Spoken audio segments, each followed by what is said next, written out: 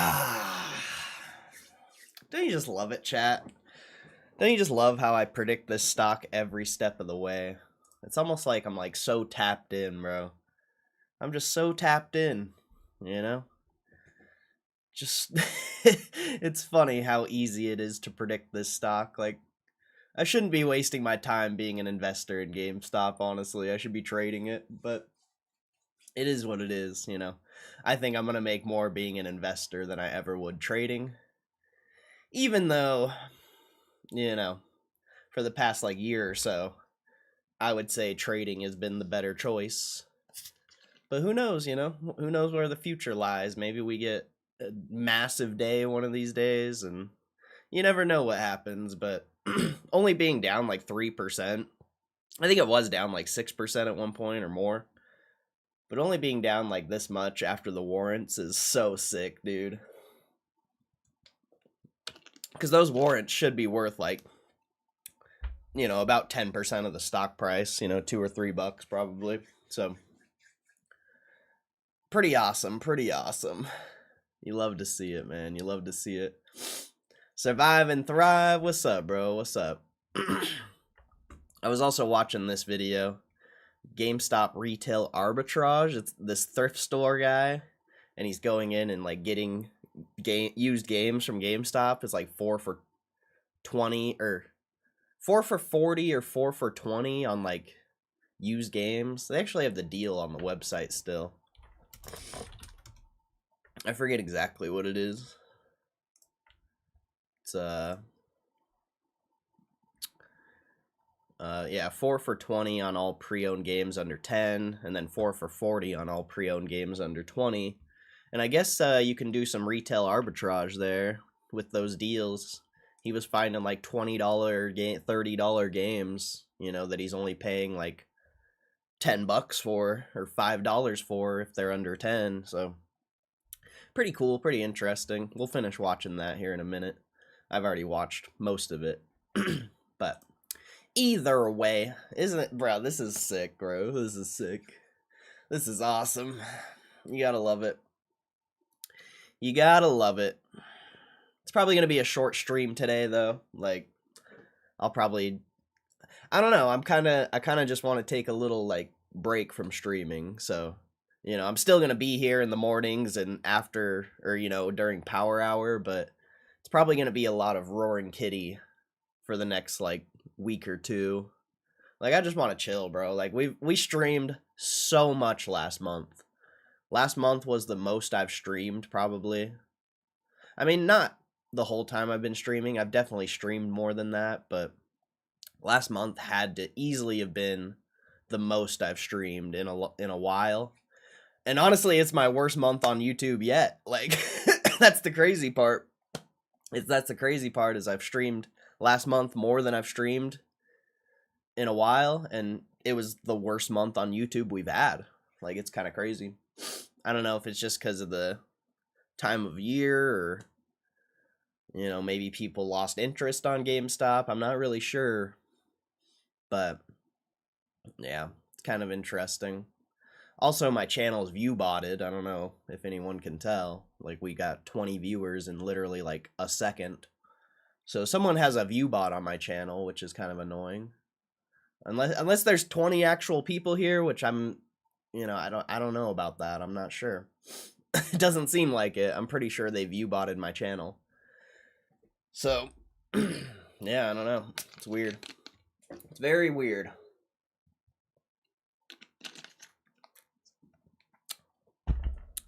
Sup, Muma? Nah, yesterday was the warrant day. So yeah, it's gonna be quite a bit of roaring kitty going forward for the next little while. Just cause I don't know, I just need some time away from the. I mean, I don't need time away from the stream, but I can't be doing 6-8 hour streams every day. Like, I'm good. I'm sorry, but I'm good. Like,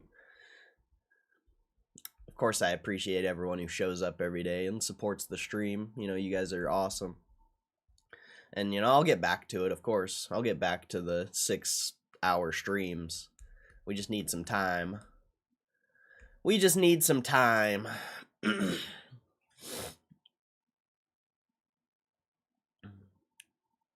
Weirdos in the internet are like PB&J. They go hand in hand. I just think it's weird that my channel got view botted. I don't know. Not really sure. Not really sure what's going on there. I saw it yesterday. Unless there's actually 20 people here and just nobody's talking, but usually when you get a spike in views like that, it's a view bot. It's not actual people. How does a view bot work? I don't know exactly how it works. Like, I don't know how to get one personally. I've never done it.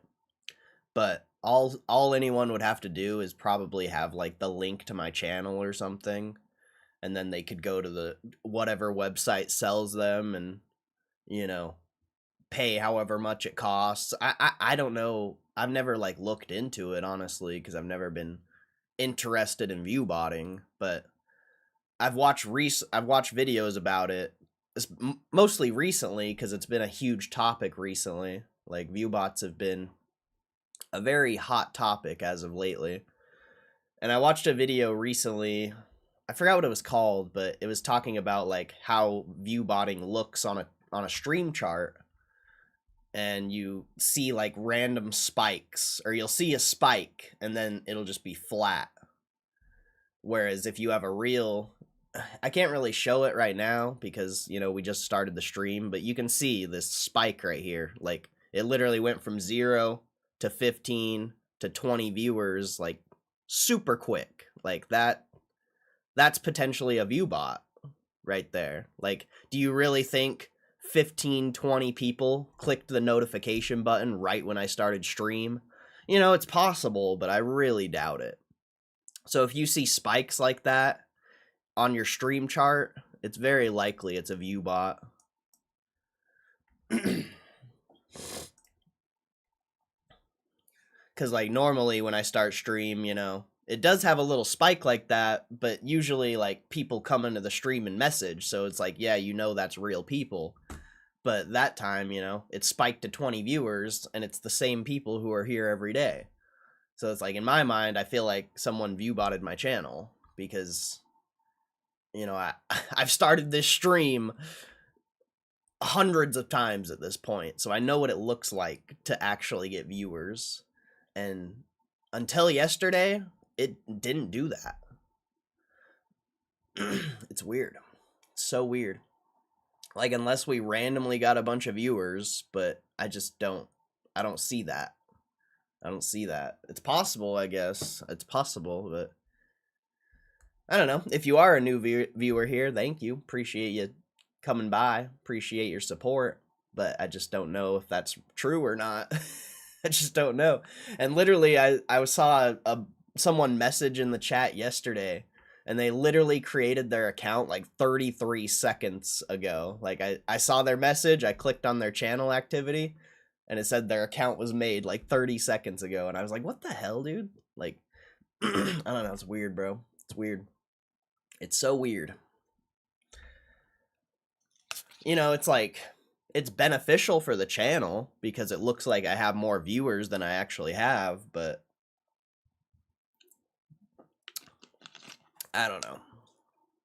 It is kind of weird, though. At the same time, it's not, because, you know, it says I have 30 viewers and there's like 4 of you guys typing in the chat. It's like, it's not, I don't actually have this many viewers, you know?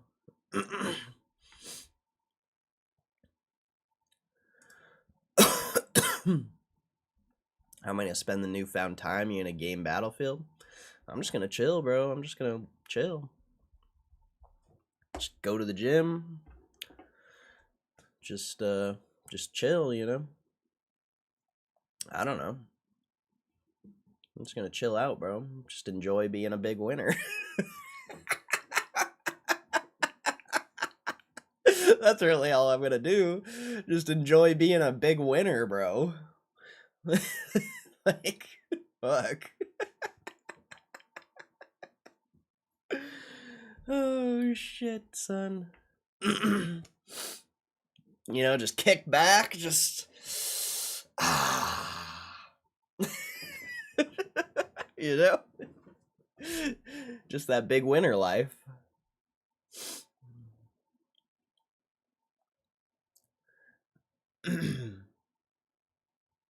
What's up, Jesse Chu? Do shorts need to cover today? No. Shorts will cover when they want to cover. There's no quote-unquote need to cover. When they cover, they'll cover. When they think the bet isn't going in their favor, they'll cover.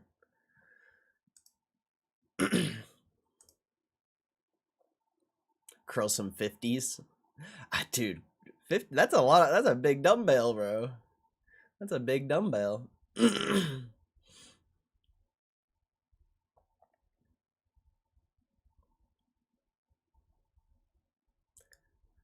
Let's test. Can the newbies give a wave if you're a real person? You don't have to carry a conversation. And they won't type in chat, because if they don't have an account, they can't type in chat.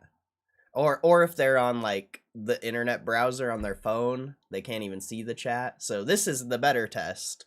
If you're a real person in my stream right now, hit the like button and subscribe to the channel. Because it says there's 30 people in here. So if there's 30 people in here, you know, we should be able to get some likes and some subscribers. That's how you're going to test. Well, someone subscribed, so maybe it is real people. I don't know. That's just a random.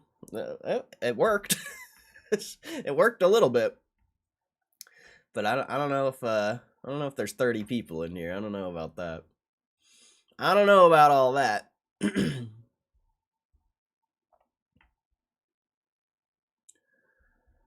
But yeah, I guess GameStop should have news releases or filings potentially. No news release, but I know there's a filing. Yeah, S-3 ASR. So let's see what we got here. So we got what is this? Class A preferred stock, debt securities, depository shares, warrants, purchase contracts, unit subscription rights. It says, we may offer and sell from time to time one or any of the combination of the securities we describe in this prospectus. The preferred stock, debt securities, depository shares, warrants, purchase contracts, units, and subscription rights may be convertible into an exercisable or exchangeable for our common stock, our preferred stock, or our other securities. This prospectus provides you with the general description of the securities we may offer. When we offer securities, we will provide you with a prospectus supplement that will contain specific information about the terms and conditions of any securities offered, any net proceeds that we expect to receive from the sale of such securities, and the specific manner in which the securities will be offered. The applicable prospectus supplement will also contain information, where applicable, about U.S. federal income tax considerations relating to, and any listing on a securities exchange of, the securities covered by the prospectus supplement. The prospectus supplement may add to, update, or change the information in this prospectus. You should read this prospectus and any prospectus supplement carefully before you invest in our securities.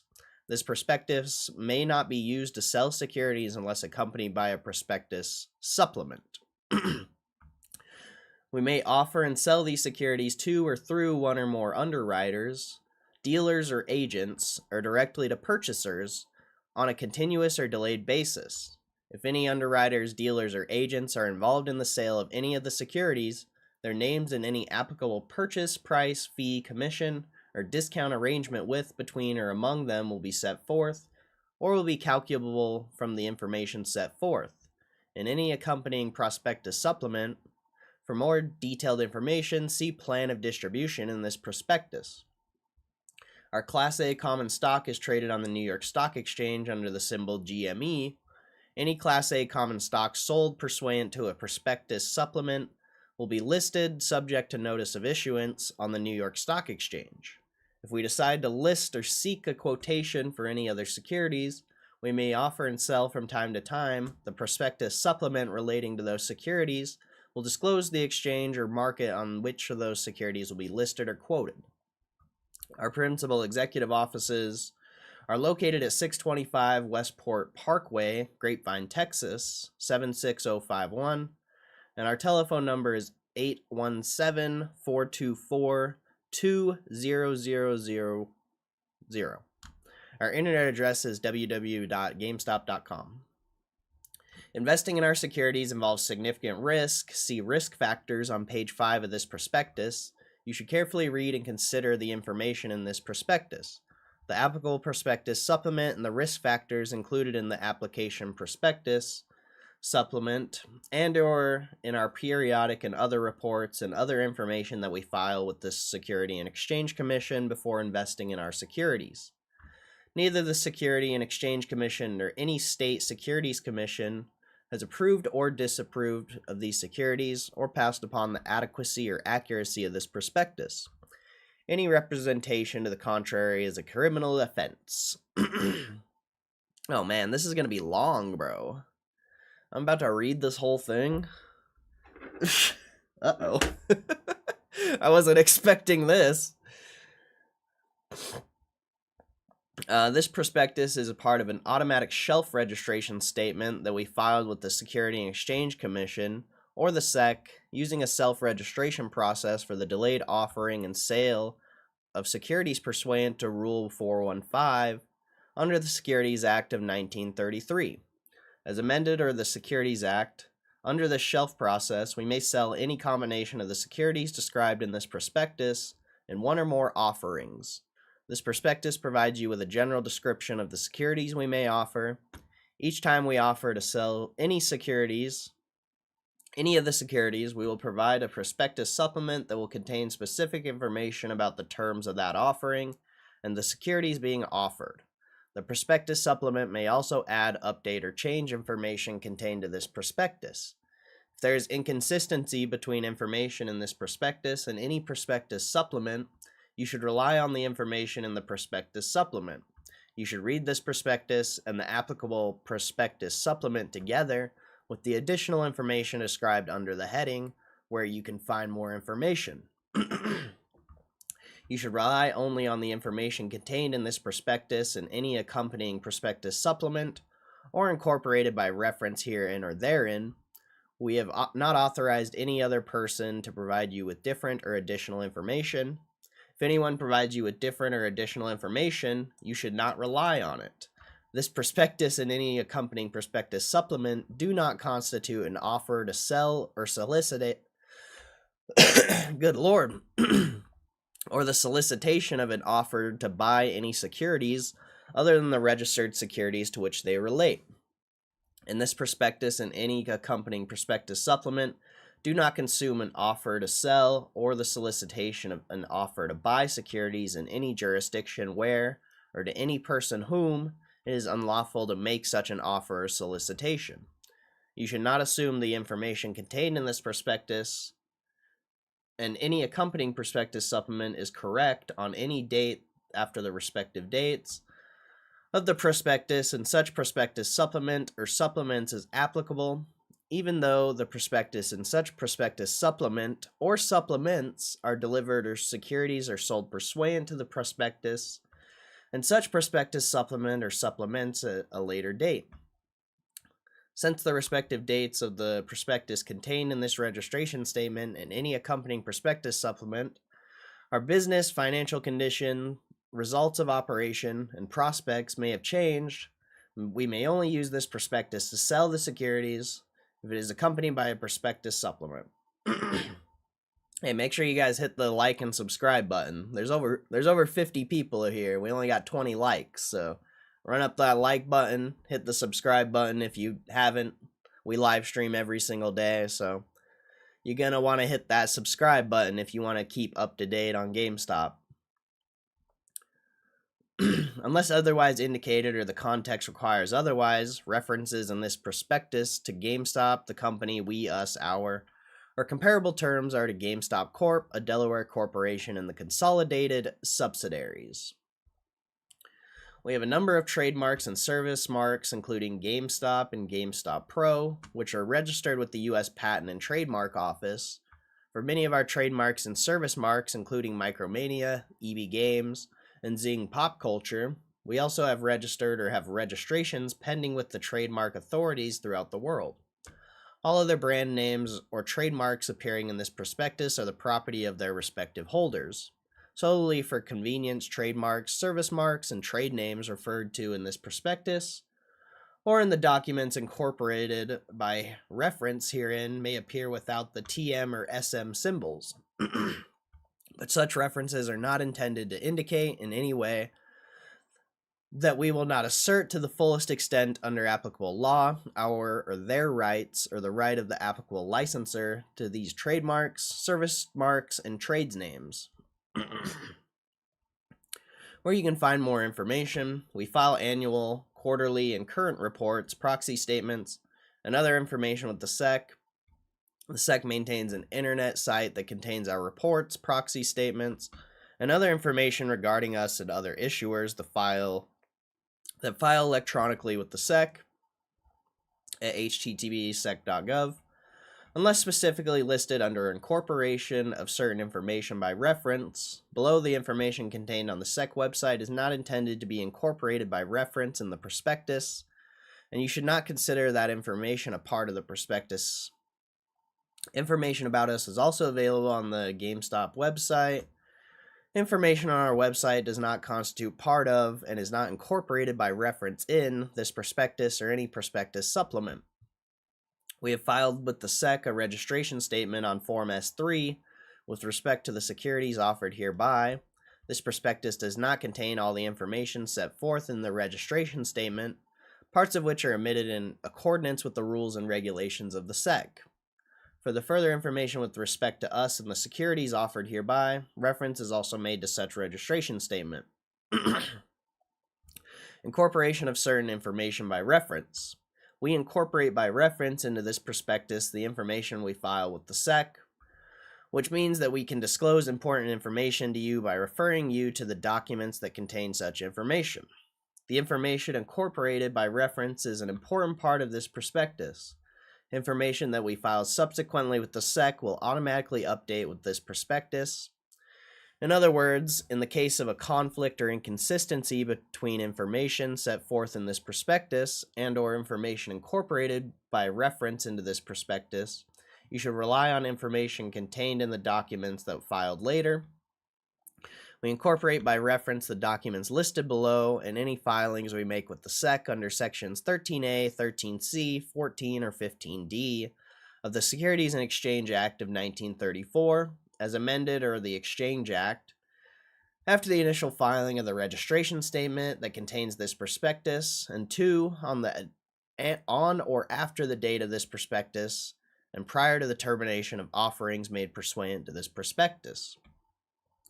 Our annual report Form 10-K for fiscal year ended February 1st, 2025, filed with the SEC on March 25th, 2025. Our quarterly reports on Form 10-K for the quarterly periods ended May 3rd, 2025 and August 2nd, 2025, filed with the SEC on June 10th, 2025 and September 9th, 2025, respectively. The information specifically incorporated by reference in our annual report from our definitive proxy statement on Schedule 14A, filed with the SEC on April 24th, 2025. Our current reports on Form 8-K, filed with SEC on February 18th, 2025, April 1st, 2025, May 28th, 2025, June 13th, 2025, June 17th, 2025, June 24th, 2025, August 11th, 2025, and September 9th, 2025, excluded the information furnished under items 2.02 and 7.01 therein, and the description of our Class A common stock contained in our registration statement on Form 8-A, filed October 3rd, 2005, including any amendment or report filed with the SEC for the purpose of updating such description. Nothing in this prospectus shall be deemed to incorporate information furnished to but not filed with the SEC pursuant to items 2.02 or item 7.01 of Form 8-K, or corresponding information furnished under 9.01 or included as an exhibit to Form 8K. We encourage you to read our periodic and current reports. We think these reports provide additional information about our company, which prudent investors would find important. We'll provide to each person, including any beneficial owner to whom a prospectus is delivered, at no cost, a copy of any or all of the documents that are incorporated by reference into this prospectus, but not delivered with this prospectus, upon written or telephonic request to us at our principal executive offices at the following telephone number and address: 625 Westport Parkway, Grapevine, Texas 76051. Phone number 817-424-2000. Attention, investor relations. You should rely only on information incorporated by reference or provided into this prospectus. Any supplement to this prospectus or any other offering materials we may use. We have not authorized any person to provide information other than the provided in this prospectus. Any supplement to this prospectus or any offering materials we may use. You should assume that the information in this prospectus, any prospectus supplement, and any other offering materials we may use is accurate only as the date on this cover page, and that any information in a document we have incorporated by reference is accurate only of the date of the document incorporated by reference. The statements that we make in this prospectus or any document incorporated by reference in this prospectus about the contents of any other documents are not necessarily complete and are qualified in their entirety by referring you to copies of those documents that are filed as exhibits to the registration statement, of which this prospectus forms a part or is an exhibit to the documents incorporated by reference. You can obtain copies of these documents from the SEC or from us as we described above. And there's 60 people in here. Make sure you guys hit that subscribe button. Hit that subscribe button. Hit that like button. Like I said, we stream every single day, so if you want updates about GameStop, this is the channel you want to go to. Alright, GameStop Corp. We're a leading specialty retailer offering games and entertainment products through our thousands of stores and e-commerce platforms. We were established in 1996, and as of February 1st, 2025, had a total of 3,203 stores across all of our segments. Our stores and e-commerce sites operate primarily under the names GameStop, EB Games, and Micromania. We operate our business in 3 geographic segments: United States, Australia, and Europe. Our principal executive office is located at 625 Westport Parkway, Grapevine, Texas 76051, and our telephone number is 817-424-2000. They've repeated that like 3 times now. Our website address is www.gamestop.com. None of our information on or accessible through our website is incorporated in or constitutes a part of this perspective, and the inclusion of our website address in this perspective is an inactive textual reference. Risk factors. An investment in our securities involves significant risks. Before purchasing any securities, you should carefully consider the risk factors incorporated by reference in this prospectus, including the risk factors contained in our annual, quarterly, and current reports. Additional risk factors specific to particular securities will be detailed in one or more supplements to this prospectus. If any of these risks actually occur, our business results of operations, financial condition, cash flows and prospects, the market price of our common stock, and our ability to satisfy any debt service obligations may be materially and adversely affected. This could cause the value of our securities to decline, and you could lose part or all of your investment.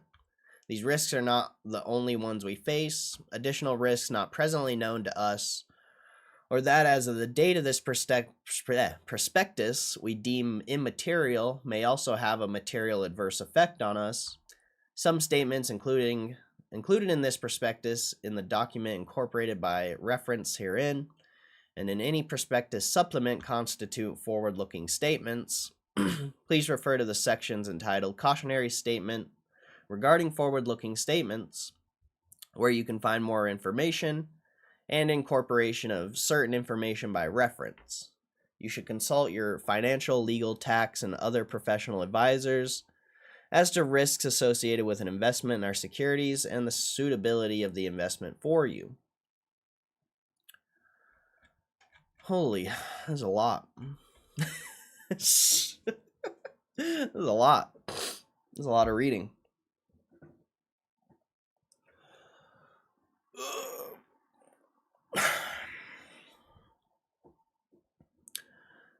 I'm not going to read the forward-looking statement part.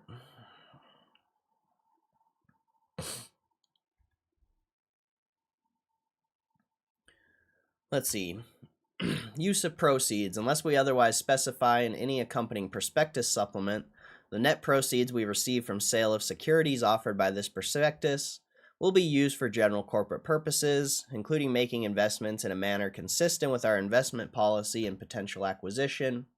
If we decide to use the net proceeds from a particular offering of securities for a specific purpose, we'll describe that in the related prospectus supplement. Description of securities we may offer. Capital stock. The following description of our shares of Class A common stock and shares of preferred stock sets forth certain general terms and provisions of shares of Class A common stock and shares of preferred stock to which any prospectus supplement may relate. The terms of our charter and bylaws are more detailed than the general information provided below. Therefore, you should carefully consider the actual provisions of these documents, which are incorporated by reference as Exhibits 3.1, 3.2, and 3.3, respectively within this registration statement on Form S3. Common stock. Our charter authorizes up to an issue of up to 1 billion shares of Class A common stock and up to 5 million shares of preferred stock. Well, they don't even have preferred stock yet, do they? I don't even know. As of September 5th, 2025, there were 447,666,484 shares of our common stock outstanding. Holders of our common stock are entitled to receive such dividends as may be declared by our board of directors from time to time, out of assets or funds legally available for payments, subject to the rights of the holders of our preferred stock, if any. Each share of our common stock Humberto, why are you just spamming emotes, bro? Like, stop spamming the chat, bro. I'm about to time you out, straight up. I appreciate your support, but quit spamming the chat. Each share of the common stock entitles the holder of record to 1 vote at all meetings of stockholders, and the votes of non-cumulative. For business to be properly brought by a stockholder before the annual meeting of stockholders, the stockholder must give timely notice thereof in writing to the secretary of the company, and such business must otherwise be a proper matter for stockholder action. To be timely, a stockholder's notice of intention to make a nomination or to propose other business at the annual meeting must either be 1.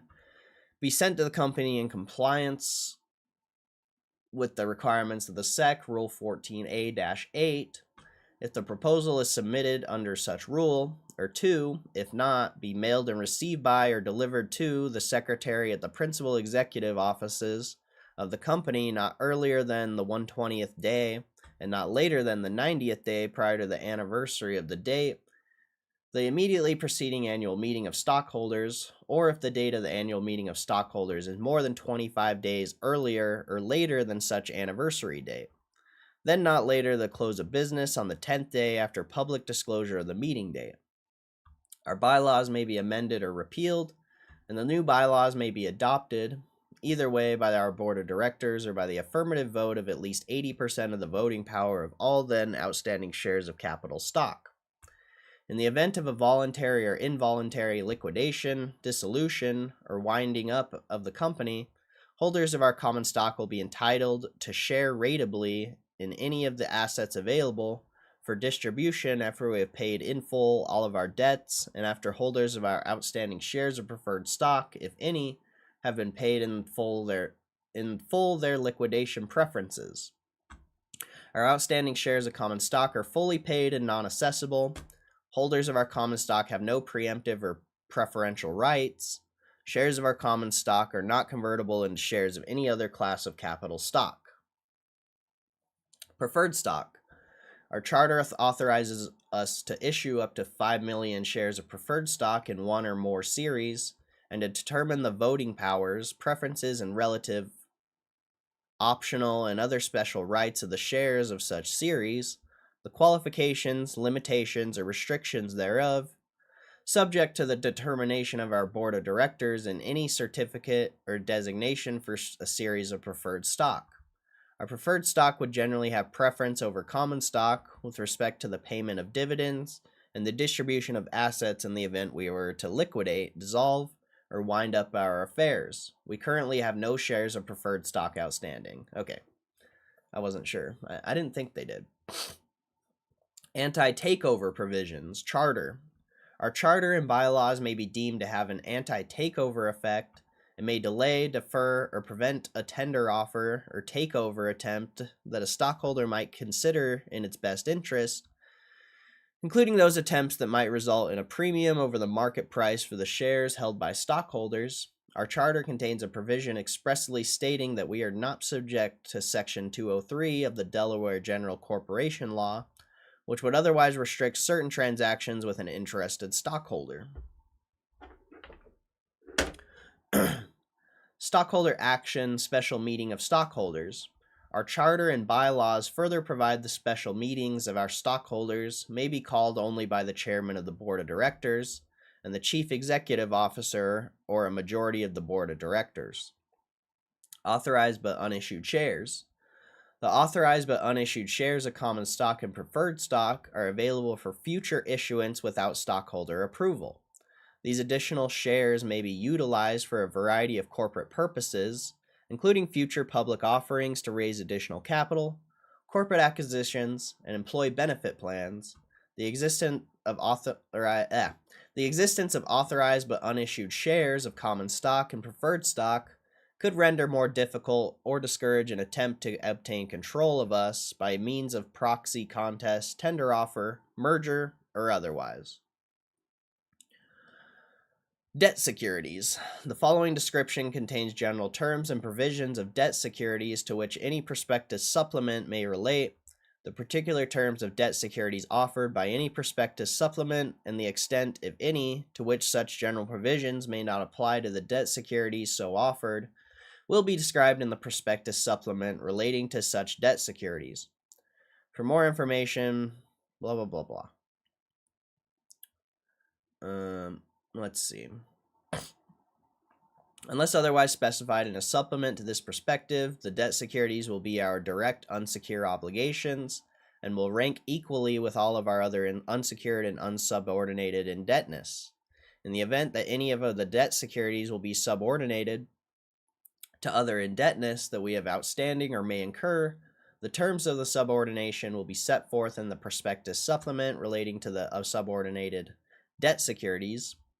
The debt securities will be issued under an indenture between us and a trustee name in the prospectus supplement.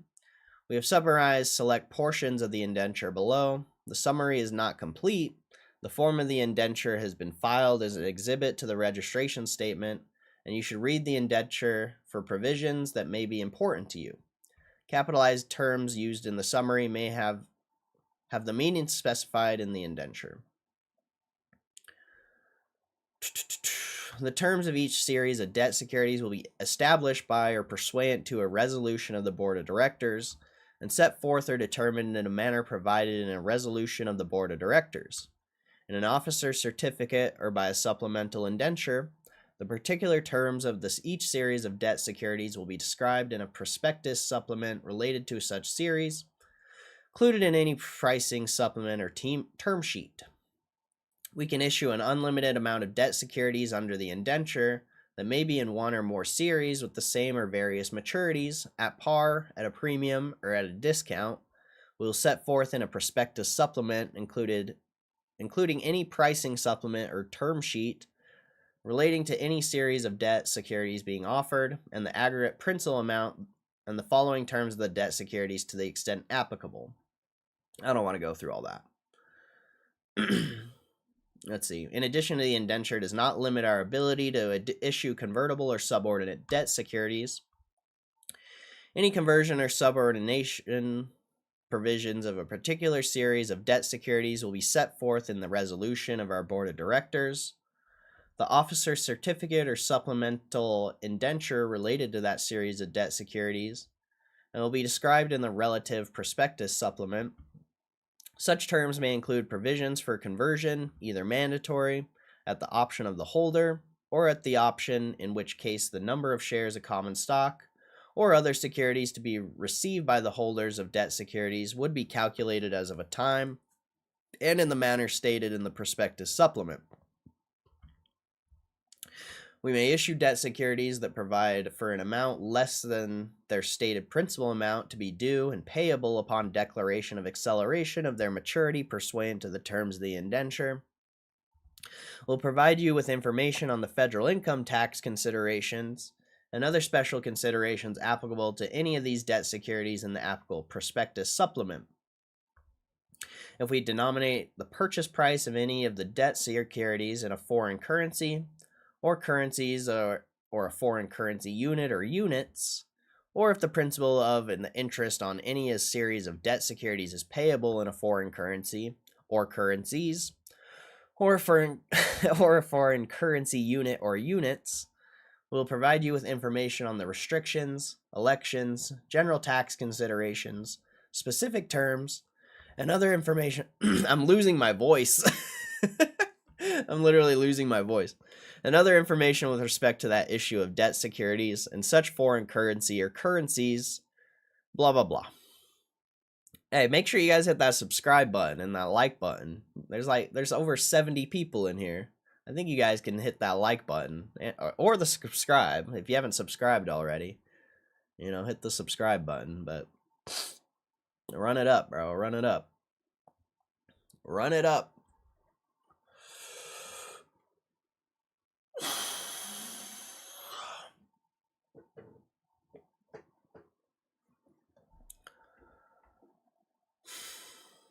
Let's see. Transfer and exchange. Each debt security will be represented by either one or more global securities registered in the name of the depository trust companies. As a depository or a nominee, we'll refer to any debt security represented by a global debt security as a book entry debt security, or a certificate issued in definitive registered form. We'll refer to any debt security represented by a certificated security as a certificated debt security, as set forth in the applicable prospectus supplement, except as set forth under the heading Global Debt Securities and Book Entry System. Below book entry debt securities will not be issuable in certificated form. Certificated debt securities. You may transfer or exchange certificated debt securities at any office we maintain for this purpose in accordance with the terms of the indenture. No service charge will be made for any transfer or exchange of certificated debt securities, but we may require payment of a sum sufficient to cover any tax or other governmental charge payable in connection with the transfer or exchange. You may effect the transfer of certificated debt securities and the right to receive the principal of and interest on certificated debt securities only by surrendering the certificate representing those certificated debt securities, and either reissuances by us or the trustee of the certificate to the new holder, or the issuance by us or the trustee of the new certificate to the new holder. Global debt securities and book entry system. Each global debt security representing book entry debt securities will be deposited with or on behalf of the depositary and registered in the name of the depositary or a nominee of the depositary. We will require the depositary to agree to follow the following procedures with respect to book entry debt securities. Ownership of a beneficial interest in book entry debt securities will be limited to persons who have accounts with the depositary for the related global debt security, which we refer to as participants, or persons who may hold interests through participants. Upon the issuance of a global debt security, the depositary will credit or its book entry registration and transfer system the participants' accounts with the respective principal amount of the book entry debt securities represented by such global debt security beneficially owned by such participants. The accounts will be credited to be credited will be designated by any dealers, underwriters, or agents participating in the distribution of the book entry debt securities. Ownership of book entry debt securities will be shown on, and the transfers of such ownership interests will be effected only through records maintained by the depositary for the related global debt security with respect to interest of participants, and on the records of participants with respect to interests of persons holding through participants. The laws of some states may require that certain purchasers of the securities take physical delivery of such securities in definitive form. These laws may impair the ability to own, transfer, or pledge beneficial interests in book entry debt securities. So long as the depository for a global debt security or its nominee is the registered owner of that global debt security, the depository or its nominee, as that case may be, will be considered the sole owner or the holder of the book entry debt securities represented by such global debt security for all purposes under the indenture. Except as described below, beneficial owners of book entry debt securities will not be entitled to have securities registered in their names, will not receive or be entitled to receive physical delivery of a certificate in definitive form representing securities, and will not be considered the owners or holders of those securities under the indenture. Accordingly, each person beneficially owning book entry debt securities must rely on the procedures of the depositary for the related global debt security, and if such person is not a participant, on the procedures of the participant, though, through which such person owns its interest, to exercise any rights of a holder under the indenture. We understand, however, that under existing industry practice, the depositary will authorize the person on whose behalf it holds a global debt security to exercise certain rights of holders of debt securities, and the indenture provides that we, the trustee, and our respective agents will treat as the holder of a debt security for the person specified in a written statement of the depositary with respect to that global debt security for purposes of obtaining any consents or directions required to be given by holders of the debt securities pursuant to the indenture. This is ridiculous. Will make payments of principal of and premium and interest on book entry debt securities to the depositary or its nominee, as the case may be, as the registered holder of the related global debt security. Gamestop, the trustee, and any other agents of ours or agents of the trustee will not have any responsibility or liability for any aspects of the records relating to or payments made on account of beneficial ownership, interest in a global security, or maintaining, supervising, or reviewing any records relating to beneficial ownership interests. We expect that the depositary, upon receipt of any payment of principal of and premium or interest on a global debt security, will immediately credit participants' accounts with payments in amount proportionate to the respective amounts of book entry debt securities held by each participant. As shown on the records of such depositary, we also expect that payments by participants to the owner of beneficial interests in book entry debt securities held through those participants will be governed by standing customer instruction and customary practices, as is now the case with the securities held for the accounts of customers in bearer form or registered in street name, and will be the responsibility of those participants.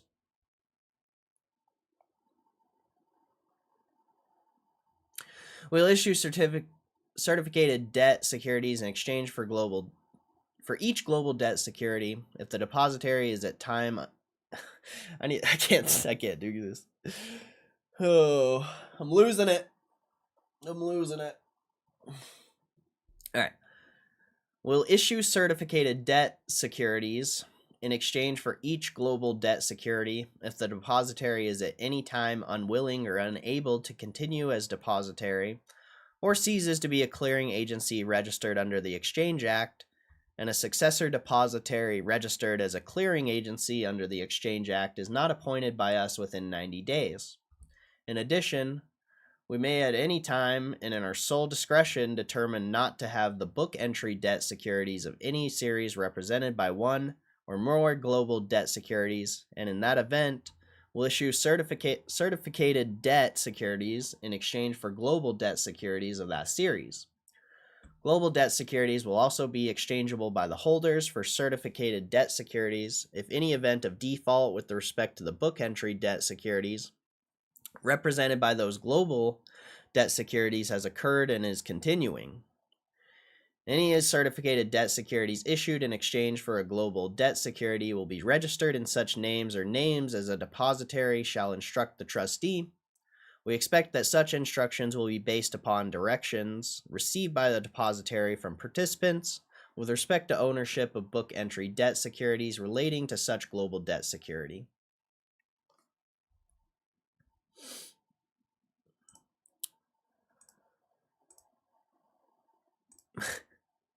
I don't even know what's going on here.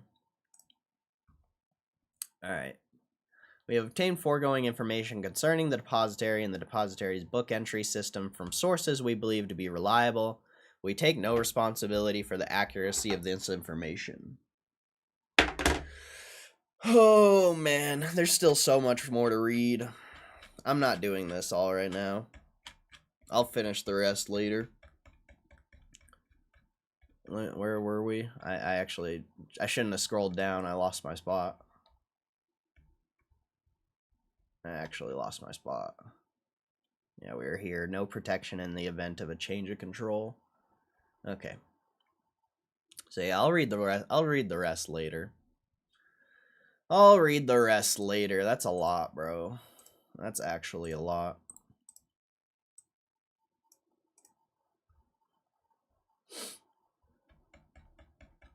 So here's some Roaring Kitty for you. I'll see you guys in a jiff. In a jiff. Which one do we watch? Which one do we watch?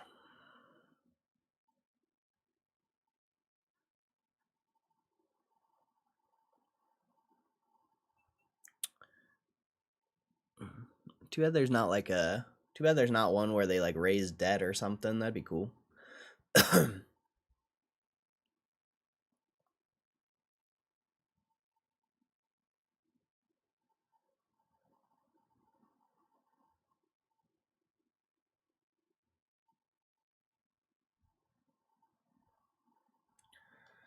Let's we'll go to this one.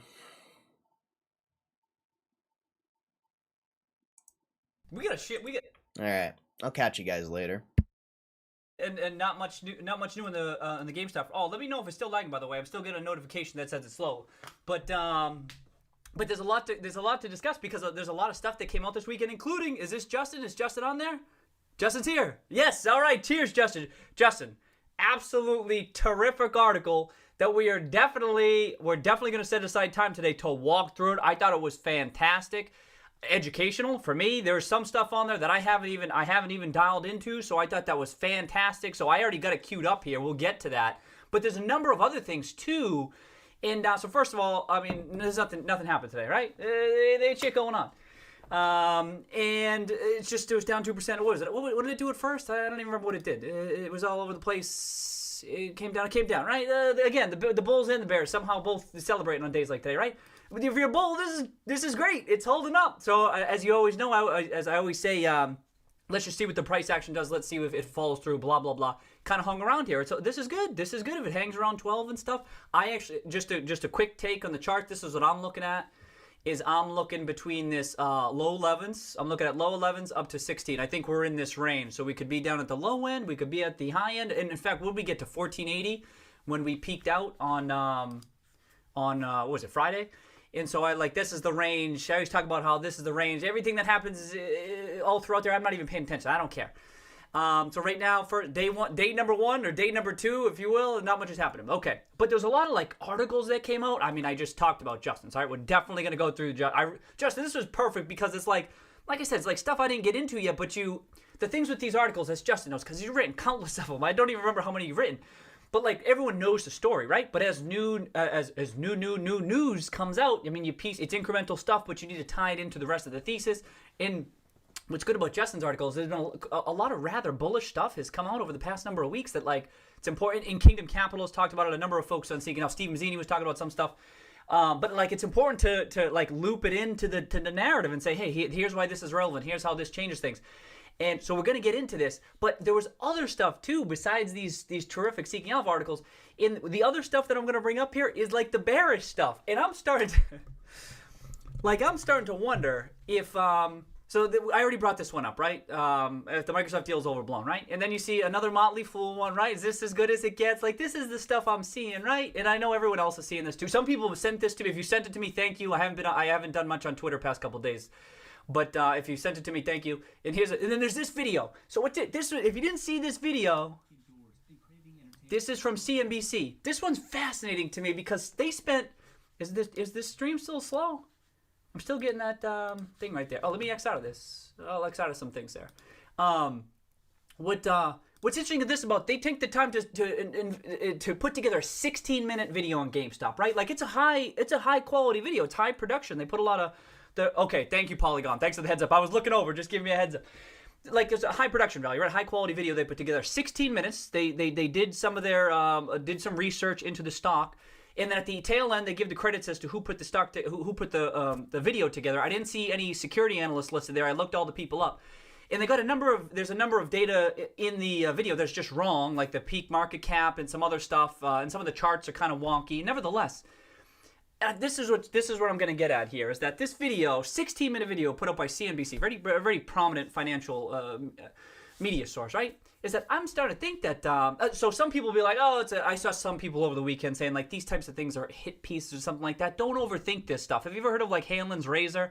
That which can be, don't attribute to malice. What is it? That which can be attributed to stupidity. Now, I wouldn't say stupidity in this front, but more broadly speaking, it can be attributed to other things, like indifference. Like, maybe CNBC folks who put this together don't care enough to dig into the intricacies of the GameStop thesis. You know what I mean?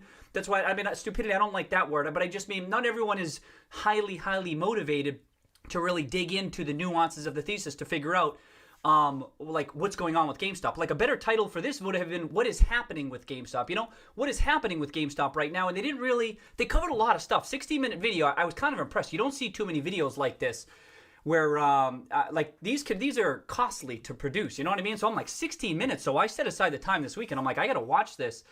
And I was unimpressed with it. I mean, I was unimpressed with it. And yet you could say I'm a blind bull and all like this, and I'm biased. As you know, I'm always trying to be hypersensitive to that type of thing. But I mean, objectively, they just got some things. They're just missing some key elements to the thesis that I was kind of disappointed. I mean, yes. I mean, they also talked. You know what I mean? Like, they talked up GameStop too. They got a lot of important points as it relates to GameStop, but they missed some really integral aspects of the thesis. So that was one that really stuck out. If you haven't watched this 60-minute video, I definitely think check it out and let me know your thoughts. See if you kind of had the same takeaway. We'll get into some of the things that I felt they missed. And then there was another bearish article that was posted on Seeking Alpha. I'm not going to dig through this one because it just missed a ton of stuff.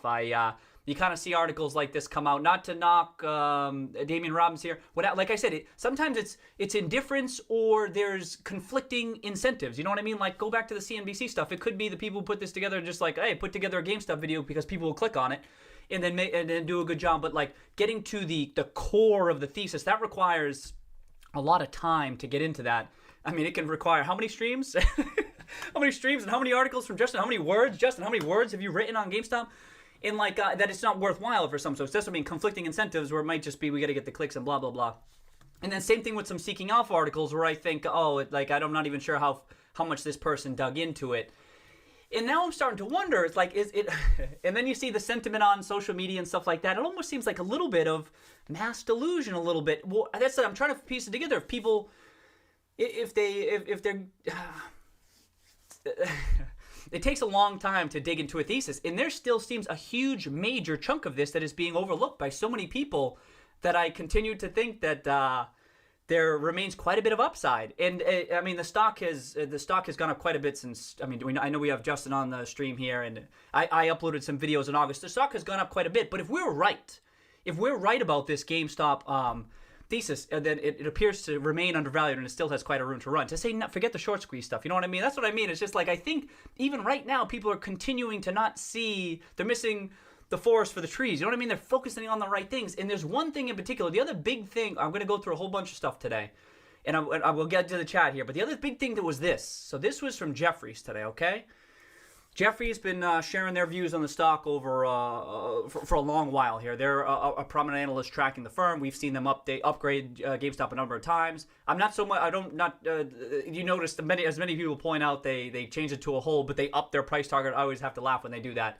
But what's interesting about this one, because it was something we've been talking a lot about. I have this pulled up, right? You know I'm always pulling this up, right? This transform vendor and partner relationships for future of gaming.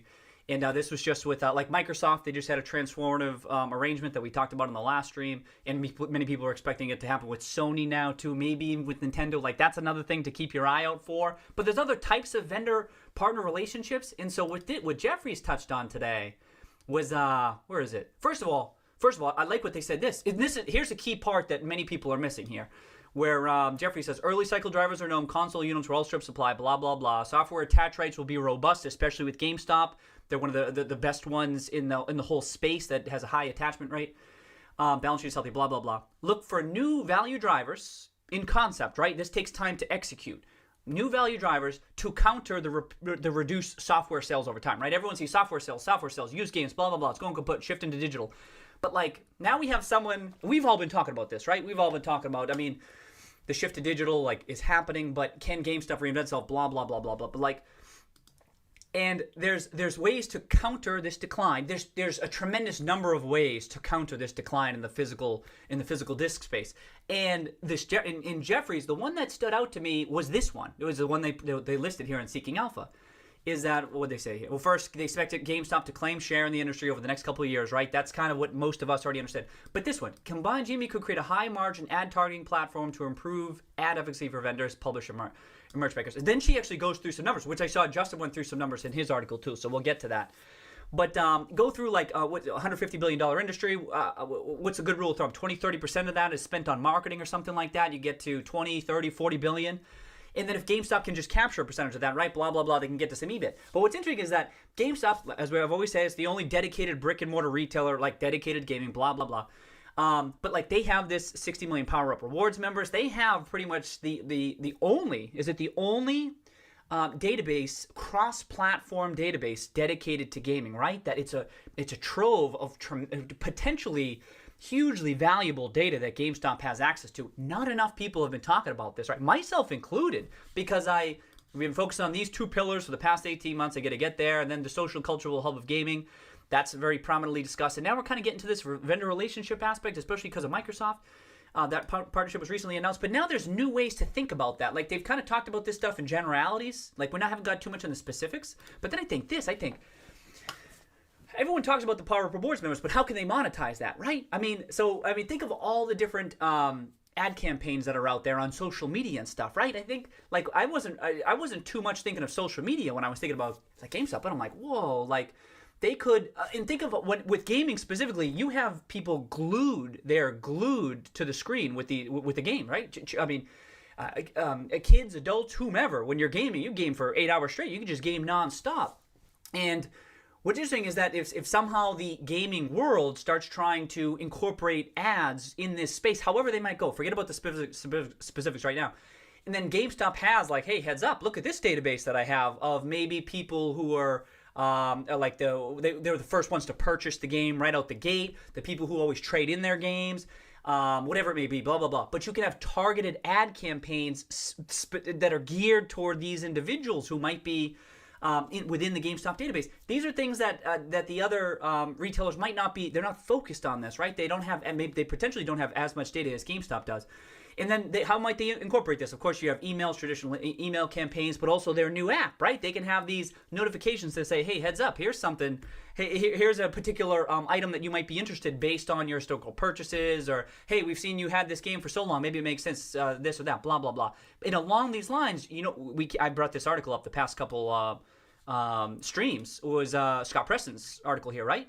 Where he talks about, I just had it up and then I just scrolled. He talks about in-store type stuff, right? So vendor partnerships, he was talking more about like an Activision or Electronic Arts could partner in stores, right? And this is something that GameStop could do that maybe some other retailers can't do, where they can showcase their games, try out new concepts. We've talked about that in the stream, but now you have an in-person and digital type advertising model, right? And this is a huge potential model, right? I mean, look at all the social media platforms that are out there. I mean, with Facebook and Instagram, all these, I don't even know, I don't have the numbers off the top of my head right now, but I know it's a gigantic space, an advertising space. So I'm like, whoa, that if GameStop can tap into this, and they, not just GameStop, right? GameStop has its own incentives for why they want to tap this, but the publishers of the games, the console manufacturers, gaming generally, they really haven't done this in a targeted fashion, or they haven't done it efficiently, right? So many of these, I think even, and here, Scott says it right here, it is estimated the big publishers spend between 100 and 300 million.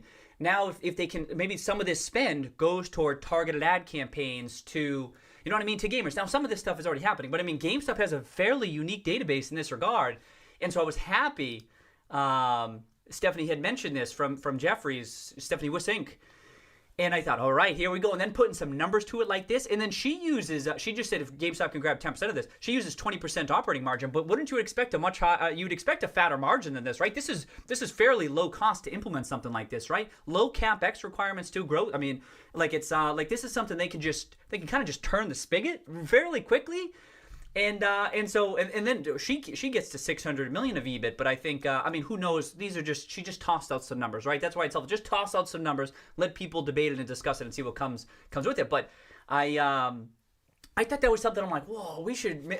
Hopefully, I'm sure people are going to share their thoughts on the stream here. I'm looking forward to it because this really got me thinking, like, whoa, this. I always talk about that upside potential. Like now there's becoming a blend. I kind of been segmenting GameStop's like their legacy business model, and if they transform themselves. But now there's like a blended area here where like, what do you classify this as? It's kind of based on the historical business, but now it's kind of, they're just getting themselves into the digital world. And it's fascinating, right? It's real difficult to analyze here. And I think she even said, she says it's still too early to fully underwrite valuation. But again, GameStop remains so damn depressed. Its valuation remains so damn depressed that you just need that change of perception. In shit like this, that helps with that because it gets people thinking like, whoa, I didn't really think. Even I'm like thinking of it in new ways. I didn't really think through all this stuff. And this is why this stuff is enlightening. And the dialogue we get in the chat too, it's great. So yeah, we'll see. I'll be curious other people's thoughts on this. But I thought that was, and then the price target or the upside scenario was 16. But anyway, I just thought that was a really good piece. And I liked a couple of other comments. And someone had a particular, Justin, I liked a whole bunch of your comments today. But what was it? He had this. What do you say right here? This was a comment I liked on Seeking Alpha. Something to this effect. Could create a high margin ad targeting platform to improve ad advocacy. What else? This is interesting. They're talking about Gme profiting off of its dedicated customers' data by offering third parties targeted advertising to its customers. This seems like a big long-term play to me. Could be significant. If it's a transformation in hand, I think this customer pool and their data is at the center of it. It's a strategic asset. You know what I mean? It's a strategic asset, all right, right? And what else did he say? Giving advertisers a platform that lets them target their customers by platform, genre, number of games they want, blah, blah, blah. And this is how Facebook makes them. Oh, so he had said Facebook too. Targetable niches, passionate consumers, like Ryan Cohen always talks about. And I thought, whoa. So I was reading this, and I was reading, this may have been a comment on Justin's article.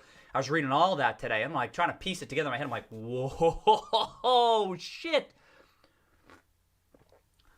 So that was like the most prominent thing. But Justin went through a whole bunch. We're gonna go through that whole damn article today. Justin, Sharon. All right, this is sick. Justin's here because we're gonna cover. And was there anything else I wanted to cover?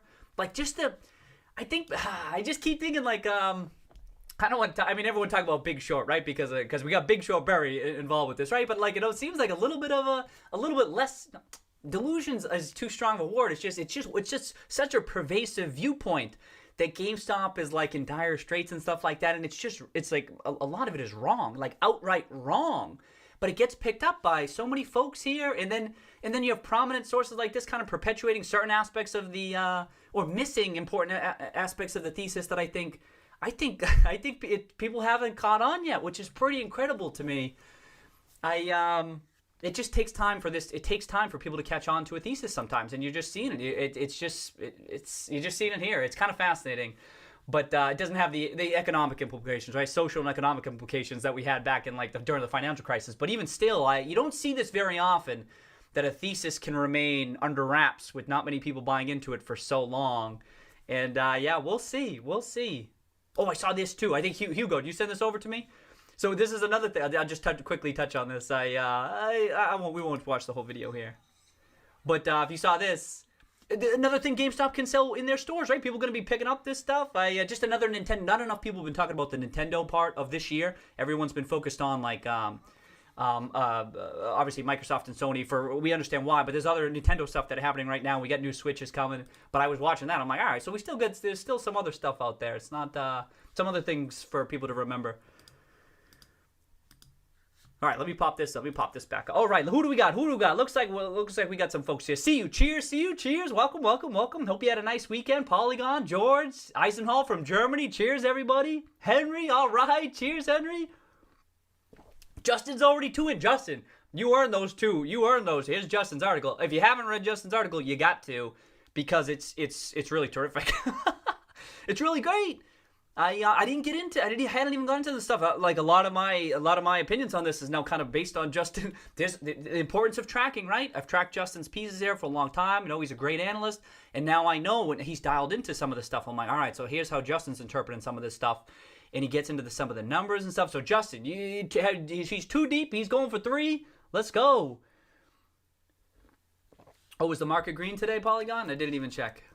It was, yeah. Wasn't it big green today? Oh, for NASDAQ. Wow, NASDAQ was big green. All right. As a me of the stream like it. Thank you, Eisenhall, for giving me a heads up on the stream there. I missed that. I think I accidentally opened up a spreadsheet while I was kicking things off. My bad. Deserve a Nobel Prize. Yeah. I like the music. Oh, Justin, you like the music. Sick. I'm glad you like the music. I've been trying to mix it up. Oh, I get someone who tunes into the stream that they produce some music. I'll incorporate it in a future stream for sure. But always trying to mix it up. I read GameStop will get a percentage of the profits in the partnership. This could apply with other future companies as well. Yes. So, George, we're going to touch on some of that. That Microsoft might just be the first domino to fall. There could be some other potential partners here. And I think Justin, did you mention Sony? If you didn't mention here, I think you did. There you go. Justin's right there. It's right in his bullet point. Justin's on that, right? And you could expect, it's just another news release, right? Like, do we get the, I didn't really see the official numbers. I only saw that. Look at this, 140% short. What news releases are you going to get that you're going to support? I don't know. How many times can we say that? Okay. Rod, yeah, I thought stocks only go out. Oh, Gme must be going bankrupt. Yeah, it must be going bankrupt. That was it. It was red today, huh? It must be. I thought they only went up. That's right. Insurance detectives. Oh, they saw your piece, Justin. This is sick. Okay, brought some Bombay Sapphire to the stream tonight after I saw. Oh, the after hour purchase. I wouldn't, just in general, I wouldn't look into the after hours purchases so much. Oh, I did put. Justin had. Someone was talking about how it was down today, but I think Justin mentioned, and I like that post, that if you check out the day's VWAP, that volume weighted average, it was $12. It was up today on the volume weighted average price. It was up small. So today the move is nothing, right? It ain't shit happening today. Okay. Yes, it is a good day. Yes. Ryan Cohen knows true. Oh, yeah. Ryan Cohen. What up, Rod? All right. Ooh, all right. Daily, cheers. We got, all right. Cheers, Daily. Rank it even. Yeah. All right, Uber. Got Uber back. Sick. Okay, Eduardo, too. Cheers. Welcome back, Eduardo. Welcome back. Yeah. We got to show tons of respect to Justin. No doubt about it. Shit. Here, let me keep going. Sometimes, sick.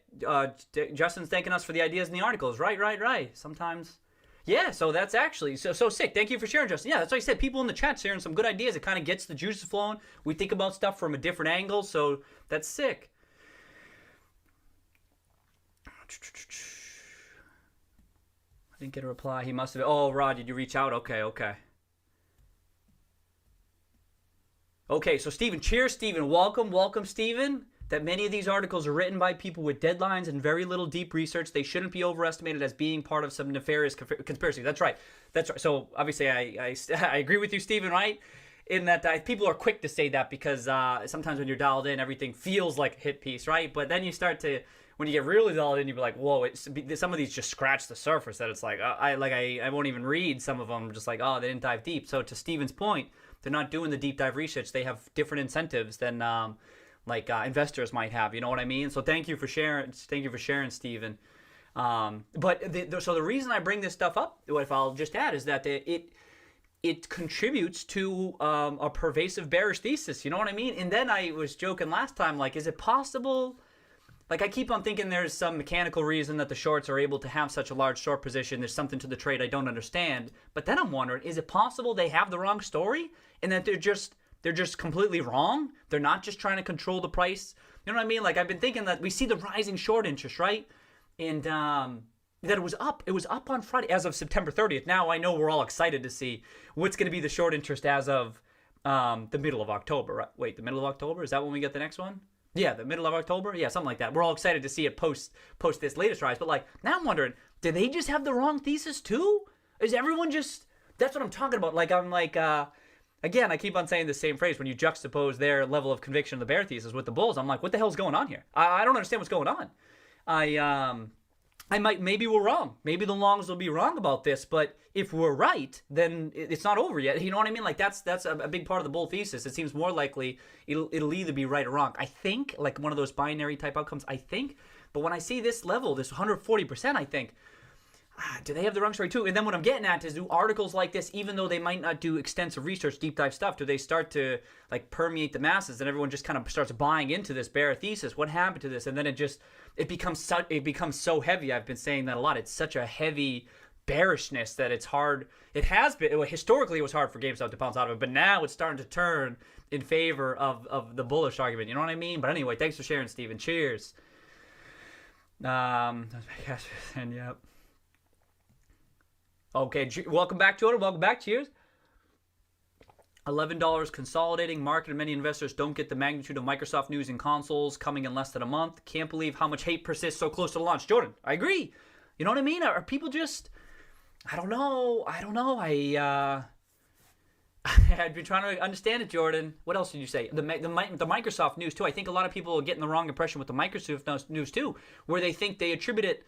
Oh, Justin, did you mention this too? They're attributing the move to like... Yes, Justin, you definitely did, because we had just been talking about this, and I saw you mention in the article about the fact that if GameStop's undervalued. I think you said it. Did you say it? Valuation or something? Yes, right there. I got it, Justin. I'm like, yes, I'm glad Justin touched on this. The valuation is not in a vacuum. It's not a reflection of the value of the strategic partner. It's a reflection of a change in investor sentiment. Props, Justin. That was sick. Because I keep on seeing people being like, oh, well, this move makes no sense. And remember Smalls, that tweet I liked on Twitter, was saying that on Twitter too, that it's like there's other explanations for the move. You can't pinpoint individuals, especially one-day moves, right? You can't pinpoint it on a single news event. It's a collection of stuff, which is really difficult to analyze, right? It's difficult to assess what exactly is resulting in the move. But nevertheless, it's important to realize it's not just that one thing. There's other things going on. So that's what Justin's getting on here. And it's like the undervaluation of GameStop is like this continuing supportive tailwind for everything. So all this incremental news, it's like the valuation, you know what I mean? It's like blowing it up, like you're starting a fire. You know what I mean? I have made fire. You know what I mean? Castaway, just kind of blowing it up. So there's other stuff leading to this run up. And so I was glad Justin mentioned that. And but to Jordan's point too, the Microsoft news is that I felt a lot of people, not everybody, right, but some people were focusing on the wrong aspects of that Microsoft article. And the important takeaway for me was that GameStop's not going to be disintermediated in this current console cycle. Do you know what I mean? Like, people kept on saying, hey, they're not going to serve a purpose around the cycle. But I'm like, they are going to serve a purpose this cycle, and these big players can see this, and this is why they're kind of partnering up with GameStop. Imagine if we start seeing other types of vendor partnerships, not just Sony, but like the marketing ones I was talking about. If you start seeing these other types of vendor partnerships with whomever, Microsoft, Sony, Nintendo, Activision, Electronic Arts, all of these, we'll be like, you know what? Oh, there is some value here teaming up with a company like GameStop, both digitally and in person. And then you got a different... that is GameStop reinventing itself. You know what I mean? And then there's other stuff to get. Then the PC gaming aspect too. If they can carve out a niche, that's a growing industry that isn't going to zero down the line. Everyone's so focused on those physical discs, and I'm like, everyone's kind of missing what's unfolding. And this stuff does take time, but because of the whole perception thing, it's a little bit different with GameStop. Okay, insurance detectives, you agree on the video? Yep, didn't seem like a thorough study. No, I liked it. Like I said, it was a high production video. You don't see too many videos come out like that on a stock you're following, I promise you. In fact, I don't know if I've ever seen it before on a stock that I'm tracking. That's why I was hoping it was going to be a little bit more well researched and cover a bit more. But thanks for sharing insurance. You mean it's more than just surface tablets, right? Steve Stonk having a laugh. Steve Stonk having a laugh. Matt, when do pre-orders number come out? Oh, maybe I don't know, but well, I don't know. Will they come out around quarter? Maybe someone else knows. They'll probably announce it as part of quarterly, and they're probably not going to give precise numbers either. They'll probably just talk about from a high level what the pre-orders look like, I think, but I don't know. And then, but remember with the pre-orders, and Justin has mentioned this a number of times in his article, this is cash in GameStop's pocket, right? Like they can use that cash for whatever they want, right? The working capital angle where you're getting the cash up front and the stuff will come down the line. Just something to consider. We're always talking about the cash on GameStop's balance sheet, right? And then a lot of people were saying this today, like GameStop has like $12 in cash, $12 in cash on the books. That's what I mean. It's like people are like, oh, is this priced in? Is the upside priced in? I'm like, I don't think you understand. The market cap is what? $768, and when you include the sale leaseback cash from August, those August sales, I'm like, it's trading at cash. There's other liability stuff. That's as I said this on the previous stream, right? But it's like you just don't see that often with the options, with the opportunities that lay ahead of GameStop. It's pretty incredible. And so again, it's if it does work out, that we still have, I believe that we still have quite a ways to go. That's my opinion. Not a recommendation, right? All educational. This channel's educational in nature. But I think a lot of the bulls might be on the same page there. Okay. In the past pre-order numbers. So Justin's saying the past pre-order numbers were released by Sony and Microsoft. There you go. So Justin's chiming in. So they released the numbers. Okay. What was that coming? Yes, so Steven's saying, I think we've all been very early to the story. I know some of us earlier than others, right? I know. Cheers to Steven and anyone. If you just joined in the past couple months, props. I mean, that's a trip. If this is working out in wonderful timing, that's excellent. I mean, enjoy this shit. You know what I mean? What did you get? It's a quick triple, so I mean, talk about your annualized rate of return, right? Forget about it. But I agree. I mean, sometimes you're just really early. I was early to this. I thought Bari was early, right? But then I turned out even I was early, and then a lot of us were early. And now what happens is the market catch up. It happens quick. I think we may have talked about it in one of the early streams. Like it happens quick. So once it happens, it takes a while to happen. But once it happens quick. You know what I mean? So you kind of got to be ready and always tracking the position the whole time. So Steven's saying how we may have been early to the story, and like I've seen this happen before, and even I'm guilty of it in the past, where you see the stock has tripled, and you think, it's done. That's it. Stock's tripled. That's it. But it's like, not like so many stocks that, like, I mean, pull up any historical chart. There's a lot of stocks that have tripled and gone on to went 10x after that. You know what I mean? But I agree in this case too. We might still be quite a bit early. I mean, especially if there's a major transformation, then forget about it. You know what I mean? Like just. Then it's a completely different company, and then we're still very early stages. Not guaranteed to happen, but the opportunity is there, and you don't have that very often with a company in a situation like this with the whole cigar butt stuff, right? It just doesn't happen that often. Oh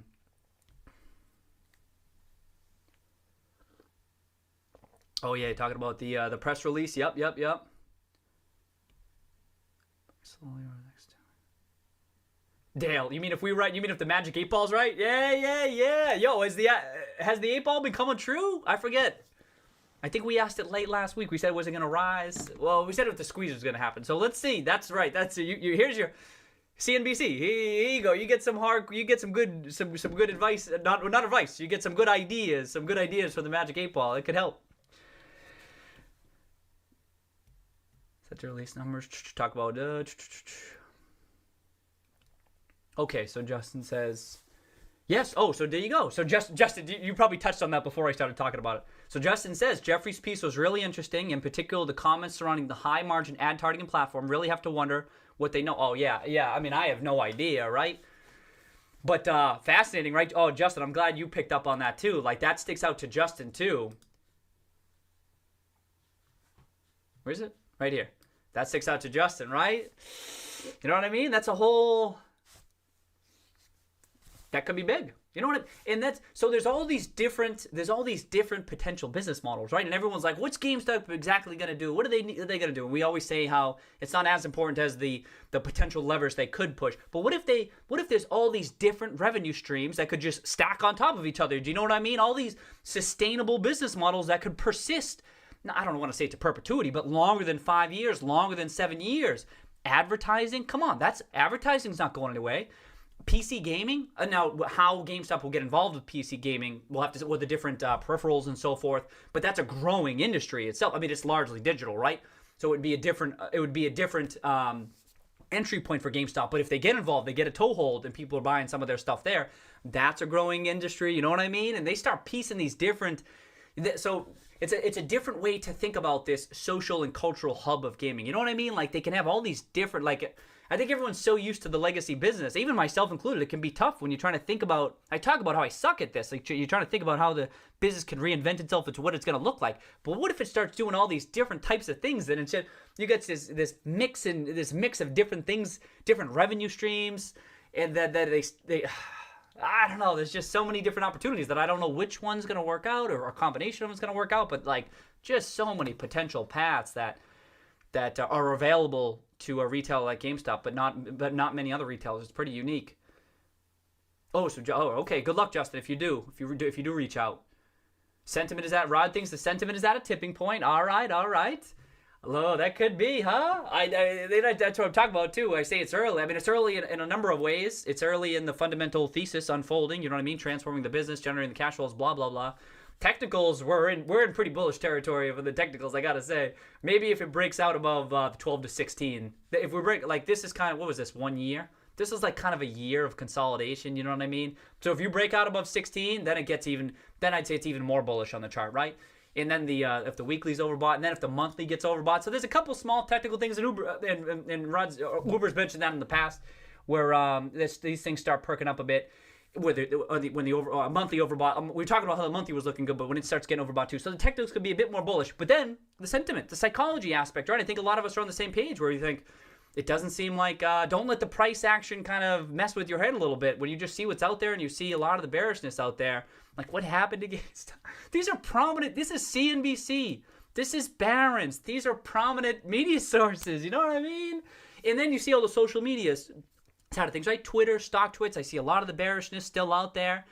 And people shitting on GameStop, calling it a shit company. And I think people are misunderstanding the assets that GameStop has. And I agree, Ron. I think the sentiment, I think we all agree it hasn't fully tipped yet, but it's still, that too feels like early stages. And all this stuff kind of conflates and helps support that transition.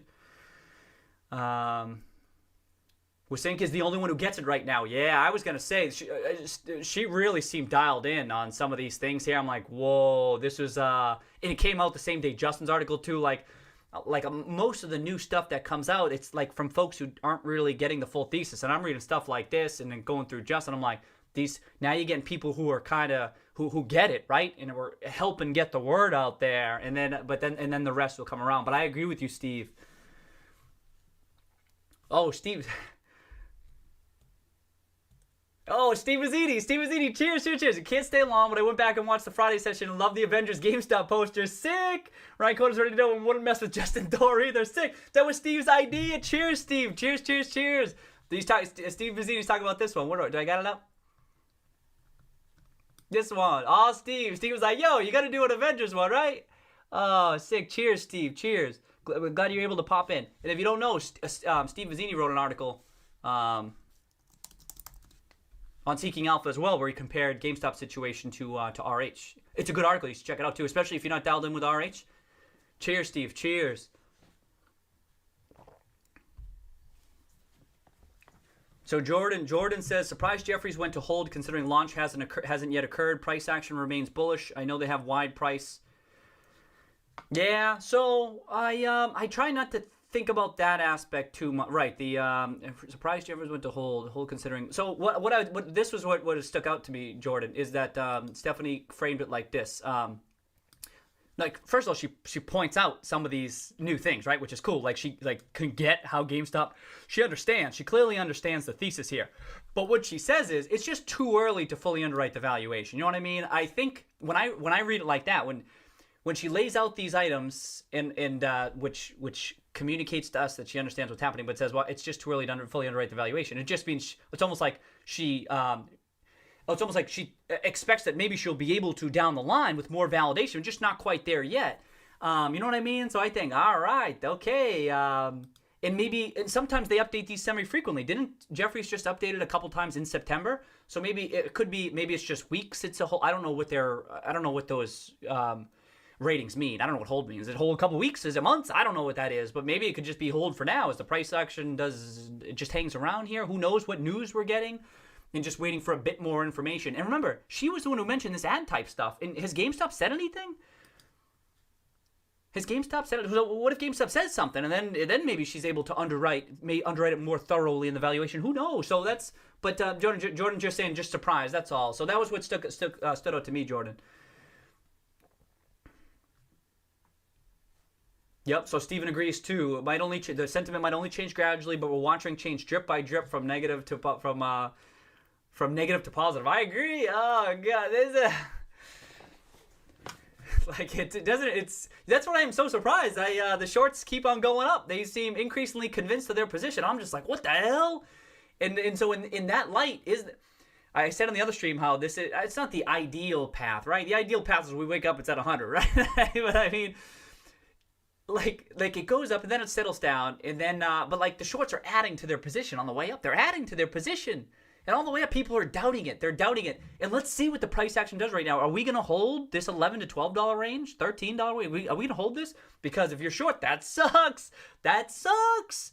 And then it's like it's making the move, and then it's holding it. And it's like that's kind of proof that sentiment is kind of making its move here. And I thought it was going to be more painful for shorts, but it doesn't seem like they're closing yet. Oh, which I can't. I can't wait to see the updated short interest that time. We don't want to focus on that too much. There's clearly we got a robust fundamental thesis here, right? We don't have to focus on it too much, but still, it's fascinating to think about the psychology. Talking about psychology and sentiment and stuff. I want to see the change. I want to see the thought process of those shorts on the other side of this. Beep boop boop boop boop boop boop boop beep. You know what I mean? Oh, Justin just reached out. Okay, sick, Justin, sick. Cheyenne back, yes sir. All right, welcome back, Cheyenne. Okay. So Steven says, seems very unlikely as well that Microsoft would bother to go through the trouble of this deal if they didn't believe in longevity of GME. What would be the point of even bothering otherwise, right? So that was a big part of that press release too, right? That a lot of people overlook. And so I would here. So this video, right? This video, but what Steven's getting at too, people's reactions to that press release. What you have is people who might not be security analysts who understand that there's the business, right? So many of the bears are kind of like focused on they've been right for so long talking about the secular risks of GameStop. You know what I mean? Like bear in mind, like I think a lot of the bears here have maybe been short for a while. I have no idea, but I've been thinking they've been really short for a while because of the business model, right? The risks of the business model, which were legitimate. And now I think they're kind of stuck in their ways, and they're kind of forgetting that that the business can transform, but also where the price is in relation, where fair value is in relation to the current price point. You know what I mean? I think so. When I see a lot of bears, I think, oh, they're not really coming at like no one really cares where GameStop's currently traded relative to its fair value. You know what? No one's talking about that. No one. And so what I'm getting at, to tag along with what Steven's getting at, is that because GameStop is so undervalued, I just said this, but now I'm just saying it a different way. Because GameStop is traded so cheaply relative to where many of us think fair value is, that the incremental news items, like in a press release like that one between the partnership of GameStop and Microsoft, is you pick up on stuff like what Steven's saying. It's like, well, heads up. The fact that Microsoft would even do this and call GameStop a strong partner suggests that this business model is not as struggling as much as many people think, that there is something here. Otherwise, what the hell does Microsoft care? You know what I mean? And you might say that that's not a big point. It doesn't explain the big move. And I would agree with you. But when GameStop is trading where it is relative to fair value, this type of shit matters. And that's what people miss. It's like no one's trying to come up with a fair value of what GameStop it should be worth. It's legacy business. And then if it transforms and blah, blah, blah. And you always need context. It doesn't happen in a vacuum, as Justin mentioned. This shit doesn't happen in a vacuum. And so that type of stuff, and I'm like, wow, this company was priced for bankruptcy. And this company still trades at cash. It's priced for bankruptcy. And then you have Microsoft step in and you go, strong partner. We're definitely teaming up with them. And then maybe other potential vendors as well. We shall see. But I think, wait a second. I thought this company was going bankrupt this year. What does Microsoft give a shit? You know what I mean? And so I think people had the wrong takeaway. But I agree with you, Steven, that why did Microsoft even bother? But the fact that they did suggests that this bear thesis that was right for so long is starting to be wrong. You know? And oh, did the bonds go up? The bonds get bid up? What are the bonds at? Oh, well, they were priced above par. I did see that. Did they go up? They didn't go up again today, right? All right, still above par. Yeah, bonds got the memo. That's right. Yep. Jordan saying, thanks, Justin. Considering how bulls are still the minority, these articles are very helpful for retail investors. I agree. Cheers. Like I said, too, and it's not often where you're dealing in a stock where there's so many prolific writers out there, like legit analysts sharing their thoughts. Like we are fortunate. Individual investors across the board, we are fortunate to have all these great articles on GameStop, and I can't stress that enough. That's right. So thank you to Justin. And we have Steve Mazzini on here too. Kingdom Capital, please come. But you were invited. Stephanie, for that matter, too. Come join the stream. You know what I mean? There's a lot of folks. Dimitri had some solid articles out there too. There was a whole bunch of them. So cheers to all y'all. Oh, you know what, Justin? Okay, so Justin, I think one of the most relevant things is that if we don't get a 13D tomorrow, no 5% shareholders sold last week. Oh, that's right. Oh, okay. So these are great points. So Justin says, let's keep an eye out for an updated 13D. Well, they'd have 10 days, Justin, to update, right? Because only above 10%, right?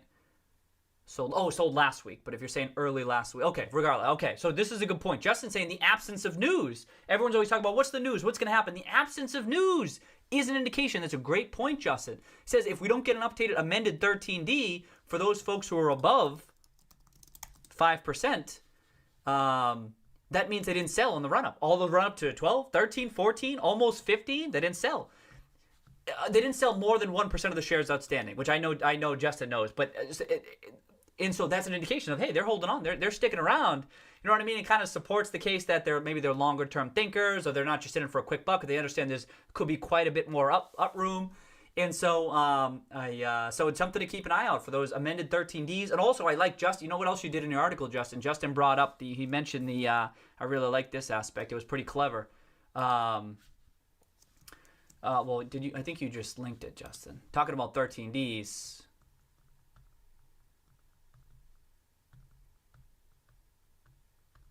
I think you added it to the thing, and it was a good addition. So right here, Justin said this. This is relevant because of 13D. So Justin was talking about this was good. According to Ryan Cohen's filing, he spent 39 million total. Right. So Justin pulled up the 13D. Can you see that? Let me zoom in. Pulled up the 13D. Went down to the total dollar amount spent, which is in the footnotes, right here. Of all the shares you see listed, Ryan Cohen spent about 39 million, right? And of the, what is it, 6.5 million shares. But the only shares that we saw, we can calculate what the weighted average was in this one. That we'll just use the amended 13D. But if you scroll down to the bottom of this 13, you could see all of his recent purchases within the past 60 days. So Justin said, all right, here's what the weighted average cost is of these shares that he purchased. But as we all know, he bought shares before then, which some have talked about how Ryan Cohen has been a longer-term shareholder. And so what Justin got to in his article, he was saying how this was another way to get to this conclusion, is that what did he say? His weighted average was 747 for the balance, and that's how you can get on the total weighted average cost by, you know what I mean? And so 747, if that was the weighted average cost, what Justin was getting at was if it was 747, then that means he was buying right back in these days, right? You know what I mean? Which is what we were saying. So Ryan Cohen's been involved for a long while, and then you can speculate as to what does that mean if he's been involved this long, blah, blah, blah. But I thought it was a clever approach to that, so props on that, Justin. I definitely like that or something. Did you like it in a comment? Or you had it after. I thought, oh, yeah, this is a great addition. And so that was terrific. And so we could talk about that again today. What are the implications of that if Ryan Cohen's been a shareholder since early 2019 and he's been watching how everything unfolds, and then he starts buying up a whole bunch, getting up to 9.9% in August? What does that mean? You know what I mean? This is good security analysis shit right here. You know what I mean? So I like that. I like that aspect, Justin. But to your point too, let's keep an eye. We're always keeping an eye out for 13Ds at this point, right? But if we don't see one, that means those larger shareholders weren't trimming, and we got a number of them. We got a number of them right above 5% too. You got Donald Foss, he's the billionaire. You got Must Asset Management. Both of them have been involved since was it late February, March. Permanent's now under 5%, so we wouldn't get one from them. We wouldn't get one from Bari, right? Under 5%. But is Hestia still over? I think Hestia is still over. I think, they might not be. Actually, I'm not sure. I got to double check on that. I kind of forget the breakdown between Hestia and Permanent off the top of my head. I got to look. But even still, we'll have to keep an eye on that.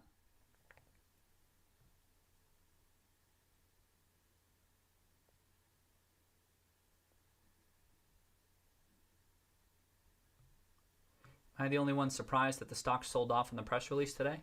Oh, yeah, no, Jordan. I mean, these moves are noise. You know what I mean? I wouldn't even say that the stock sold off. I wouldn't even say the stock sold off on that. That was just market stuff, too. And look at 22 million shares. Oh, shit, that was a lot of volume. I did like that. Who was it? Uber had posted that I saw it on Stock Twits. It was called the One Up Sale. The One Up Sale. I really like that name. I'm like, oh, that's a clever name for a sale. The One Up Sale, because it's competing with the Amazon Prime Day sale, whatever the hell it's called. And I thought, oh, that's great. That's a great name, the One Up Sale. But omnichannel shit. Oh, no. Oh, am I this far behind? Oh, I'm an idiot. I thought I was, like, close. I'm not even close. Am I close? No, shit. The chat hadn't loaded for me, and I saw I was getting closer to the bottom. And I'm just getting real close to the bottom. Oh, shit. What is it, 750? Short. Okay. Oh, okay, Josh, where is she getting the $30 billion number for? Any idea regarding Jeffries? No, I have no idea. I assume, Justin, it's a percent. So we know gaming industry about 150. I figured it's the game. It's a function of the gaming industry, the size of it. Figure 150 billion dollars or whatever you want to call, and then it's a percentage of that. So if the industry, maybe this is across industries. You know what I mean? Pick your industry, and then the marketing spend within that industry is a certain percentage of it. That's what I was thinking. So that's what I was just saying. So let's say if it's 150.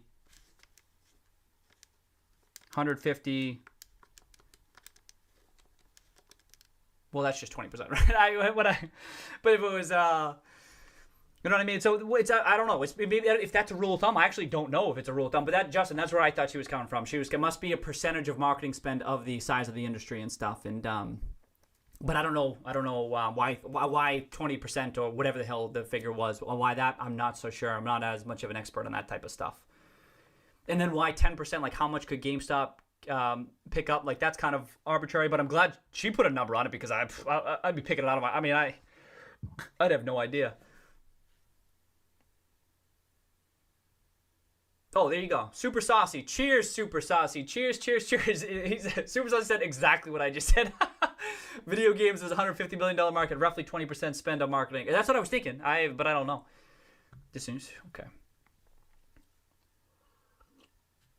Yeah, blessed. Yeah, cheers, blessed. 500 hours later, we are still discovering new information about GME. That's what I'm talking about. You know what I mean?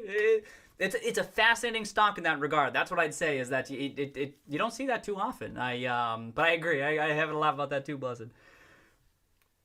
Oh, so Steve agrees with that, with this guy's comment right here, saying he agrees.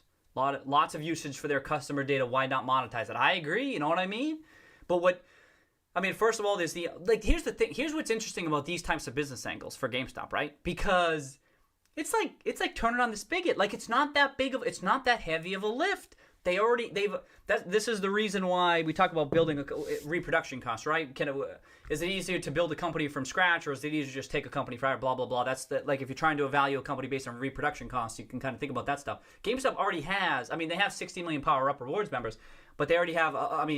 A percentage of those are active, but a smaller percentage of those are the Power Up Rewards Plus, or whatever it's called.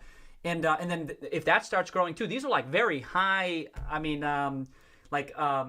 Very customers who are very frequently shopping at GameStop and are of high value to potential advertisers.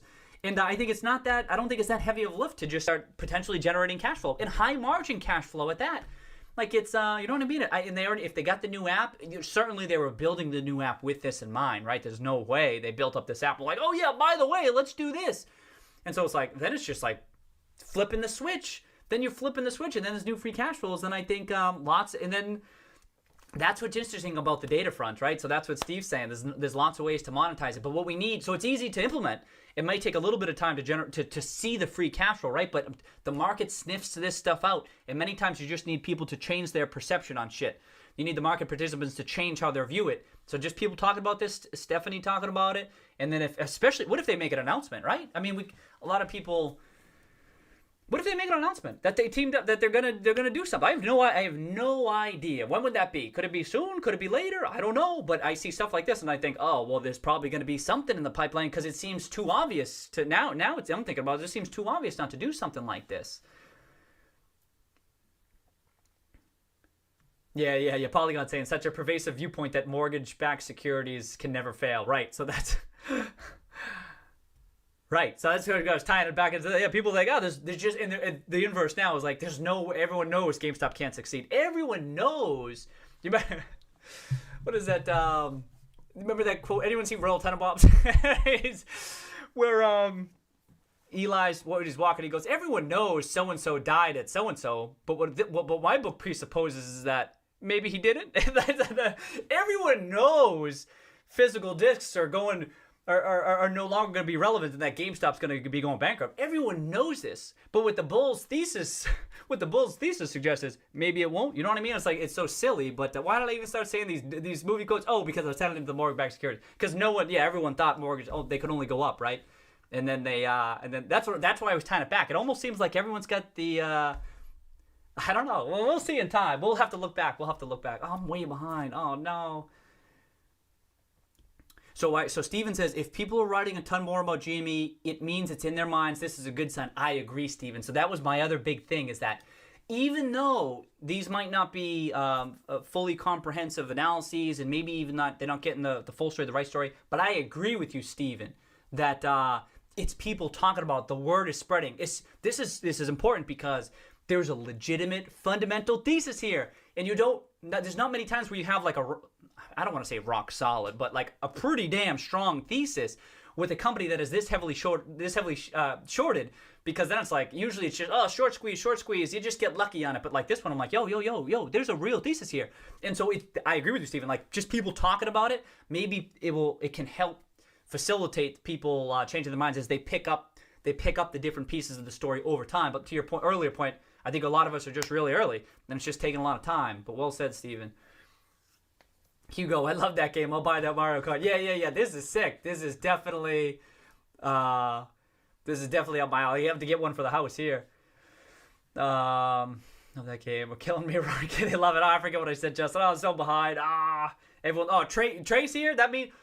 Oh, Trey. Hey, heads up, Trey. I saw on the last video. I'm pretty sure it's the most liked video. We can all attribute that 100% to Trey here, right? I mean, there's no doubt about that. So cheers to Trey. Thank you so much. Saw some post on Twitter today talking about GME website traffic. Numbers look good.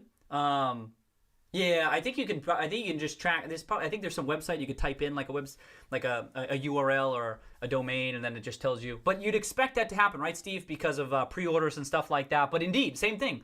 So what Steve's saying kind of ties in into what Steve Stonk just said, ties into what Stephen Hussey was just saying, is that just people talking about it, people visiting the website, and people getting it front of mind. It helps support the thesis. No, that's not the right phrasing. It doesn't help support the thesis. It helps it be front of mind, so it can maybe they'll change their minds about it. Blah blah blah. Y'all know. Oh shit! Eduardo says, I truly believe this new Mario Kart will be some of the best-selling games in history because of the carts being physical. It's great news for Jimmy. Add Reggie to the mix, and we are golden. I agree. Yeah, this is sick. Talk about, hey, everything's going digital. Nintendo's got some tricks up their sleeve. You know what I mean? Like, I like this kind of stuff, and so we don't know the ramifications for GameStop, right? But that's besides the point. It's like, yo, there's still some physical stuff, and here's another vendor partnership, right? Where Nintendo, Nintendo might say, yo, GameStop, can we have some shit? Can we have some space allocated in your store so that people can test out this game and drive it around your store? That's just another potential partnership. You know what I mean? There's just lots of different ways to play this. Trey, have we already went through the trash articles? No, so I was saying, Trey, we probably won't go through it just because it's not a good use of all of our time. But Trey, you sent me one of them, and I was like, oh, geez.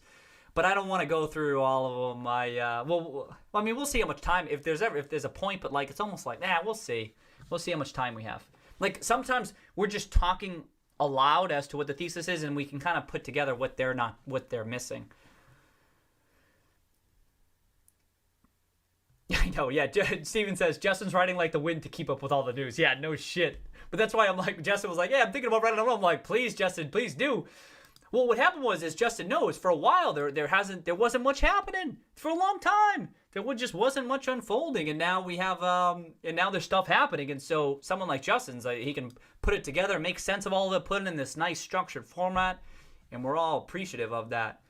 But yeah, I'm sure you're busting your ass, Justin, to get this shit out. I was pumped too, Justin. You got it in Monday. When was this news come out? Thursday? I'm like, how the hell did you write this so fast? And then you got it today before the stream, so I got to read it. And then it was at the same time that Stephanie's was out too, so I was reading like both these, and these were both like I was thinking about them as I was looking through everything. Thought this is sick. I know, yeah.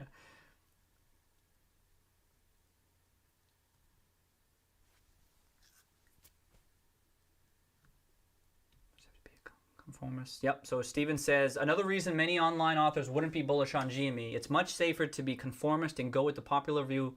Being a contrarian risks making you look stupid later on.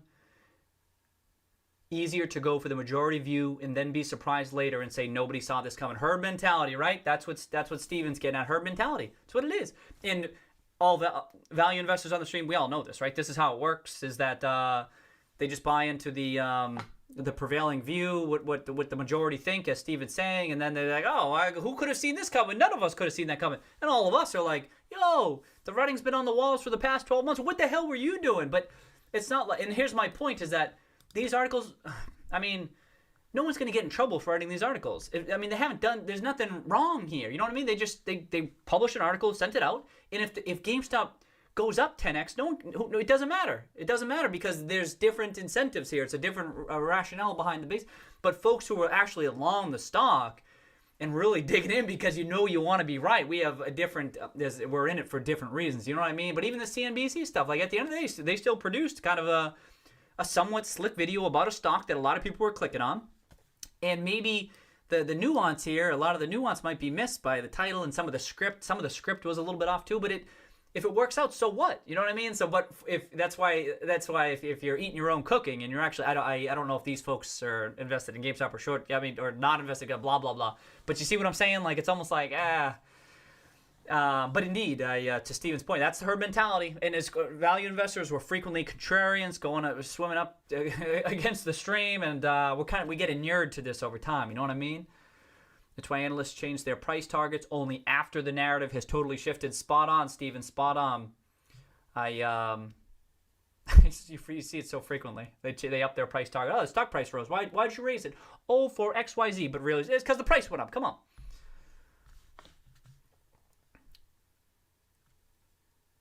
Yeah, a lot of people. Yes, value is not a vacuum. Definitely got the idea to include that in the article from the last stream. Oh, sick. Okay, cheers, Justin. All right, sick. Oh, well, I'm glad you meant it.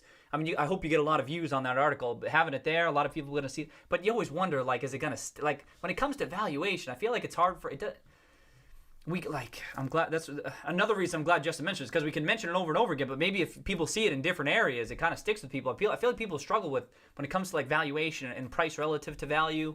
I mean, this is why Justin and I are value investors, because it seems like there's an opportunity here.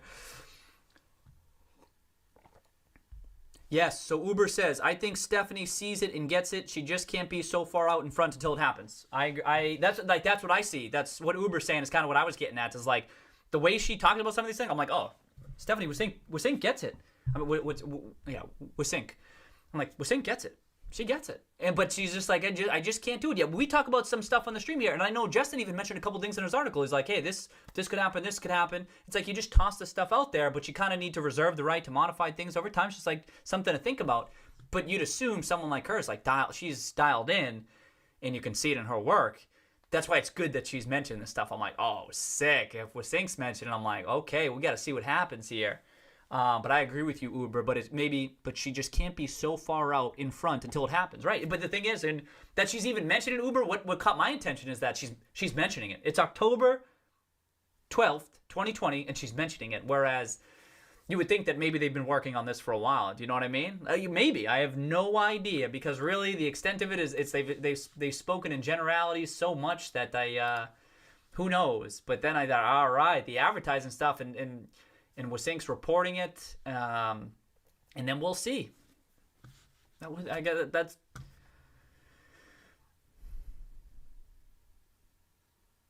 Trey says it's like accepting that Tesla stock is worth its current valuation, even though I don't think it is. It's more of a projected valuation. Sure, yeah. I mean, it's all.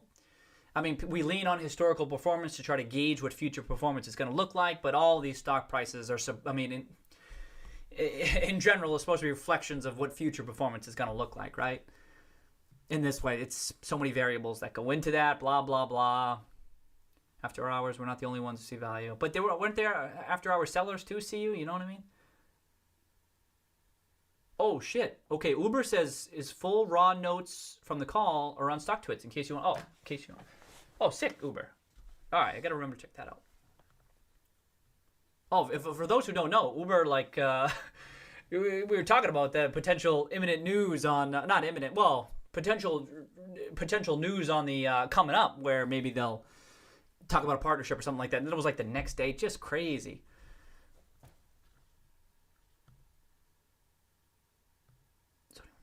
So Jordan says Sony will need to respond and have a partnership. I'm almost 100% sure that happens. Would be a terrible mistake if they don't know that Microsoft pushed the envelope and did this revenue thing. Yeah, you'd think so. Wait, did Stefan she didn't mention Sony, did she? Not here. So, okay, yeah, you'd think Sony would be like, hey, we got to get involved with this. Yeah, you'd think so. Uber tries to convince me to jump on, so I can't do it, man. That would be just so Yeah, no. Justin's like, I can't join stock trades. He's look at Justin cranked this out in like 3 days. Wherever Justin wants, he's crushing what he's doing. It's just like one more, like even like I was just saying, like I haven't even been on Twitter like the past couple of days. Sometimes it's difficult to keep up with stuff. So I hear you, Justin. Cheers. We're talking buybacks. Oh, Jordan's talking buybacks. Jordan saying he'd be surprised if that volume, wow, more volume today, you know what I mean? That if the volume wasn't attributed. I mentioned this on the stream, even though it still wasn't my base case, there's like, so much volume and there was no filings and the shorts increased their position that I'm like, it seems like a lot of volume. That maybe at least supports the case a little bit more. Plus, you remember they went gangbusters on buybacks last year too, so we'll have to see. Jordan seems convinced. Oh, sick. Justin reached out to Microsoft on the press release. Okay. They responded immediately in regards to directed my message to both parties. Oh, okay. Sick. Okay. Oh, sick. Okay. So Justin's going to see how maybe Microsoft has a different perspective on this partnership. That would be pretty fascinating. Completely, yeah, Hugo. Oh, so Uber says to Jordan, I would be astounded. It wouldn't fit the narrative of all for management. Uber, the one thing generally I'd agree with you, and I pointed this out on a couple of streams, I'm losing track, is the buybacks that they did Q3 of last year. But everything else I agree with you, Uber. But those damn buybacks, they still weigh on me. Because they caught me by surprise. I thought they did the Dutch auction. And I remember there was shortly after they announced they weren't going to do any they weren't announcing any buybacks, and then a couple days later they said they'd do it at the Dutch auction. So I had that same impression last year, Uber, and then they kind of stunned me as to how much they bought back. I'm like, whoa. So, but everything else, all their presentations, their conference calls, you read the transcripts, the press releases, I get the same impression as Uber, where he says it doesn't fit the narrative at all for management. Everything else supports that. And maybe those buybacks are an ancient history because of all that's happened this year with the pandemic. They literally had to close their stores. So I can see, I totally get that. So there you go. So Justin says GameStop's never released pre-order numbers. Yep. Okay. Justin doesn't see any buybacks either.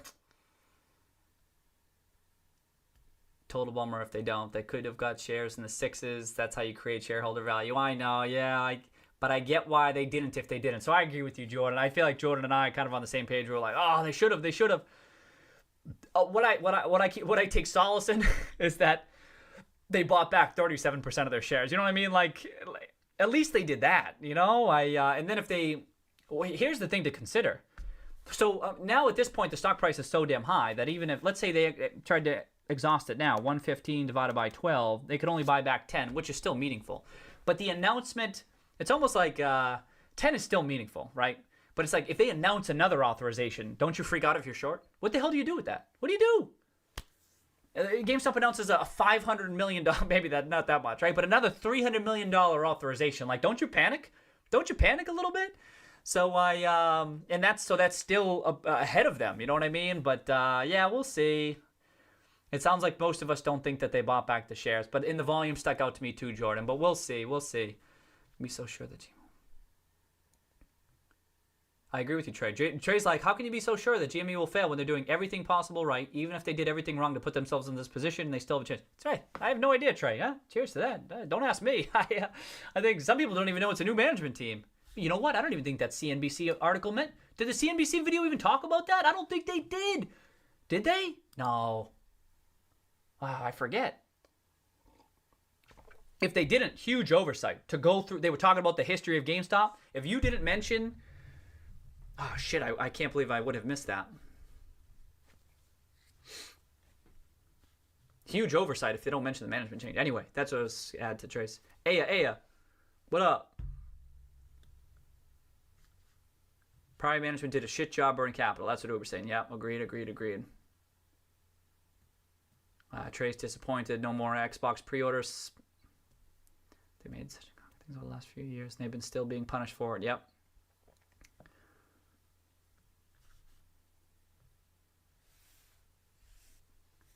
Blessed, can you explain why you ignored debt liabilities when talking about net cash? Well, two things. Hey, now Justin's talking about cash too. It's a lot. We've been in this position for the past couple of streams where people are taking issue. No, not that Blessed's taking issue. I'm just talking about cash position, right? I'm just pointing out the cash on the balance sheet. That's all. I'm just saying you don't see many companies with in a position like GameStop where they have potential levers that they could push trading at cash. Period. Forget all the liabilities. Just as a talking point. That's all. You just don't see it that often. Yes, there's liabilities to consider, but even still, you just don't see it that often. So it's just a talking point. Then, if you are talking net cash, and I'm fairly confident I wasn't because net cash is quite a bit lower, you do have to take into account debt in particular. Because that is just saying, that's more of a financial stability type of metric. You know what I mean? That it's not so much that you get this amount of cash if you were to liquidate the business immediately. People aren't saying that, Blessed. Some people just talk just because we have context. We know that you don't see this stuff too often. We know it puts GameStop in a tremendous financial position if you have a net cash position, blah, blah, blah. But anyway, just to distinguish between cash and then net cash. If you're looking at net cash, you want to subtract debt. I personally do not subtract the lease liabilities. I saw some people do. I still feel like they're getting the wrong metrics in there. I would only subtract short and long-term debt, the actual debt, interest-bearing liabilities. That's what I'm focused on in particular.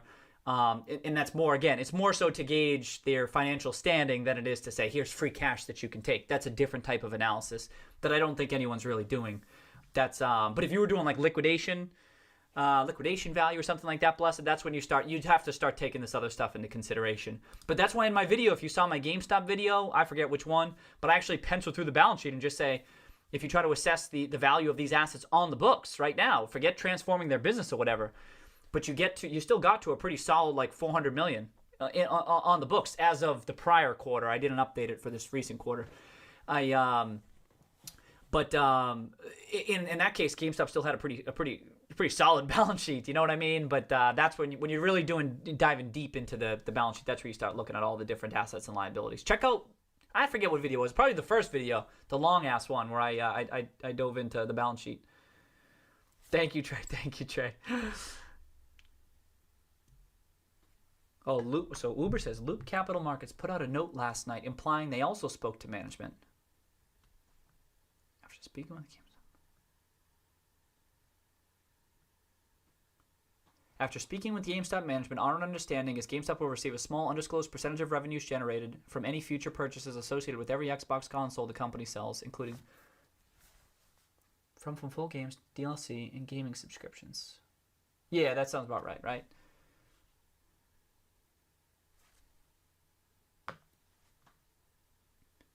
Percentage of earnings from any future purchases associated with every Xbox console.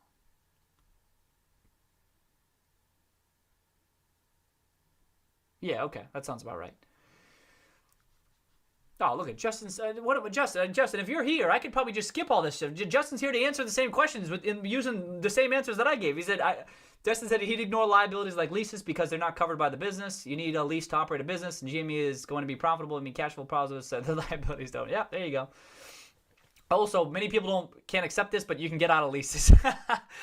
If you're going bankrupt, and look no further than many of the companies that went or have gone bankrupt this year. Look at some of the retailers that are going bankrupt, and you'll see some of them getting out of their leases. So I've always, and this is a this is a point of contention among many. I mean, I don't know about accountants, but maybe security analysts. And like, I don't understand where people come from calling it debt. Like I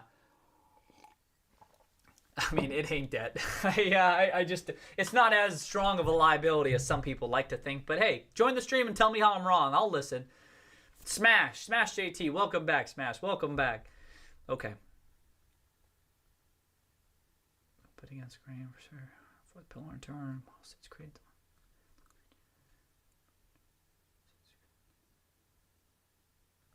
Okay, so Steve Stunks is pointing out. What are you pointing out? This. He says,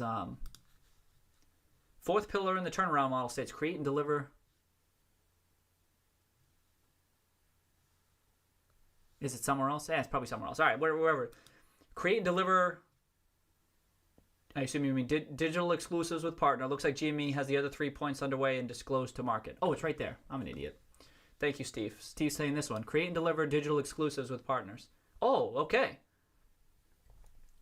Yes, okay, so Steve brings up a couple, so I'm bringing this up, right? Steve's like, hey, some of this stuff that you're talking about might be covered by this one. Create and deliver digital exclusives with partners. Restructure both publisher and partner terms. And Steve's saying they've kind of already announced stuff already publicly. GameStop has on these 3 lines. Compensation model for customer acquisition. To a degree, yep, the Microsoft stuff. Participate fairly in digital ecosystem, including downstream subscription. Yep. So the Microsoft stuff is covering a bunch of this stuff, but who knows? We might see a ton more on this front. We'll see. I have no idea, but it's, you know what I mean? I think did we say this on the last stream? Is that Microsoft article is like, it's like the first of what is to come, and I think so many people were reviewing that and like, that's it? This is all you got? Well, if this is all you got, I'm going to need to see all the details of this arrangement. I need to see the breakdown of the percentages. I need to see, is it exclusive? What's lifetime mean? Like, everyone was like, if this is all you got, we want to see all this. And I'm just like, yo, this is probably just the first of many potential partnerships like this. You know what I mean? And that's why I feel like people are getting the wrong takeaway from that. I'm like, I don't know. I think it's just, like I said, the first domino to fall, if you want to call it that.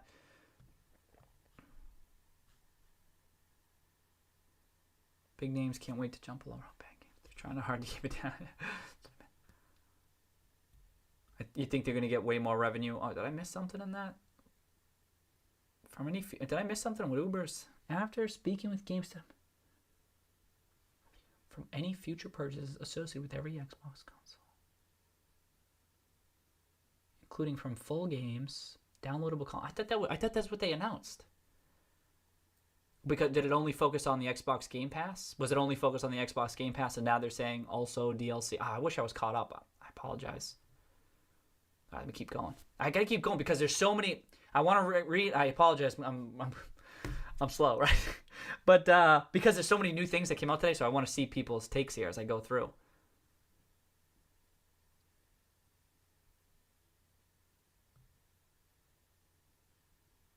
Oh, yes. Trey says, did anyone else see one of the Bull articles was downplaying sales of Xbox consoles based solely on the garbage sales of the Xbox One? Seems to be more accepted by gamers. So that's the other thing, too, is like, we talked many times how the gaming industry is kicking ass for the past, like, it's changed over the past 5 years.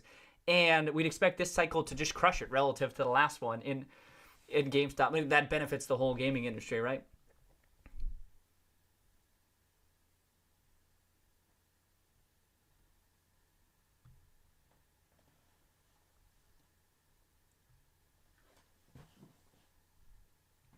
Turnaround in full swing right before, GameStop turnaround in full swing right before our eyes. I think so. We'll see, though. Curious if anyone else. Oh, Steven, if anyone else has any video game plays. So Steven brings up an interesting question I'm going to run with. He's asking if there's any other video game plays, given the bullishness over the industry in general. I've had Sony, Microsoft, and Nintendo for most of 2020. Oh, there's a video games ETF. What always struck me with GameStop was that it's one of the purest plays for the new consoles. I always thought that would that folks or institutions would be like, how can I play this? Because again, it's already begun where everyone's starting to talk about these no consoles, the crazy pre-orders, yada yada yada. Where it's like, hey, how can I play this?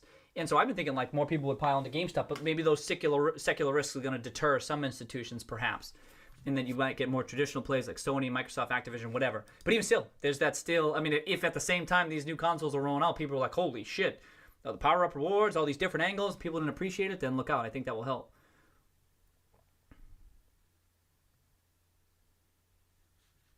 Oh, shit. Okay, thank you, Justin, for sharing. I'm not going to update people in the future necessarily, but just FYI, his firm, has not sold a single share. You know what? Hey, I want to call out, wait, can I pull it up here?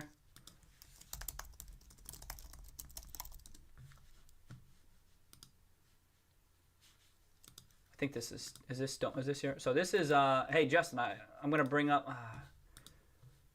it says Domo has not sold a single share. I want to, so this is Domo Capital Management's website here. If you want to check this out, you can see the team. This is the team you have here, Justin, Dave. What I want to point out is that when you're coming across, if you're analyzing a team of money managers and they go through the effort to put together their performance, automatic props to that team right off the bat. And I saw this, I'm like, this is badass. You know what I mean? Because you don't see it often enough. And he penciled through, going through all, is this all the GIPS, GIPS? You just don't see this often enough. And then you can see, look at the returns of a long ass time too.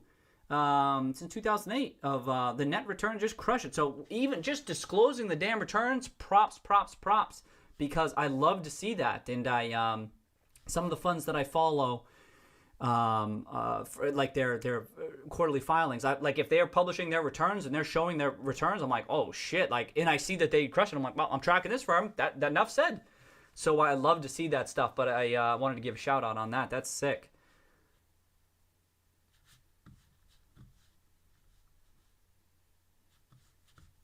Okay. Let me just get back down.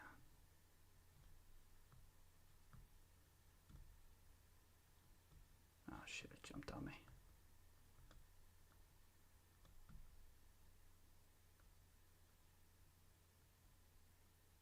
Oh, I think I'm catching up. Okay.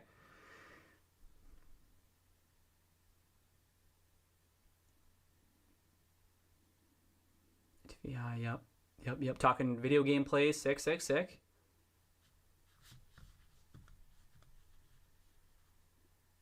Oh, good. Justin's here. I scroll down to just see. Yes. Cheers, Justin. No, cheers. It's legit. I mean, Justin's got his own firm, but like I look when I'm tracking individual companies, like I said, tracking the filings, and I looked up, obviously, like, as you know now, Justin, I'm Google, whenever I come across any new name related to a thesis, a name or whatever, I'm Googling. If there's an author or someone who's getting involved with the firm, I'm Googling the name. I came across this, I came across this a while ago with one of your first articles way back when, right, last year. But then I came across, I looked it up again, and I'm like, dude, this is sick. And then the returns, I just thought this was sick. So talk about this channel is educational in nature. If you're, many folks might be maybe like doing their own research and stuff, but just generally, if you're looking to verify the quality of a firm, like, you want them to be as transparent as possible about all aspects of what they do. Most prominently returns. Like, if they're sharing the return, it's badass, because they're like, yo, this is what we do. This is what you want. This is what you want us to do. Here's what you can kind of expect from us. This is how we've historically performed, future performance, blah blah blah. And so historical performance is not an indication of future performance, but that's not the point. The point is, like, we're showing you what we did, and now you, just like when you're analyzing a company, look at how they did perform historically. But not only that, but also their investment philosophy. So with Domo, they go through how they think about stuff, right? And a lot of firms do, but they go to greater length to describe what their process is. But then on top of that, what I really liked is, like, Justin publishing articles on the thesis of one of their higher conviction plays. Yo, straight up, you just don't see that. You don't see that very often. And it's like, there's what I mean, so transparent. And that transparent, I think, is I think is I think it's going to be increasingly looked at as time passes, as just in this industry. I mean, I think that I think it's going to matter to more people. I don't know. You think?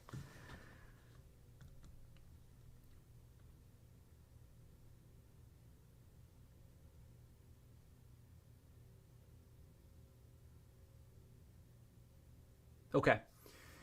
Well, the Roaring Kitty portfolio, I didn't trim anything in the Roaring Kitty portfolio. In fact, remember when I had I added right before earnings, so that I tilted bullish. This is in that portfolio I added, and then it got the stop loss triggered it, and then I've been waiting to just be like waiting for it to settle. And every time I think it's gonna be settling, then it doesn't settle down. And it takes off again. I'm like, shit. So now I'm at that point again. So the Roaring Kitty portfolio, since it got, there's been, do I have it? Oh, I had to close it because that's what was going slow.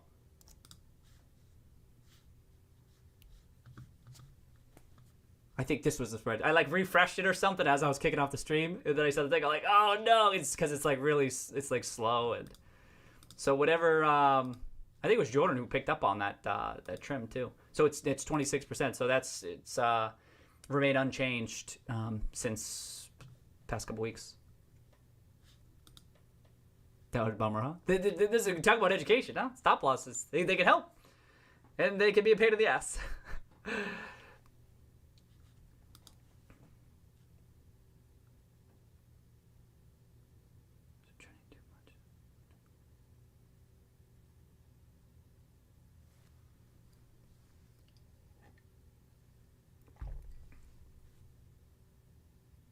Okay. Smash says gamers are trendy too much, and any random game can come out of nowhere and can disrupt the entire industry landscape. Individual companies are too risky for me too. Yeah, so that's the thing. So something a good time to remind this. It could be like we say the whole Roaring Kitty channel educational in nature, right? But it could be that individual stocks might not be suitable for you, right? But that's always why you sit down with a financial professional to see if they can help. But good point. So Smash saying gamers are trendy too much, and any random game can come out of nowhere and can disrupt the. Oh, I see. They can disrupt the entire industry landscape. Wow. Oh, interesting. So he's saying that's a risk, that if you were trying to deal in these smaller game publishers, something to consider, that you can be disrupted, right? to use an industry term. And Steven agrees. Okay. Maybe the bigger ones. Interesting. Philly Steaks. Happy Monday, Philly. Welcome back. Hope you had a good weekend.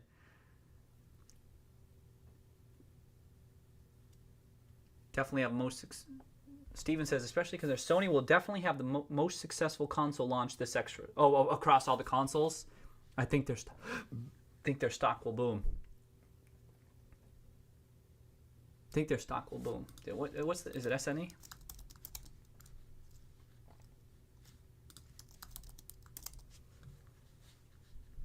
Wow, it's been heading south, huh? Interesting. I don't know what percentage of gaming is of their business off the top of my head.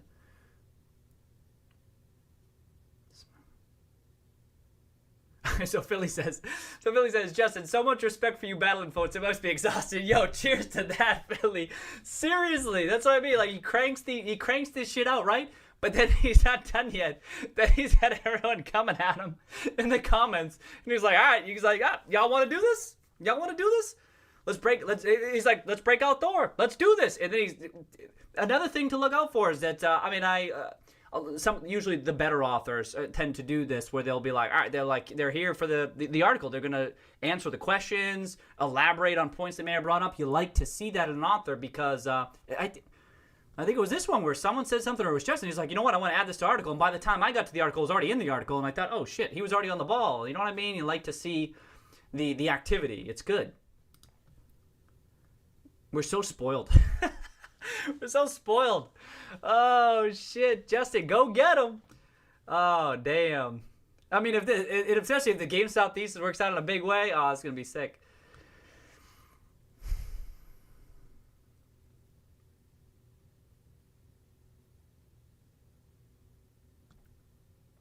It's been an amazing call on Gme. Who was it? I saw someone in there somewhere in the comments. Someone, Syed. Welcome, Syed.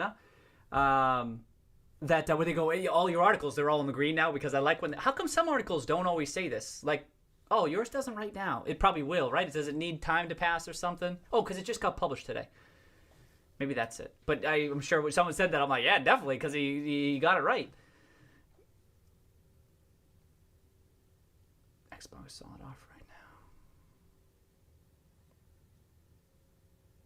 Polygon bonds are smarter than the market when they agree with my thesis, irrelevant when they don't. Cheers to that. That's funny. That is funny. Oh, yes. And Justin says, I love how all the bears kept pointing to the bonds, right? See, that it's... well said. I can't even respond to that, right? Because I agree, because they'll point to something, anything, to just say, hey, see what's happening here? And then look how smartly it rose, right, Justin? That's kind of the funniest part. It's like it went from 70... Look at this chart. Look at this. How many months was that? All right, so it wasn't that quick. It was 6 months. Was it?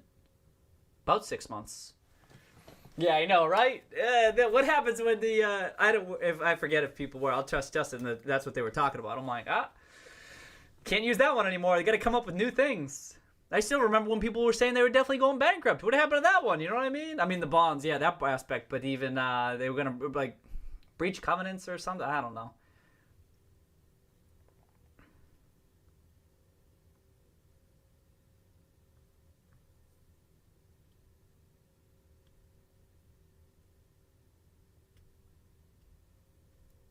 Wait, oh, am I that far behind? Justin, you're saying 2 days on the amendment of 13D? I don't think that's true. Oh, shit. All right, I got to go get caught up. Justin, 2 days on the amendment of 13D?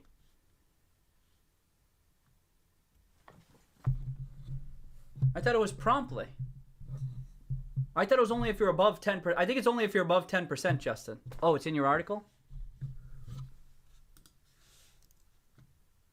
Nah, I think they have more flexibility than that, Justin. I think it's more flexibility. I think promptly. I think it's the very strict to. I think I read or came across something that said they had a little bit more flexibility. I might be wrong on that. Did you say it in here? 2 days.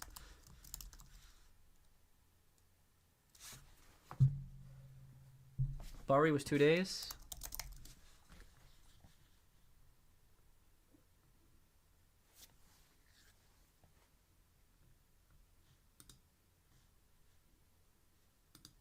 Was this Bari? When did he get out? Ah.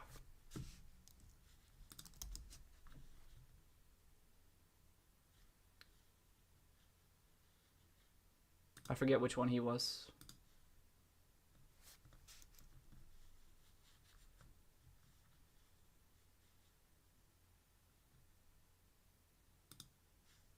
He got out shortly after, right? Oh.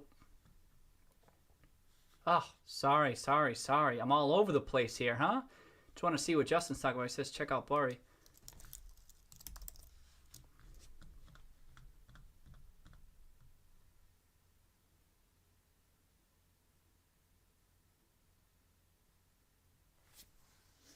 Four, 5, 6.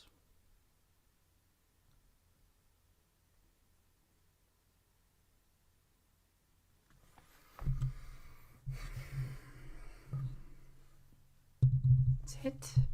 So, I mean, it was 2 days there. I see that, Justin. I gotta revisit that. I think promptly. I think they have. I thought I remember looking into it, and that they just had a bit more flexibility in that. It promptly. You have 2. Okay. Yeah, it was in the article. Oh, okay. You got a source in the article. That's good enough for me. Oh, Justin, look at this article. This article is a beast. Look at it. It's answering questions from the stream. Oh, I see. I have a link, but this isn't it.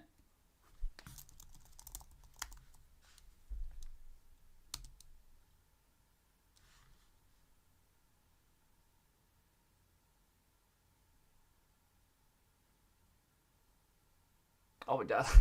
Justin, I think I did it. I think Justin telling me what to do. I think I was doing it, but I need to find the 2 days thing.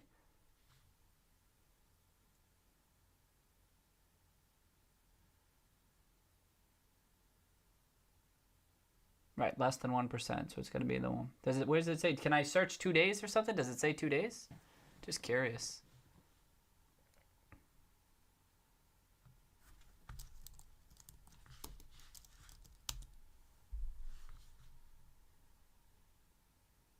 Okay. Because I had a link to Justin, but I don't remember where it is.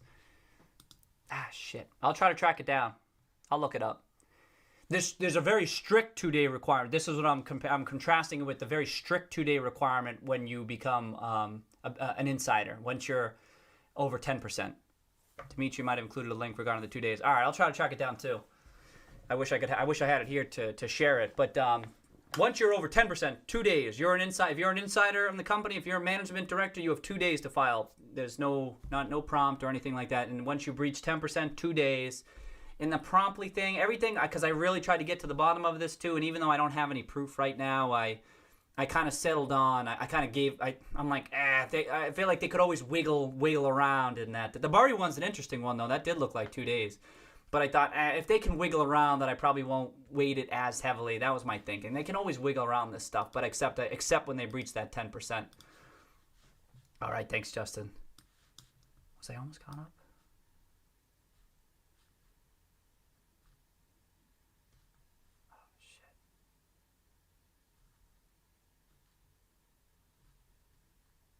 Oh, man.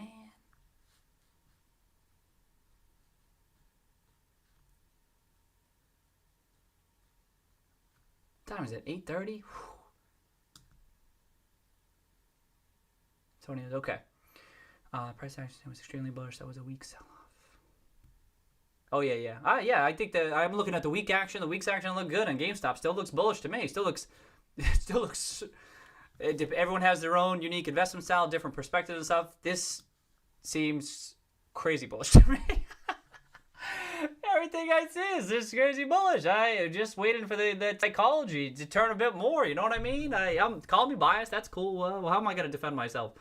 But this looks so good. And then when if it can break above 16, that's what I'm looking at. If it breaks above 16, then that's the only way. And then it's still overbought. Everything looks terrific. If it's the short-term day traders. What's that mean? You're going to have a bad time. You know what I mean? It's just so tough.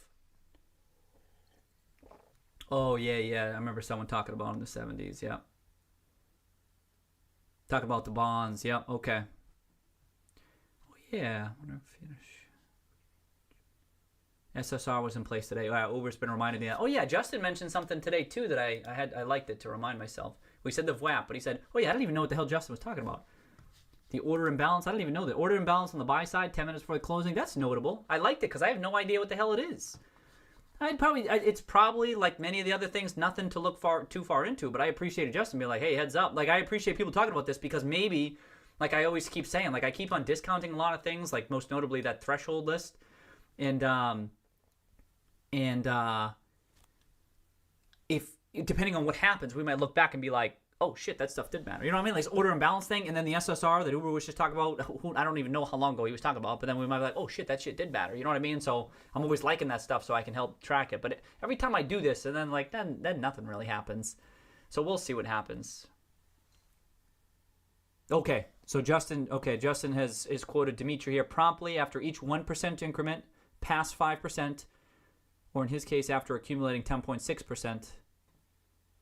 Promptly is 2 to 5 days. Okay, so 2 to 5 days. Yeah, they get a little bit more flexibility on that.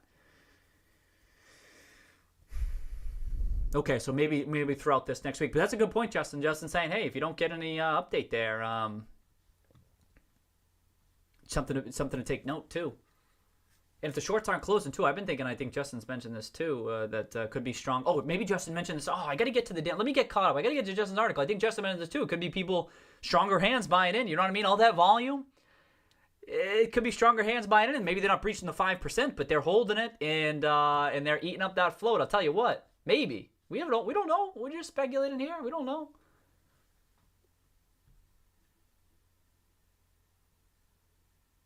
Okay.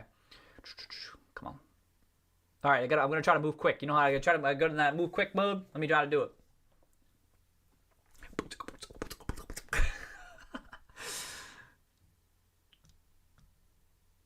Well, every day.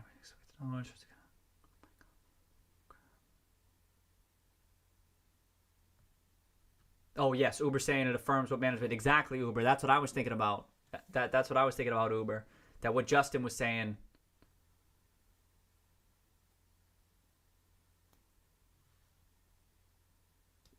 exactly wrong. Right, what you said, Justin. Yeah, he not only did he get to 9.9, but he filed a 13. Right, more activist. That's right.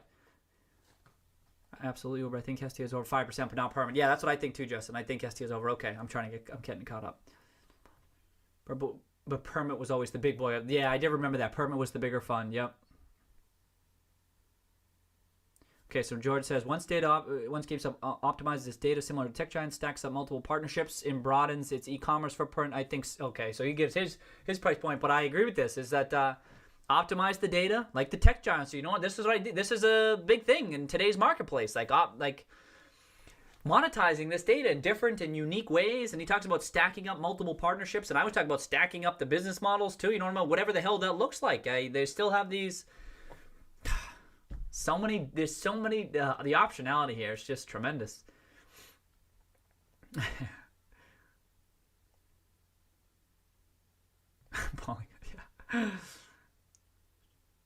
George, everyone like the stream where the shorts will win. Yeah, right. Thanks, Jay. Oh, okay. I'll check that out. Justin, check my. Oh, is it up after hours? Kidding me. Oh, a solid 10 cents. All right.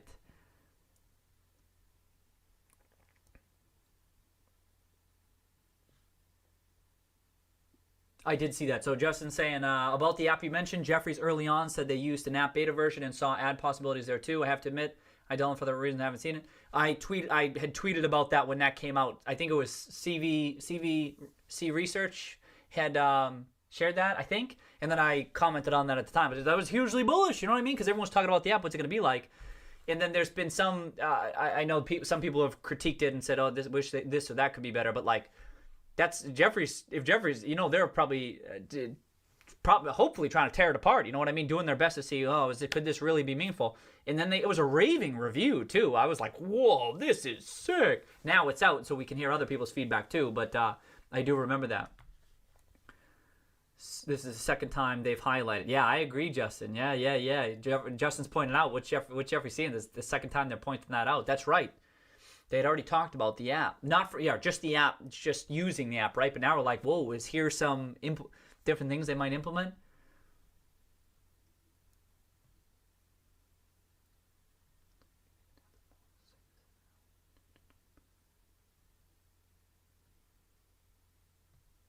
Uber, yeah. It's hilarious that Loop said this in their note. $10 price token applies. GameStop trades at a 0.07, 7% of revenues. You know what I mean? Like, that's... Wow. Talk about the bearishness. Huh, Uber? 7%? That's your model? You know, that's really low. That's really low for a company that could... Just imagine if they start growing. Just imagine. Maybe I mean, I've been assuming maybe they shrink at first or something like that before they transition into more of a growth type model. Maybe it's a smaller business. We talked about that, but keep an eye on 0.07% of revenues. Come on, that's way too low. That's way too low. Not even knowing where they're. Let me keep going.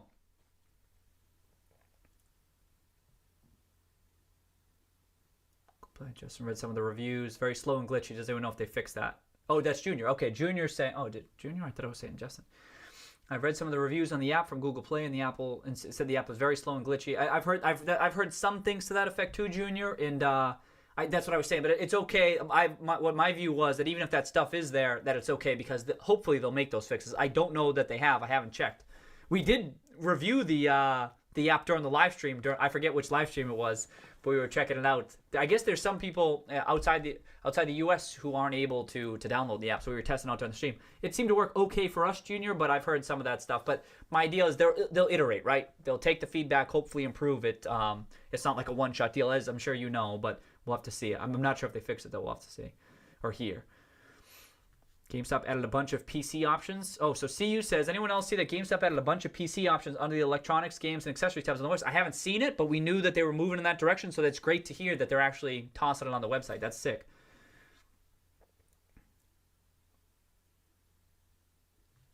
So David Chen's, an orchestrated buyout attempt will be made, and the bidding price doesn't even have to be reasonable. A random price that would trigger a simple shareholder vote. Well, yeah, I mean, I don't know, David.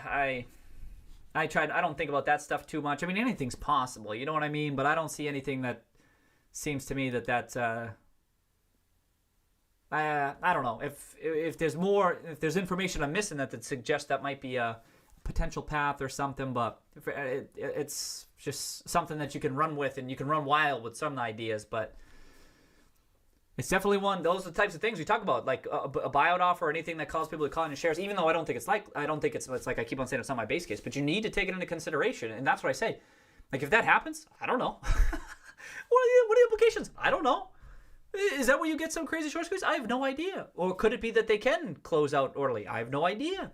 That's something that would be super educational for me, David. I mean, I can entertain the idea of it going crazy if that were to happen, but for right now, that's just the upside will take care of it. It's the same. I view that potential outcome. I mean, now it's good. We're already at $12, so if that happens, you're at a much more legitimate fair price point, I would say. But I view that as like the short interest too. It's like if there's a squeeze or something, just even on the open market, I think if that happens, that's great. But like I don't know how likely it is. Expanded rapidly into blue ocean. That's right. The blue that's all these different new business avenues too. Blue ocean, right? The blue sky, whatever you want to call it, is that a lot of upward potential in these areas for sure. Growth, you know what I mean? Growth areas. That's what's important. A lot of things very public. Yeah, so CU says they're doing a lot of things very publicly and not saying anything about some of them. Makes me think any future announcements will be huge. Could be. I mean, they've talked about the PC stuff already, though, but yeah, maybe there's more announcements coming. I don't even know.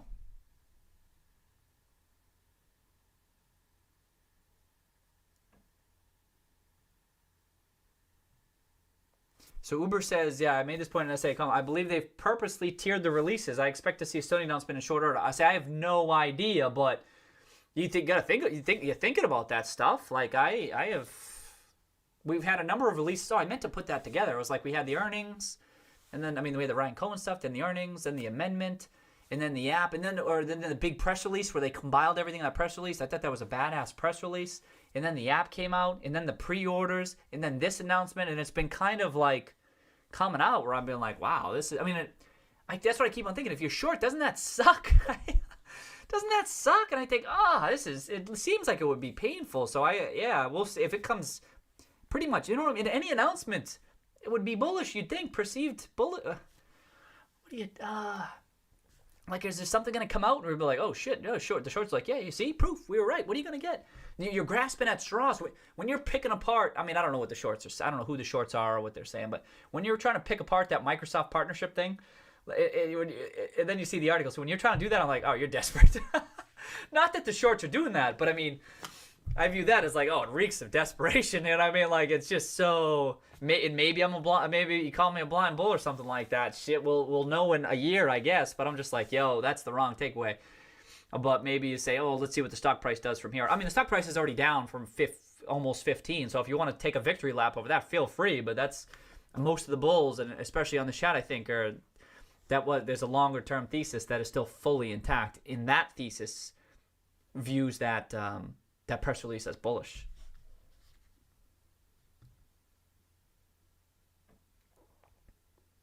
So Steve Stung said, I would not be surprised to see a news release every week for the next 4 weeks. Shit, maybe. There's only so many weeks left. What are we? We're a month away. Are we a month away? Whoa. Here we are. Things are heating up. Wow. Yeah, today was like one of the. It wasn't a big time press release. It was more just a hey, heads up. Managers making the right decisions. Yep.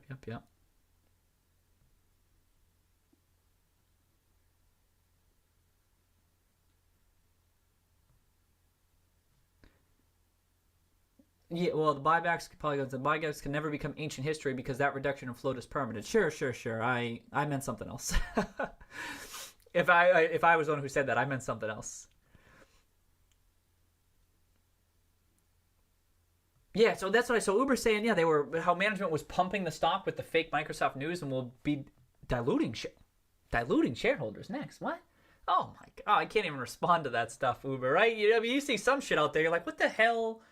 I just keep on scrolling. I mean, it's a tell. You see a lot of analysts out there and people, pundits and nobodies on social media, myself included, who might be opining. But sometimes they have a tell, and they'll say something or they'll report on something, and I'll be like, that's a tell that you kind of showed your hand that I know not to listen anymore, or I know not to keep on reading. Because you've missed something critical, either because you didn't dig in deep enough or something. I'm like, all right, there's a little bit of a tell at times. So something like that, Uber. Someone talk about they're trying to just pump the stock to the diluted channels. Like, what? What the hell are you talking about?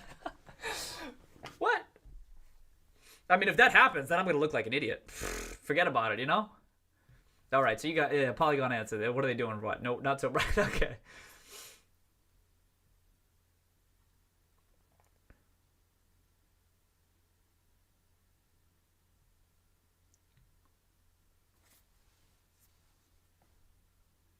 Trying to get caught up. Let's go, let's go, let's go. Talking orders. Talking the other one. Oh, okay. So now I see Justin saying that. So I'm somewhat caught up. Okay, okay.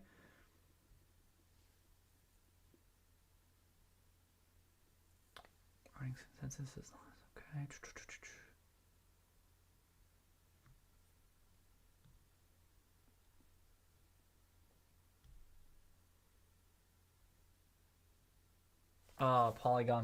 Polygon calling me out. Polygon always keeps me honest. Polygon's like, what the hell are you doing?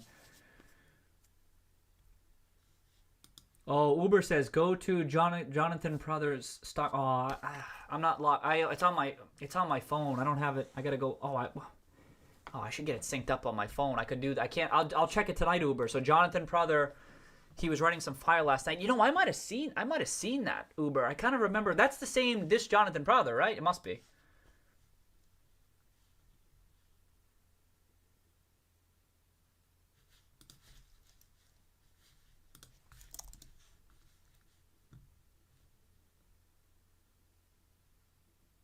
Yeah, okay. It's that one. Okay, I'll check it out on StockTwits. Thanks for the heads up.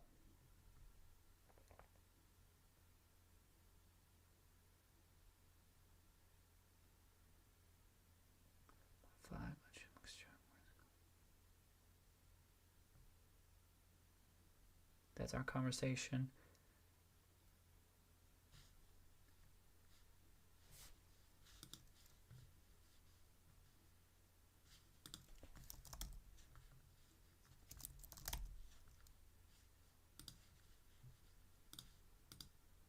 Okay. Alex Music. Hello there. Hey, all right. That's what I was talking. Alex Music. I got your song queued up. I should be able to do it on Wednesday. Alex Music. That's who I was talking about to produce his music out of Paris. Tunes in for the stream. Is in here for the stream. Oh, it must be mad late there, Alex. Huh? Well, Alex. I mean, I think that's how you pronounce the name, Alex. Alex? I don't know. But yeah, he had a SoundCloud on. He added me on Twitter like way back, like in August, and I woke up to it. I'm like, oh shit. Like it was when no one was following that Roaring Kitty Twitter. I'm like, oh shit, let me check out some music, because at the time I was looking for some music for some of the things, and I'm like, oh shit, he's got some songs on the SoundCloud here. So I was listening to some of them, and then we chatted, and I'm like, oh, let me see if I could toss one on the credits. So I did it. When did I do it? The other day. And so I should have it queued up soon, Alex. Cheers, cheers, cheers. Welcome. I'm glad you're able to join the live chat. This is sick.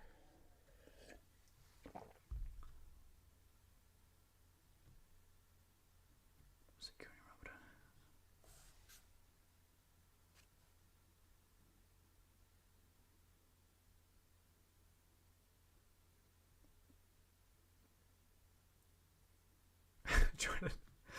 Hey, Jordan says, anyone else waiting for Fox to show up at 9 to make this a 4-hour stream? Oh, no.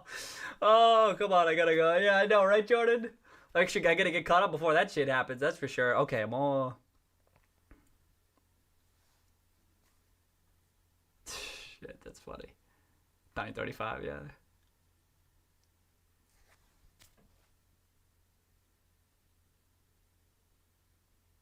Oh, Justin...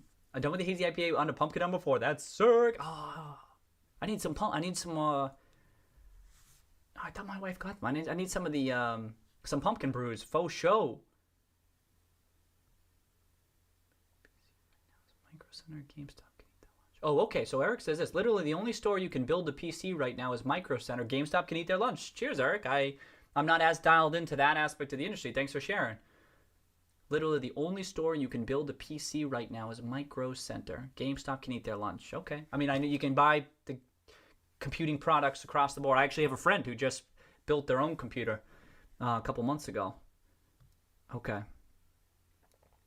And take trade-ins of certain components. Oh, interesting. Oh, Eric. Is that a big market, Eric? Trade-ins of certain PC products? Components? Can't be. It can't be that big, can it? Can't be that big. Relative to gaming, I mean.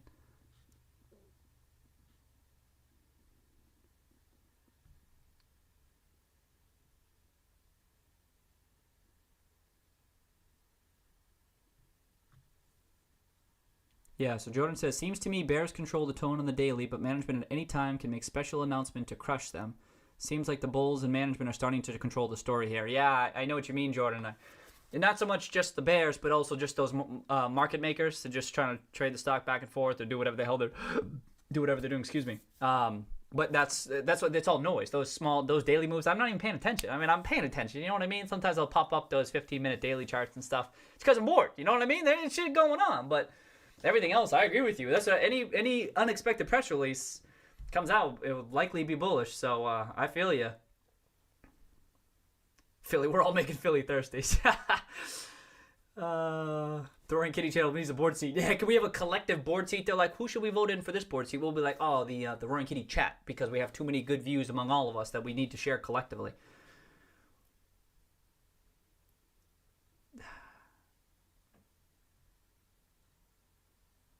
William, price has retraced and bounced off the 0.618 fib. Looks good for continuation tomorrow. I thought Uber had mentioned this too, that it retraced 50%. I forget where you said that, Uber.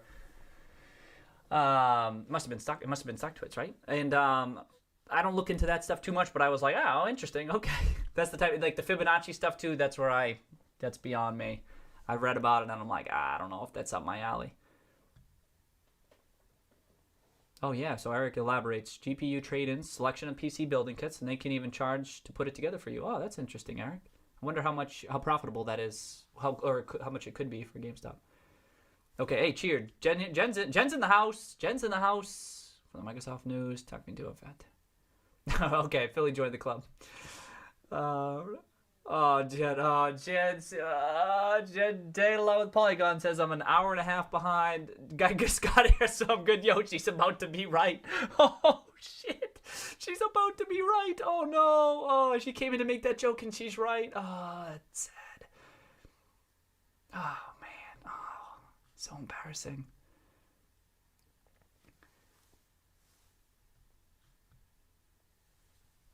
Oh, Justin, did you get into the social media aspect of it? Today's sick. Okay, I didn't see that. That outfit on Friday was legendary. Can't wait for the next one. That was sick. I'm glad you liked it, Jordan. Gotta have some fun with this shit, right? Like I said, we gotta mix it up. You gotta mix it up. Oh, you know what, Uber? Uber, was it you posting this stuff? Uber, you've been crushing it all over. Uber's been crushing it all over the place, right? You might have been posting on Stock Twits where I did see those costumes.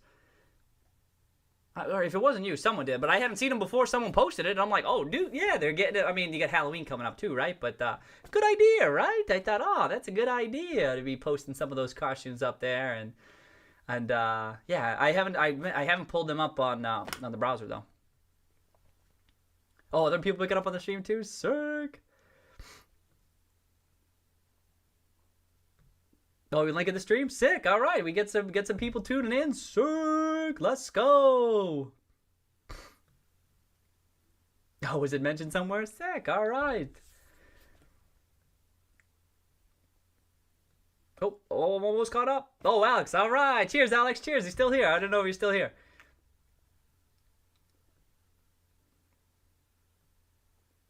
Well, a lot of people talking about GME. Sick. Okay. 2:51 a.m. Oh, cheers, Alex. All right. Yeah, that's fine. Call me Alex. Okay, Alex works for me. 2:51 in Paris. Remember, and we had some folks on from, what were they, Spain? Probably about there. Well, maybe a little bit later. Yeah, 2:51. Cheers. Whoa. We're having a late night. It's Tuesday morning party there. Wow. We'll be 3 hours behind in the comments. Yeah, right. That's fine.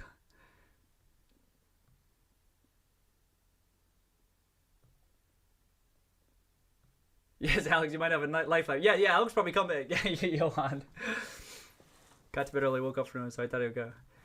No, I thought maybe I was like sometimes you ever. I mean, if you go out on like a Friday night or a Saturday night, right? You go out partying or hitting up a bar or whatever, and then you come back and then you just chilling, hanging out, might be doing stuff. You know what I mean? Sometimes I'm up late, mad late at night.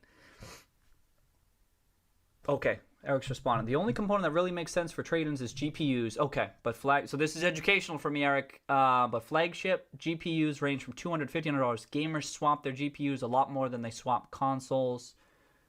Interesting. Is there a marketplace for that at a brick and mortar retailer?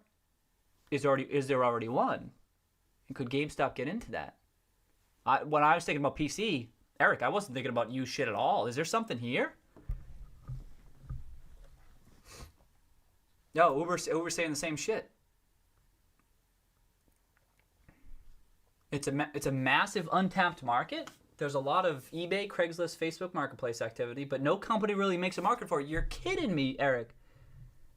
We're about to oh my god, we're about to be caught up. Everyone shut up for 2 minutes, Blessed. Oh shit, that's funny. Thank you, Blessed. You got me caught up.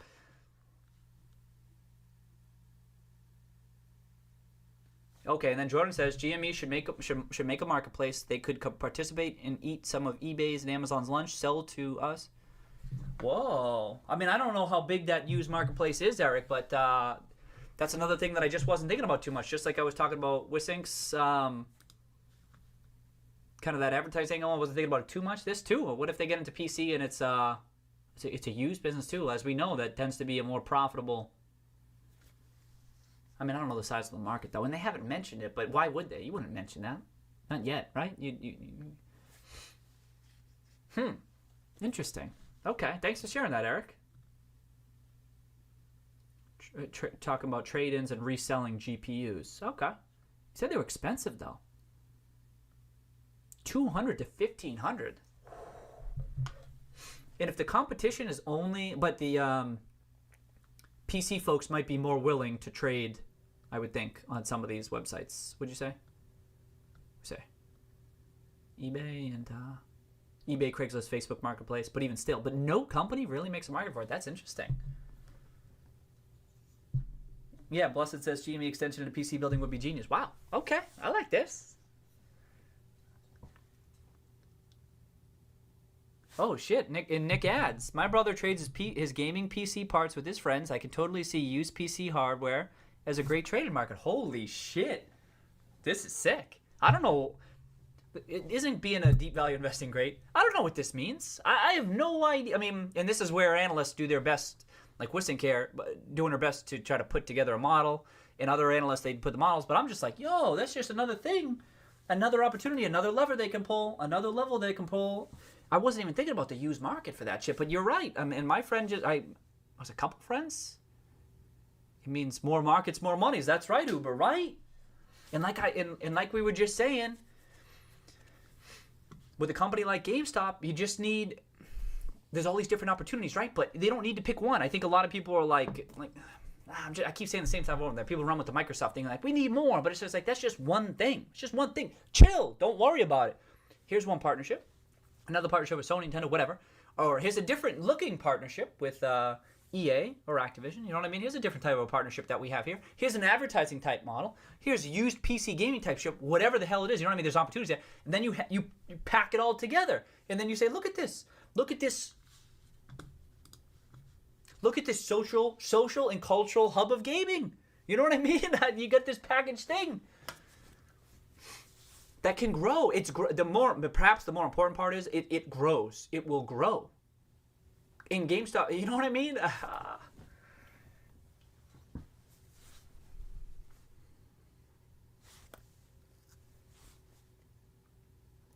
I mean, I know people joke. I mean, most of the time people are talking about like this $100 price point and shit, right? Not to go down. Most people are talking about like, maybe talk about 50. Well, remember, this is before they bought back half their shares. 50 times 65, like like $50 or $100 price point. Forget the short squeeze. Forget that shit. But fundamentally, looking out 5 years with time, You can support. You can support $50. You can, but forget. I mean, people talk about short-term stuff. I just mean there's a case there, and this is what I mean. You don't have this too often with the business model trading as cheaply as GameStop does. You just don't get it that often. With again, what stuck out with GameStop too was the strength of the balance sheet too. Like they're going to be able to subsidize this potential transformation, and like it's not that. When I think about all these different paths that they could go down, I think, this could easily be worth a couple of billion, 5 billion, whatever. Looking down the line, you know what I mean? And then short squeeze stuff. I don't even. I have. What the hell do I know? But fundamentally, the free cash flows that they might be able to generate, it's so tough. Like I agree. I like the way Wasing said it like this. It's too early to fully underwrite the valuation. That means for Roaring Kitty, it's too early for me to even do. I ain't doing shit. But because it trades so cheaply, I don't have to. I just need to say, oh, that sounds interesting, and that's good enough for me. Good enough for me.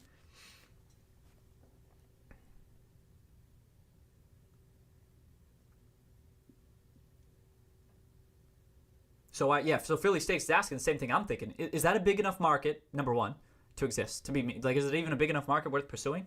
And if it is, how does it not exist there? I agree with you, Philly. Like, how can that not exist? But what Eric's saying is that, hey, it's usually on these other.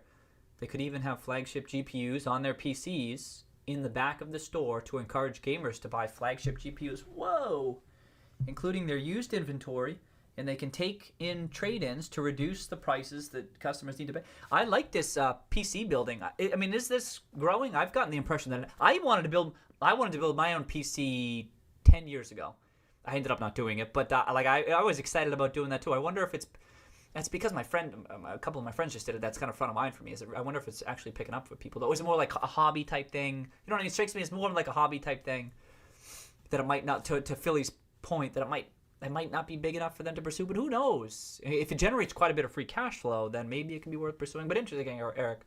That's what I mean. Like, it's good to just talk through some of this shit.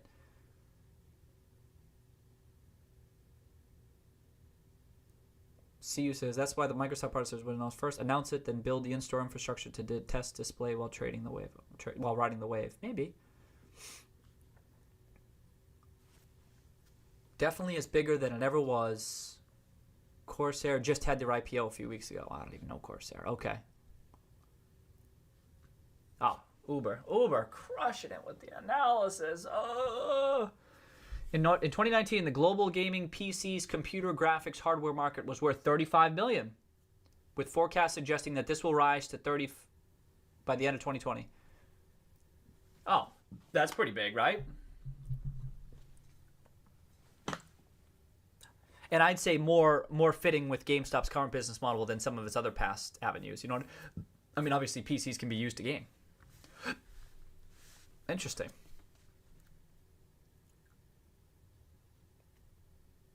I know it's peripherals, but I see this as a PC enthusiast market. Wow. Okay. Oh, so Uber says not included in all the high margin accessories. And yes, they've already entered this market. Looks like they're out of stock on many of the items already. Okay.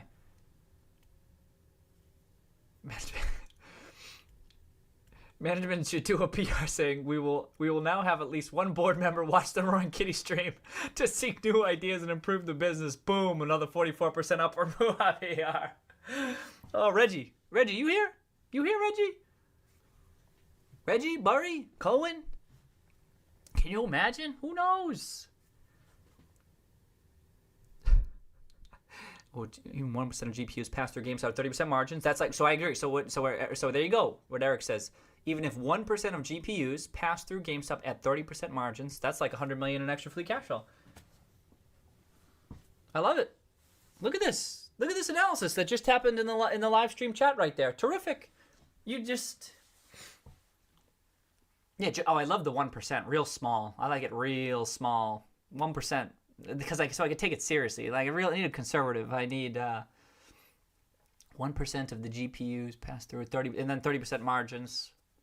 That might be high for new. It'd be high for new, but used, maybe. Used would probably be high. It might be higher, fatter. So that's the thing. But 100 million extra free cash flow. Target it. Stack it up. Let's go. Plot twist, Fox is Barry. Jen says, plot twist, Fox is Barry. Oh, boy. So Fox was here the other night. When Fox was here the other night, Fox demands. Well, he's not here, so I won't say it like that. No, Fox. We asked Fox if, hey Fox, should we have some entrance music? Because whenever Fox shows up, we all scatter. We're all like hiding, like we were supposed to be doing research this whole time. We were supposed to be very objective, not biased, not a biased bull or anything like that. We're also just fucking around. So then we all scatter and stuff like that. And I don't know if y'all watch wrestling back in the day when they used to have some. I mean, they still do. I don't watch it as much these days, but they got the entrance music. Then you got Fox walking down like this. And Fox said he's down with that. So we got to make sure he has like some sick entrance music. He said he wants a fox of some sort, the Canadi family, to be part of the entrance. I can do a scene in OBS. That's what we're talking about. Not just the music, but a scene in OBS. And then, but that'll take me some time. But I should be able to do it. Ah, shit, that'd be funny.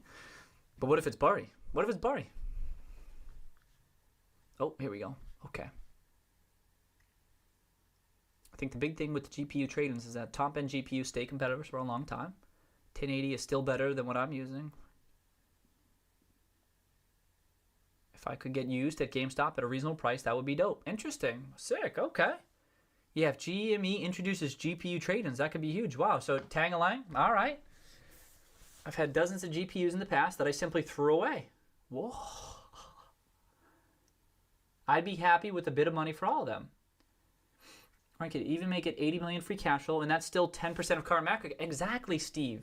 And that doesn't preclude them going down other paths. That's what's important. It's just like there's all these different potential paths that they could just, if it's just increment, like if it's just like a bolt onto their business, just one more thing they can go down. And so I agree with you. Even just 80 million % free, even 80 million free cash flow, even 50 million. You know what I mean? Because then they're part of that market. You know what I mean? And that market's growing.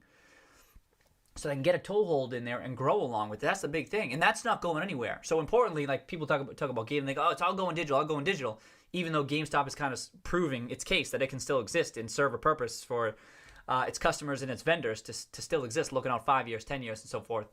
That's why Microsoft's partnering up with them. We'll still see. This will be an easier discussion once they have other vendor partners, right? And or even other different types of partnerships. That's what we're talking about. But to your point, Steve, that I have all these different business models, and then if they're generating quite a bit of free cash flow in each. But I think at the end of the day, as long as it's just not the secular risks, is talking about fully countering the reduced package software sales. That's all that matters more. So even if it's 50 million, Steve, right? Even if it's 30, 40 million, the point is they have some share and it's growing because the industry is growing, right? That's the key takeaway. And so that's what GameStop's trying to do right now. This is the pivot, is trying to shift from the y'all know. Let me try to stay caught up. And I want to get to we definitely got to go through Justin's.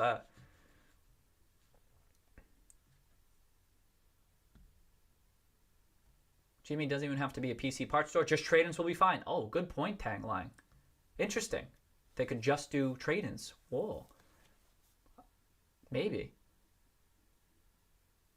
You probably still sell some, but it's I like the point though. I like the point. Shit. Do they sell phones? They do the trade in phones. Hey, Tanglang, is this the same thing? They don't sell the phone. Do they still sell phones? I don't think so. I forget. But as they do the phone trade-ins. They give you cash, you give them the phone, and then they run with it. So maybe it's similar to that, where they're not even selling that shit.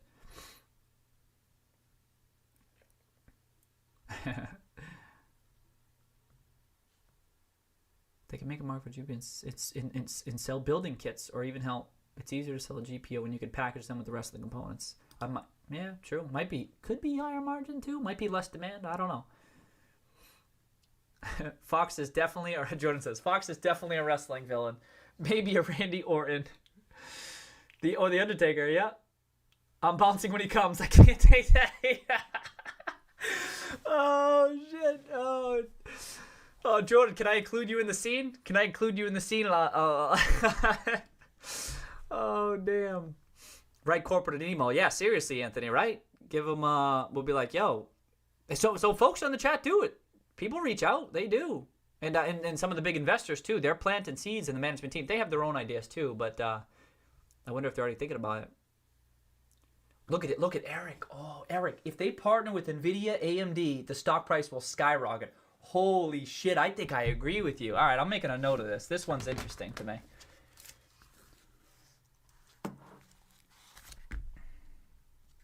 Because when they talk about the PC gaming, right? Does she mention PC gaming? Not here. What does that look like exactly? Is it just I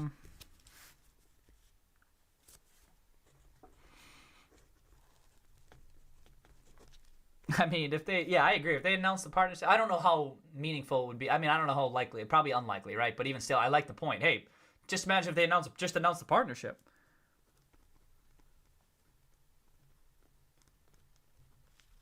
Used PC shit. That's my note. Used PC shit in AMD. Tennis rackets first. No brainer. Yeah. Anyone building tennis rackets? Can they, Jordan? Is anyone building tennis rackets? They can sell some of the. Shout out. Oh, did you see Nadal? Do we someone from Spain here? You see Nadal crushing it? Oh, he's amazing, huh? And the Lakers too, crushing it. I mean that it turned out to be a boring game though, but Lakers crush it. But then Nadal, oh, he's incredible, huh? Kicked Djokovic's ass. What a hell of a tournament, hell of a match.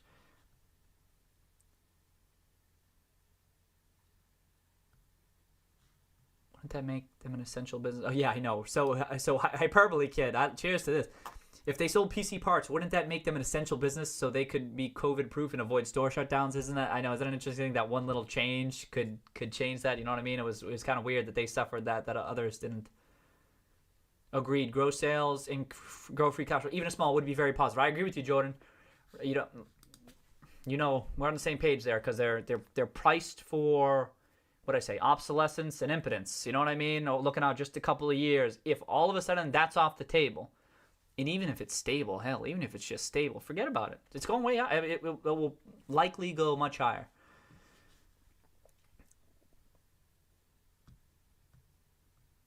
Yeah, just sell the trade-ins. Yeah, like that. Okay, so Tangalang's confirming what I was saying. Yeah. Okay, sick. You know, Cohen will push this diversified inventory after he gets his tennis racket deal. Steve, I think you're joking.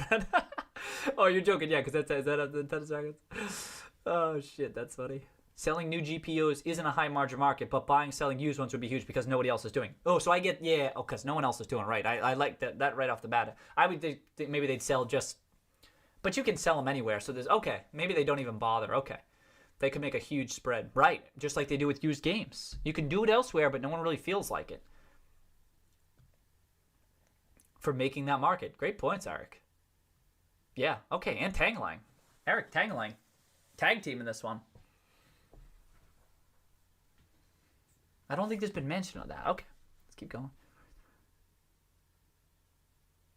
Allow them to build those gaming stores across the country at a highly discounted rate. What about those Packers? Joe. Oh yeah, so here in the Roaring Kitty portfolio, I have positions outside of that. But here's the Roaring Kitty portfolio. It's right now it's 26%. It's 26% of this portfolio. Joe. What about those Packers? Oh yeah, yeah. This. Oh, you must be a huge Packers fan, huh? You're a huge Pack fan. Oh shit.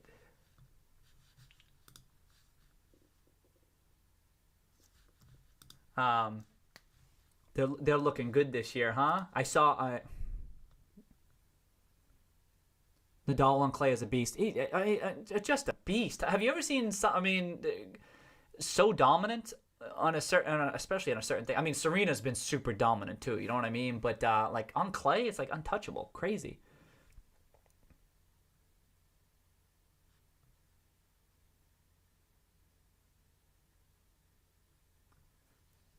Partnership secures their participation in the digital age. Yo, Eric. Keep it going, Eric. Keep it going. Keep it going, Eric. They could have demos for high-end computer gaming systems. Yeah, we've been talking mostly about demos from other stuff. I like this. And maybe this is a longer-term thing, but that's okay. Secures, I like that phrasing, Eric. Secures their participation in the digital age.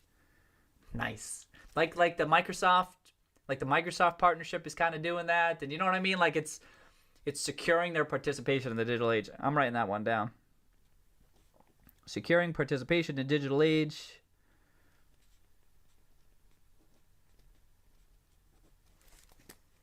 as is these new ones, right? And I know Eric would agree with this, but even along the lines of these other partnerships and stuff that we're talking about, like what Sink here says, that advertising one, right? You're secure, like you can. They're like you're kind of proving we can exist. This is what we can do. Here's how we can help. Here's how we can help customers. Here's how we can help vendors. Here's what we can do, and then you can exist, and you then be priced accordingly. Could have demos for it. Damn, Justin, a Packers fan. I'm all Bears. Yeah. From mobile gaming on everything from mobile gaming up. Yep. Born and bred. Oh, Wisconsin. Born and bred. Justin, born and bred in Wisconsin. Wow, he must be a huge Packers fan. I mean, they're one of the top. I mean, I always think when I think of like football teams. You know what I mean? Like football teams. There's like a handful of them. Bears and Packers are two of them right off the bat. And I always think that must be such. It's so badass to be like a fan base of one of those football teams. I always felt. And so like a smaller market too. That makes it better. Fully come for the Packers. Can't take you here. Talking NFL swag talk. Sick. Secondhand market with peer-to-peer carries risk and headaches. Secondhand market with peer-to-peer. GME could solve these issues. Tangling. Keep it going, Tangling. Sick. Yeah, that's just like they would do with games, right? Then people go, you can sell that on eBay. You can sell that here and there. I'm like, yeah, but no one wants to do that. No one wants to do that. Some people do it. Some people are willing to do that, but most people don't. Most people don't even. Well, I don't have that number to say. I was gonna say most people don't have an eBay. Most people don't sell on eBay. Like it's a hassle to do that stuff. Yes, you can do it, and if you can do that, that's great. But many people don't have that option to do that, and other people just don't feel like doing it. So I agree. Tangling exactly my point. Cool. Could make it so much easier. Yeah, GameStop can make it easier. Sick. I thought about running RFP. Oh, do you think about RFP yourself too? Yeah, I liked it. What I was saying, Joe, is that I wish I bought more. Like it was a higher conviction play, and then got all the way down to $1, and it's and I was already long it. I don't know why I didn't buy more. I know why I bought more. It's because I was diversifying, but I really liked it as a play, and I was buying it even at this price point last year. So it's on the cheap side, but even right now, it's maybe I buy more. What's the chart doing? It's my type of a play. You know what I mean? Like it never settled. I'm like, all right, I'll add, and then sometimes it's a good problem to have, right? I mean, it's the second largest position in the portfolio. It's a good problem to have, but I'm like a little frustrated with myself. I didn't buy more. This one in particular, like I say, I know I have to add it to the missed opportunities. If you can believe this shit, I gotta add it. Did I already add it? It's like a different type of an opportunity, like adding missed ops. Oh, you know what another one is? CVGI. Some of these are kind of frustrating. The other ones, most of these aren't frustrating, but these ones are. They're just like kind of like, nah, I should have done that.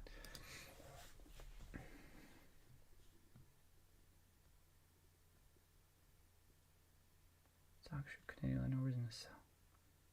Talk about fair, yeah.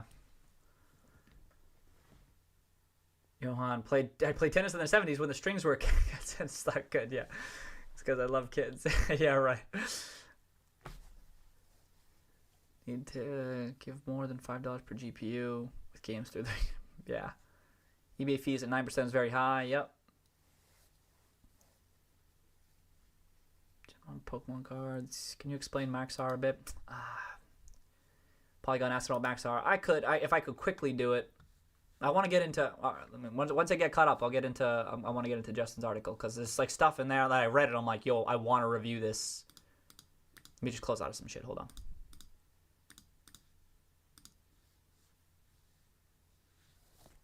Shit, what was I just doing? Oh, Maxar. My thesis is very simple, so simple. I mean, it's not a robust thesis. My thesis was there was a good Seeking Alpha article out there. Forget when it was written. It was written in like was the second half of 2019, and it looked like there could be it too had tremendous optionality to the upside, satellites and stuff, and like stuff that I'm not an expert on. Full disclosure. Also, this isn't a recommendation, right? But if I just explaining this position. And really very, very difficult for me to value. But it seemed as if they were selling some businesses and raising some cash to help them deleverage. And my thinking was that if they could continue to deleverage over time, right, and they succeed in whatever the hell their business model, whatever I'm not an expert on that industry, but I'm like, if they could pull this off, and then the chart too. But I'm like, if they could pull this off, there could be quite a bit of upside. But it was, I'm not gonna. There was a really good seeking alpha that suggested to me that there was quite a bit of asymmetric upside if they could pull it off. The chart was looking super bullish to me, and then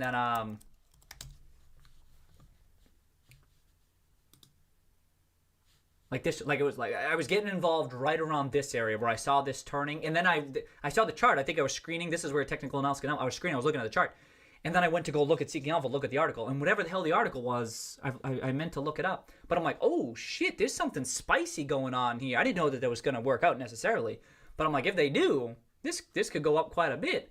And now I've been riding this whole wave, and No, I didn't trim. I was holding, so then I got hit here.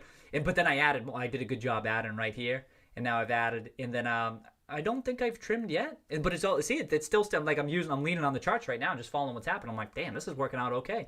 It's probably getting pretty close to where I should start trimming, because as I recall, I'm like, well, maybe it could get back to like this 30 to 50 range or head back up here. Then there's a whole long-term growth opportunity there that I never dug into. I would need to dig into much, much deeper to understand. But then late, and I don't forget what it was. Then it turned out Burry bought the stock, and so this was one of my favorites.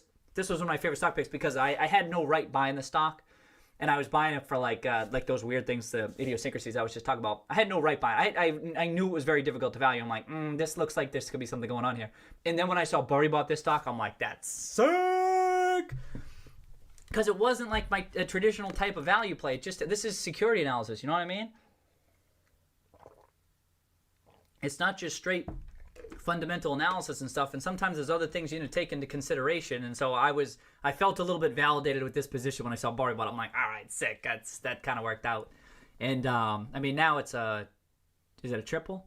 I was like 8 to 10, 8, 16, 24. Yeah, it's probably a triple. But it could keep going, and the chart still looks good. So I've been like dragging my feet. I don't think I've trimmed yet.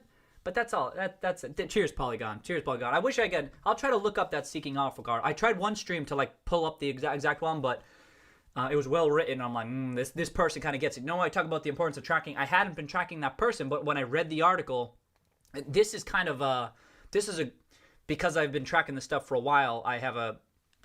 It's helpful for me. I can kind of get right to the point. Like when I read some of Justin's earlier articles, I'm like, all right, Justin gets what's going on here. Just use Justin as an example. I know he's here. But like it was the same thing with this Seeking Alpha card. You can kind of pick up whether or not someone's full of shit, whether there's something there. And like this was one of those ones I could pick up that there was something there. But I can understand why it might be more difficult for other people to pick up on that. So I get that part. But that's why I often recommend tracking over years. Track. Maybe I should dig in deeper. As I recall too, I remember thinking, I mean, if there's something here long term, you know what I mean? Like GameStop reinventing itself, to compare it to that, then it, like we talk about $50 and $100, right? Then it's a huge pick. I remember thinking with this one, well, this one could be a huge winner, like whatever it is there. But I don't know the industry all that well. Okay.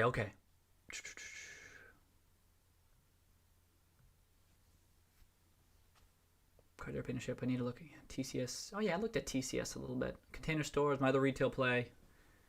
I did look at a Container Store for a little bit. Okay, S3 State one. Is Satellites Bro and Burry? Yeah, but Jordan, I was in before Burry. That's the one. That's the. But now that he bought it, I'm like, all right. Well, I don't know if he's still in it. Oh no, Hugo. No, Hugo. Oh please, Hugo. Oh shit. Hey Hugo, you know what I was thinking today? I was thinking today how you keep on tossing out these damn tickers, right? And these damn tickers keep on going up. This chart looks good. This chart's looking interesting, Hugo, right? Oh shit, you just told me about this one too. And I said that. Didn't I say the chart looks good? Oh shit. Ah shit. Alright, Hugo. Damn it, Hugo. But what I was thinking, Hugo, was like, I'm glad I'm on the same side as Hugo with GameStop. Hugo's like, hey, Road Kitty, check out this ticker. Check out that ticker. I'm like, oh, this kind of looks interesting. I just don't have the time right now to look into that. And then I'm like, hey, I'm glad I'm on the same side as Hugo with GameStop. So at least I got that going for me, which is nice. You know that one? Told you several times. Oh, jeez, he did. It seems like there were still over 70 million shorts today's open. Now you know. We're at 63. These shorts. Blessed. Cheers, Blessed. I'm going to head out. See you Wednesday. All right. You have a nice night. Have a nice night, Blessed. What did they have on the 920? These shorts. I don't understand. All right. Justin. Let's go. There were just so many good things. Okay. I'm gonna go through quick, but I'm gonna keep my eye on this chat too if anyone has questions as I go through this. Okay. Agreement kills short seller thesis on GameStop. But yeah, I know where Justin's coming from with that. So I like this one. Sony revenue deal maybe in because I've been seeing that in other places. So I like Justin was talking about that. Announcement in the future. So Justin, I was glad you brought this one up because I've downplayed this one, right? I think we may have even talked about it during the stream. But I like that you pulled in the 10. Is this your first article since the 10Q and you pulled up the 10Q? I'm like, Cirk. Now my big thing about this one is they haven't announced much on this, but that's why I'm so glad you brought up that 10Q because that 10Q. Oh, I'll get to it. But I like that you include this now because we're talking about the rose-colored glasses. If sentiment starts turning bullish and everyone's like, ooh, what's happening here? What's happening there? It doesn't even matter it doesn't matter. You know? Oh, that's The Rock, isn't it? That's The Rock. Isn't that Rocky movie? It doesn't. Speaking of wrestling, it doesn't matter what the specifics are as to how it's going to impact GameStop's fundamentals because everyone would just be like, they're doing what? Boom, boom. And so I have always thought that this type of a move would support the downside. In which case, I don't know how the market will react, but I think we're getting to that point where the market's going to be like, holy shit, okay, now they're focused, they have more cash, blah blah blah, whatever it is. So you said it was imminent, which it's hard for me to think that without them saying more outside of the 10Q. The 10Q really, we'll get to the 10Q, but that's what the 10Q language was something else. He sold out of Maxar. I thought he had sold out of that makeshift. But there was also a lot going on. Didn't he sell it like Q1, which was like March 31st? We thought it was like a lot going on. And then the shorts increased. Okay. But okay, so the revenue share increase. Investment media initially focused on. Yep. So Justin Pick got all this. He's like, he's pointing out what we just talked about. The media is picking up on this. It's important for understand that Justin mentioned this on the stream too. He's like, hey, heads up. Microsoft clearly had more of a say. There was the same press release issued by both. Microsoft probably was like, this is how we want to frame it. We don't know, but that seems like that could be. They're the bigger player here, so that could be absolutely false and lacks a lack of understanding. Yeah, XX saying you reckon they could also have a partnership with Nintendo since Reggie's on the board. I think Justin would agree. Yes, it's not even just because Reggie's on the board, because I think this might be the console manufacturers are like, whoa, they're teaming up with Microsoft. It could make sense for us to do that too. But yes, and I think having Reggie on the board does increase the chances of that. Maybe he can serve as a little bit of a liaison to a degree. But I don't know the timing or what that looks like. But even still, yeah. So, but Sony because the consoles are coming out. But Nintendo's another one to consider. And like we said too, the other potential gaming publishers and stuff, right? So Jordan asks, is selling the European division such a clear bullish development? Never shared that thought. Well, and Justin says it would be super bullish. It depends what you mean by super bullish, right? I mean, I'm all ears. Doesn't Europe buy more physical than digital compared to North America? Oh, interesting. But again, that's if you're looking out, what I'd say, my quick response, Jordan, is we're looking out 5 years, 10 years, that physical angle should be mattering less. Do you know what I mean? So if you're looking out to the long term, management should be preparing for that to not matter as much. You know what I mean? Yeah, so Justin brings this up, and he talks about SG&A and logistics costs, right? And it's not even profitable right now, right? We were talking about that, but it probably would be profitable, right, Justin? As these new consoles come out, it might be where they might be generating some free cash flow on that front. I don't know how much. Get that agreed on that. I don't know. Right. But it would generate. Here's the thing. I mean, I don't know, Justin. I don't know how much they could sell it for. Like, that's probably the big thing. How much could they sell it for? And then how much would it impact stuff? But, like, how much cash? The market cap's $700 million. How much cash did they get in the books? Revenue decline could fuel bears. I know. I think I had mentioned that before, that one change would be revenue declines. But, no, yeah, we had talked about that, too. It's just something to consider when people are looking at metrics. It's a smaller business, but it's just I'm pointing out. But, hey, they're not generating much in the profits, at least right now.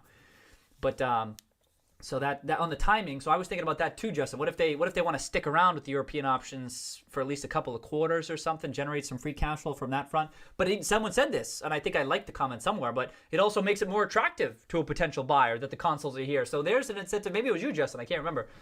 That maybe there's an incentive to sell it right off the bat. You know what I mean? relocating new address from the queue lines and from management when I specifically asked. Whoa, Uber. Okay, and this is what Justin was saying.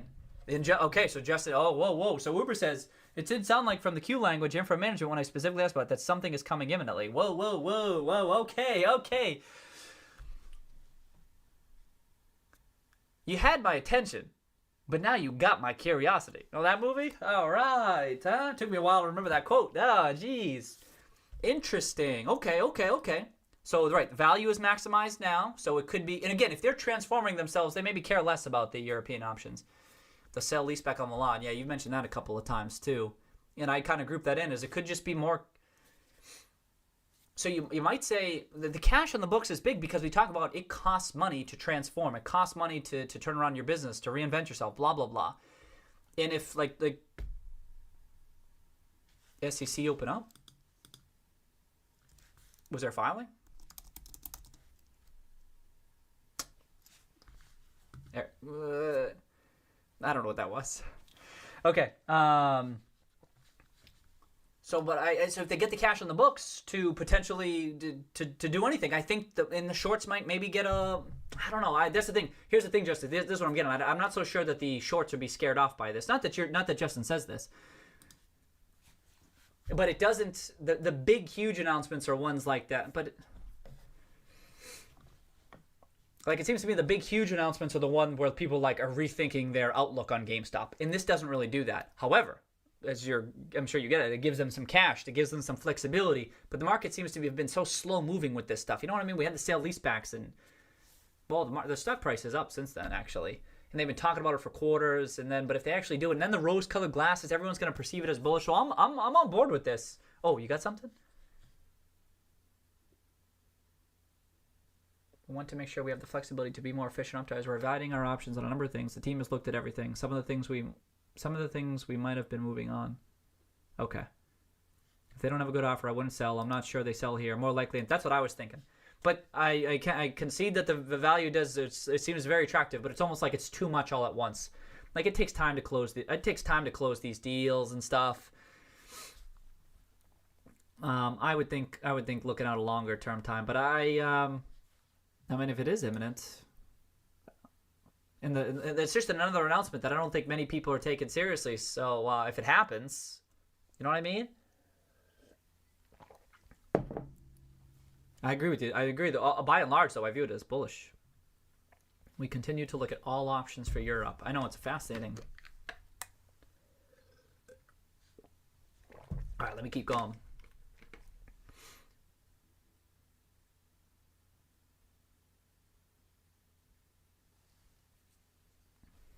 Back in August, okay. Anyone saw this? Yeah, someone mentioned that, Eduardo. Someone mentioned. I think was it CU? I think CU mentioned mentioned it on the stream that after hours. For a lot of people,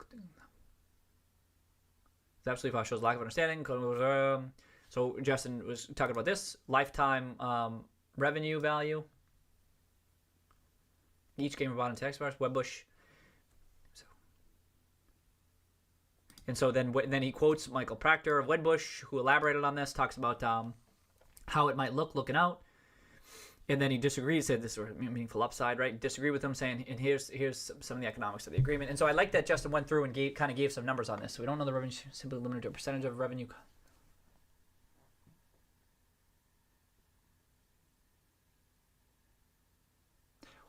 One thing, Justin, when I was reading this, one thing that this reminded me of when they stopped reporting this stuff in 2019. You know what I've heard is that remember when Apple stopped reporting some of this stuff, and I heard someone take an angle. Apple stopped reporting some of its, I think it was the hardware figures a while back, and I think what some folks were saying, and I'm not an expert on this, but they were saying how it was kind of hindering Apple's valuation because people were viewing it as like a hardware type company, and wasn't applying as lofty of a multiple as maybe it deserved as the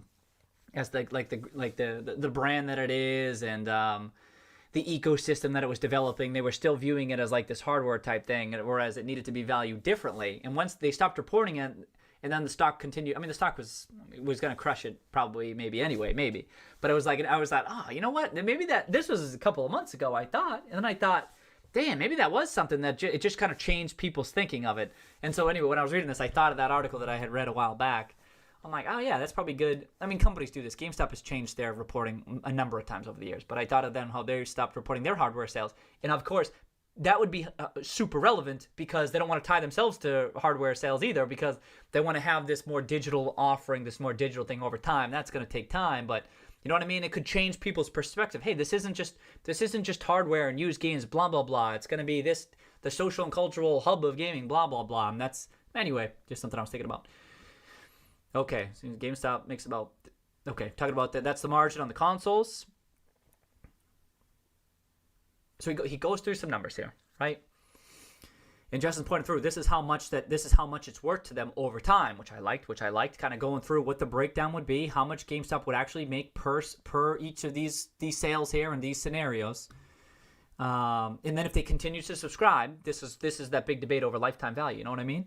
Is that as Justin says, the second 24-month subscription would essentially have the same effect as GameStop selling an additional console over the next 2 years to the same person. They'd realize another, was it $18? I didn't pencil through all your numbers, Justin. I didn't have time to do this. I'm just like, nah, he's probably right. But sometimes I'll do this too. But also, sometimes I'll do it my too. Well, I just to double check the stuff myself. $18 is right. All right, I take Justin's word for it. By the way, the Xbox One per pack. Oh, okay.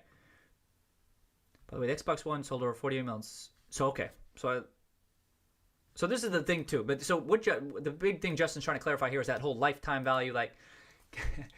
GameStop's has a continuing revenue stream in a that has nothing to do with physical games. You know what I mean? And this is that's important for changing that perception. And GameStop reinvents it, blah, blah, blah.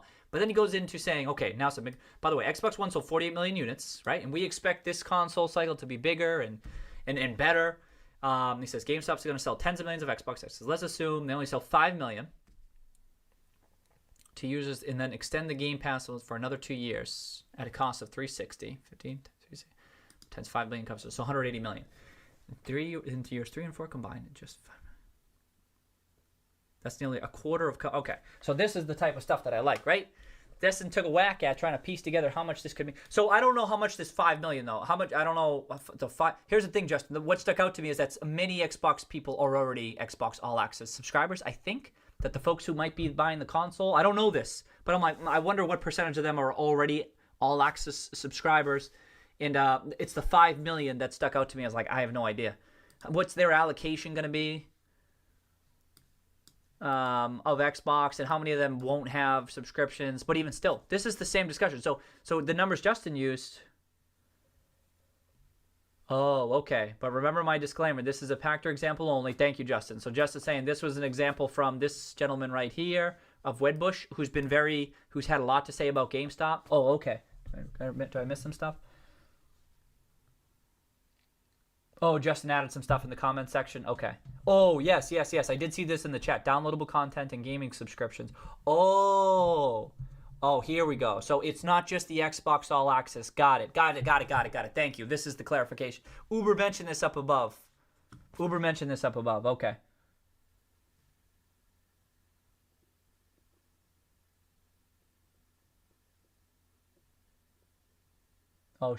Shane, I see your question. We're gonna get through this article, but hopefully I can come back to it. The two different short flow percentage I've heard argument that the one. Okay. Yeah, so that is big. Includes full game downloads while on Xbox. That I agree. Downloadable content and gaming subscriptions. I agree. So that's the thing. That, like I just said, that was what was sticking out to me. It's just if it's only Xbox All Access subscriptions, and that's what they have. Think about it. Yeah. Do we have confirmation of that? What did you say from Loop Capital? Did someone talk to management on that? Loop Capital has huge addition to this. Oh, you emailed me. Okay. I'll get to that. I'm not going to pull it up now. Okay. I got to check it out after. Oh, shit. Okay. Yeah, I agree. Okay, thank you. So when GameStop sells an Xbox Series X, instead of, this is good, it's a PDF. It sells, instead of just 30 to 45 upfront margin, they're getting the incremental downloads as pure margin in dollars. Wow. Holy hell. Why not mention it in the press release? Yeah, thank you, Uber. I did see you mention that up above. Remember, I was confused by it when I was reading through the chat, and I said, And I said how there's the is there a dab emoji? There you go.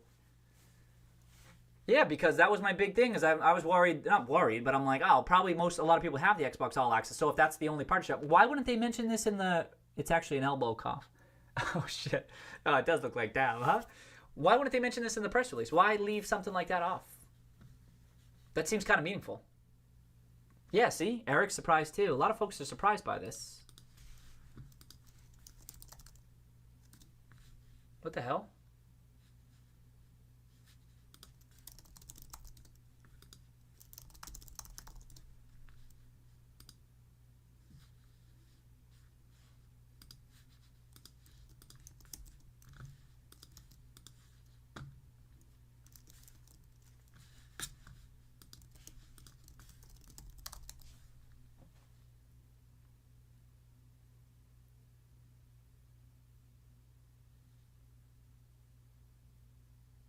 Will both benefit from the customer acquisition and lifetime revenue value. Wow, I mean, it is. Oh. Oh, I overlooked that. That is kind of broad enough to cover all this shit, isn't it?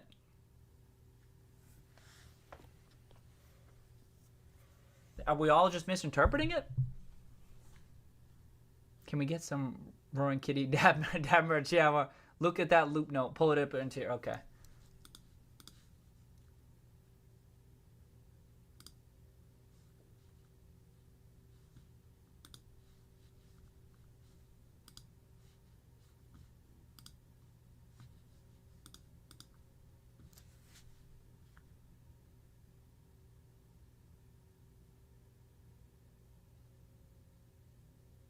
Wow. Holy shit. Yeah, I agree. That's really big, isn't it? We crazy? It's implied, I guess, but not explicitly stated. So I agree. That's what I'm getting at, Eric. It is kind of implied, but not explicitly stated. You know what I mean? The like lifetime revenue of each game, or it's kind of like implied, I guess, and I think myself included, still a bit of a gray area. Definitely gray area. Definitely gray area. Which that's what I bring up. Like, why not trumpet that? Why not say everything? Why not talk about that? Maybe Microsoft said don't. Maybe Microsoft said don't, to Justin's point, right, Justin? Maybe they said, shut your mouth. You know, maybe like, no, don't. We don't want you to. Maybe. I agree. Okay, let me keep going. So to Justin's point, so Justin got landed on 180, saying 5 million. But even forget, like, this is, now I see what you guys, like, this is almost besides the point now, because, like, I was going to harp on that 5 million, but Justin's like, yo, they'll get revenue from, I mean, who even knows what that number would be? But I can buy it. Let's just say 100 million. 100 million are not getting those types of terms. I have no idea, though, Uber. Do you know? I have no idea what Walmart, Target, Amazon, Best Buy are getting, though. This is my in perpetuity. Oh. I know. They don't. After speaking with GameStop management, understanding is GameStop or okay, yeah. Wow. Okay. I'm much more interested in it. It said it was unique to GME. Thank you, Steve. Okay.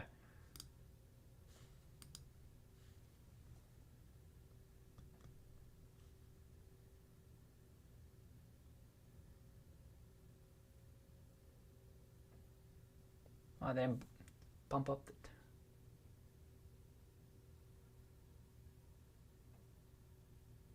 Huh. Okay.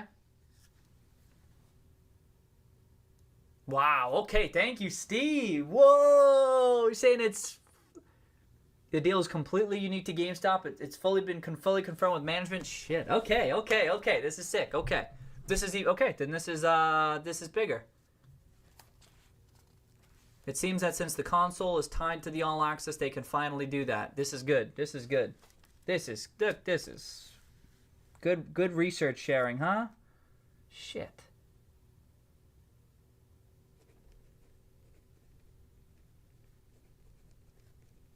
This makes the partnership even more meaningful. You know what I mean? Obviously, we talk about it from a free cash flow perspective, but think about it. Their existence in this new digital age. You know what I mean? It's wow. Interesting. So even if it's 100 million, you know what I mean? To what Eric M was saying earlier, even if it's 100 million. No, I did. I just looked at it. I did. I just didn't read through the whole thing, but I just pulled it up. I also noticed a $10 price target. What?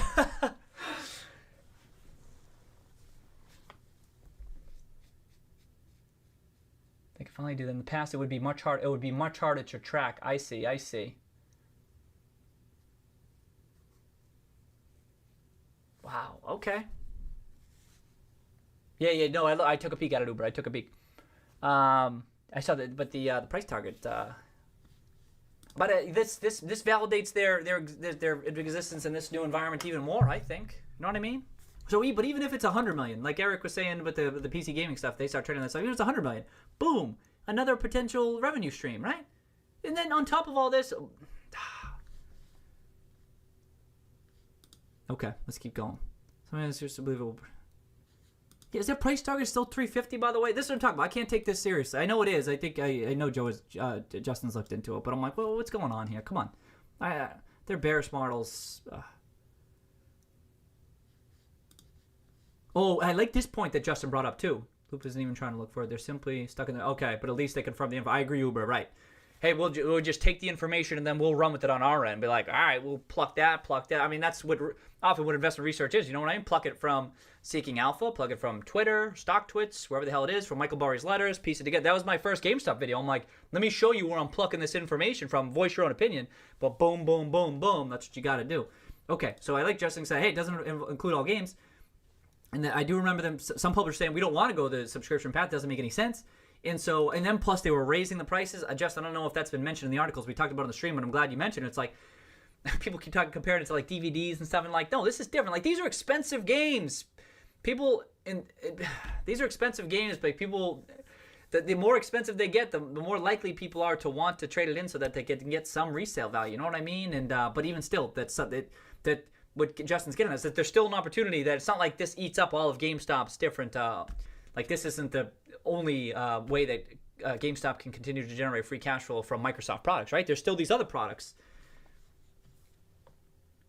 You can eat. I can email you. They even purport to have surveyed 520. We're finding results material and more digitally favorable. Yeah, Uber, doesn't this look like bad analysis from Credit Suisse? I mean, it just looks like bad analysis. Digital over physical.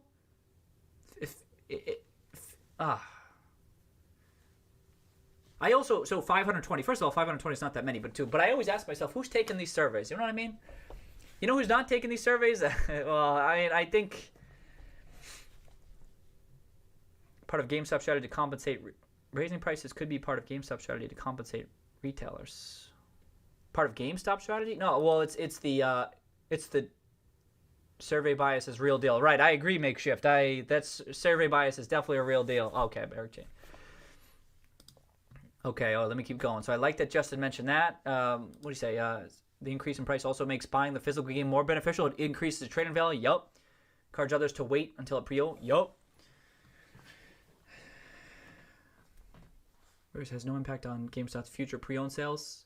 Yup. Yes. This is good. Justin's saying, I mean, first of all, the new games, right? But it has no effect on the future pre-owned sales. This is it's being added on. It's being added on to what they're currently doing, which is sick. Excuse me. Jeez.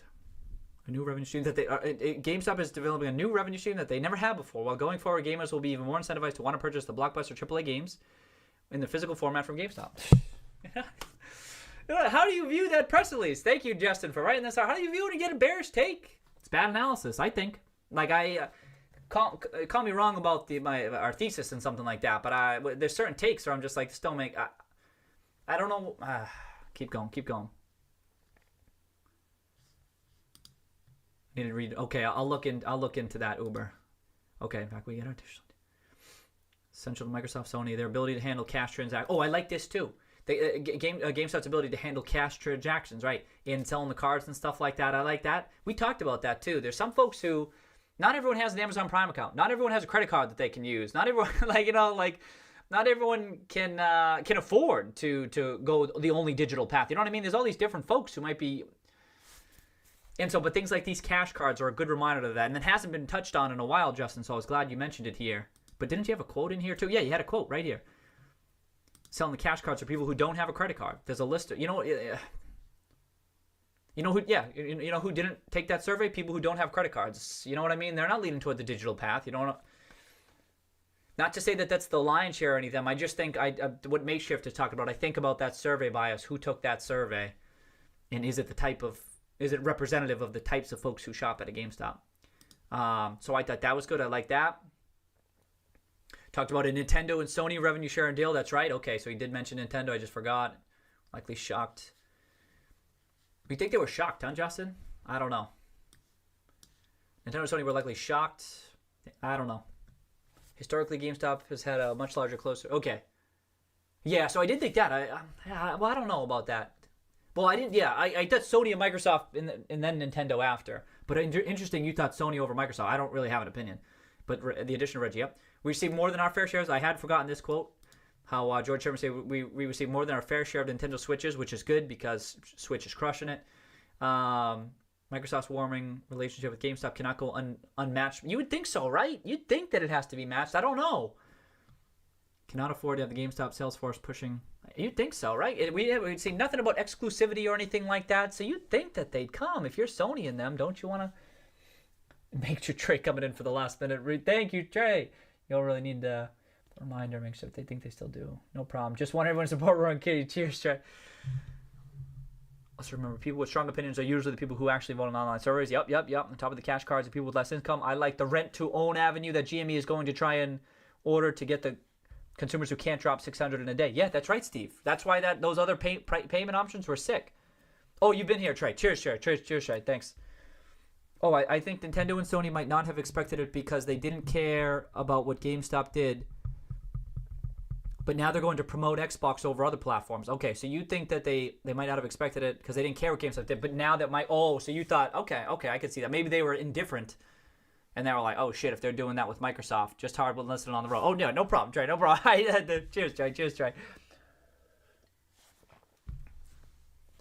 I've been here, okay, to encourage Microsoft might have raised games to $70 to allow revenue sharing with retailers. Who knows if this is okay? Might have raised games $70. Yeah. Oh, I see. Okay, that's what you're saying. To raise games to $70 to allow. Maybe. Exclusive to GameStop. Who knows if this is exclusive to GameStop? Right. Fox hasn't showed up yet. Yeah. Our only bear not here today. I know we give Fox a hard time. Yeah. Oh shit! I don't know if he probably doesn't watch the streams, but if he does, he'd have a laugh, I'm sure. All right, let's keep going. Like GameStop's cool. Okay, so some people saying that, and Justin thinks that too, that they're gonna be. Sony was surprised. They're probably gonna want to take action now. Don't surprise you. And so Justin says, don't be surprised if we see another news release within 45 days. Really, now anything's on the table from my perspective. I'm like, shit. Sony, Nintendo.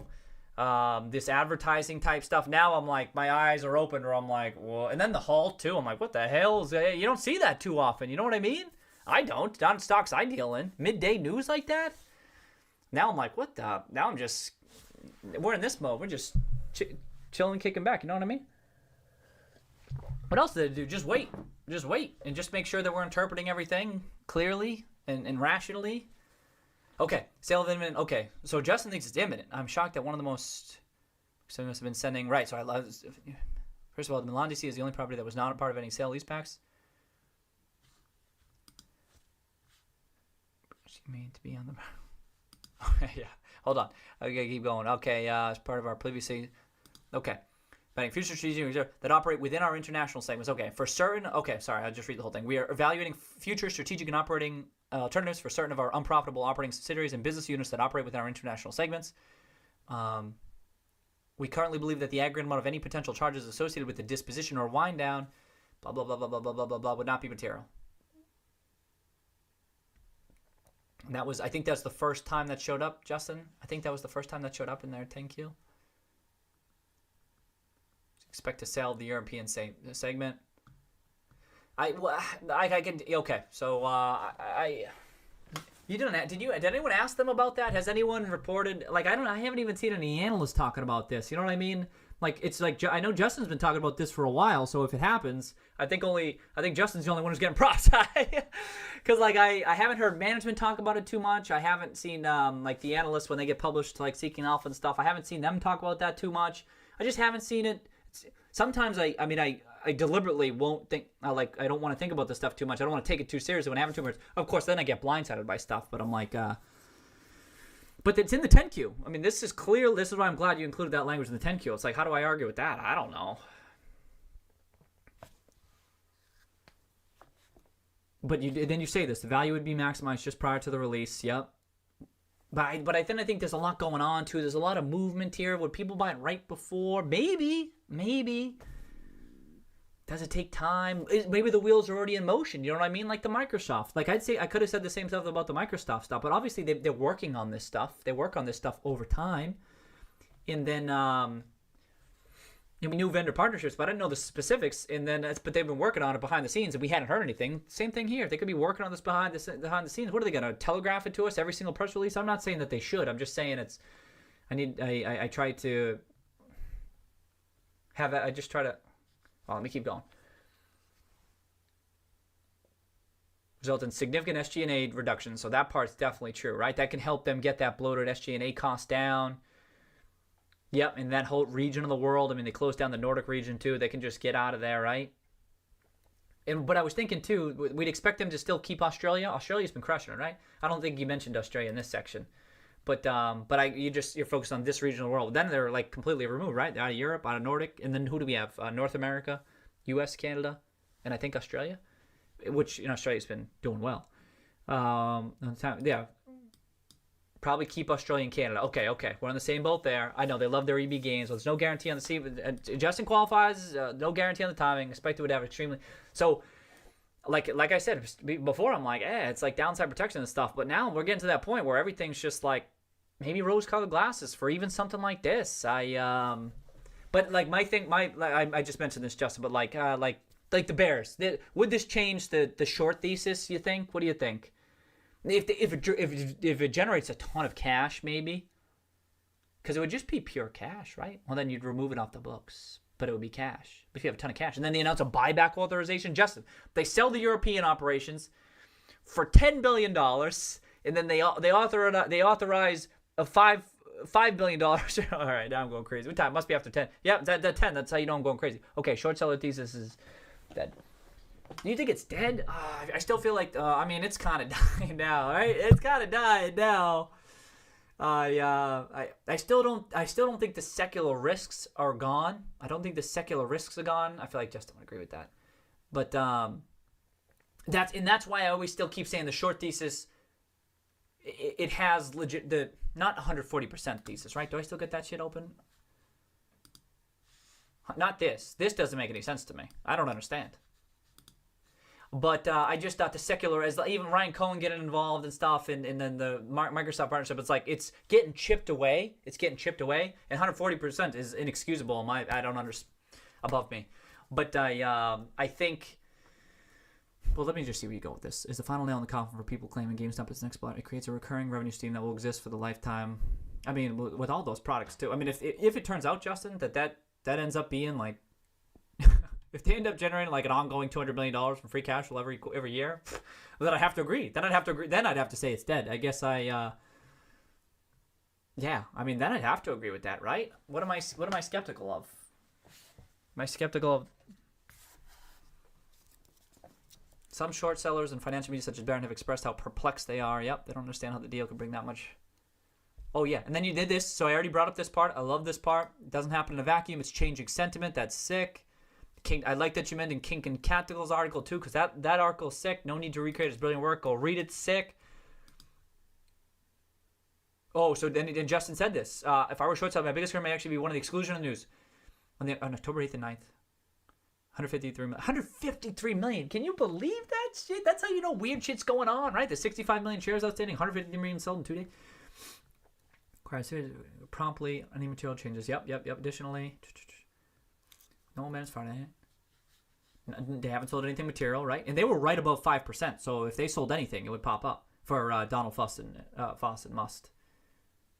So I like this part. I talked about this. This was very clever to get to what his average price was, and that was. And then we have it affirmed, right? I know Uber was already saying that, but that's sick. So now we know. And then what are the implications of that? That if Cohen had been involved for that long, he's been deliberating on GameStop for quite some time. His lack of selling only further proves his motivations and intent. I was worth well more than that, which the longs were always going away. So I agree. Yeah, he's been an investor for a long time. He's not going anywhere. He's in this. He's not going for a double. Doesn't seem like him on a personality front. It also doesn't seem like that based on how he's invested the stock, invested his portfolio into GameStop. Okay. I know, yeah. Then he goes, the other question is, how would the short sellers dig their own graves? Apparently not deep enough. Oh, this is a great article. Okay, according to the Wall Street, I mean, like, he covers so many different things, like okay. According to the Wall Street Journal, the number of his increase. Okay, it's increased again, just bananas. And then Justin keeps on talking about the sheer dollar amount, $404 million. But back then, right, on September 15, now it's $700 million. There's only 65 million shares outstanding. And despite this, and we talk about the media sources, right, interpret this, but the shorts are like other shorts. That's what I keep on saying. The shorts, do they have the wrong thesis, Justin? Like, do we just think that they have the wrong thesis, or is there is there some hedging type thing going on where they're netting enough from? I don't know. Because if they're shorting based on I just think they're in trouble. But that's not to say that the squeeze would happen or something, right? Could they get out? If this takes time, could they get out early? But I don't know. What do they do? How are they interpreting this that they increased, right? That second half of September. I mean, I keep on saying that. I'm going crazy thinking about it, but okay. Despite any revenue sharing, shorts have increased the position even further. Right, and I agree. It does kind of look like they added to their positions late last week, too. It looks like we're on the same page there.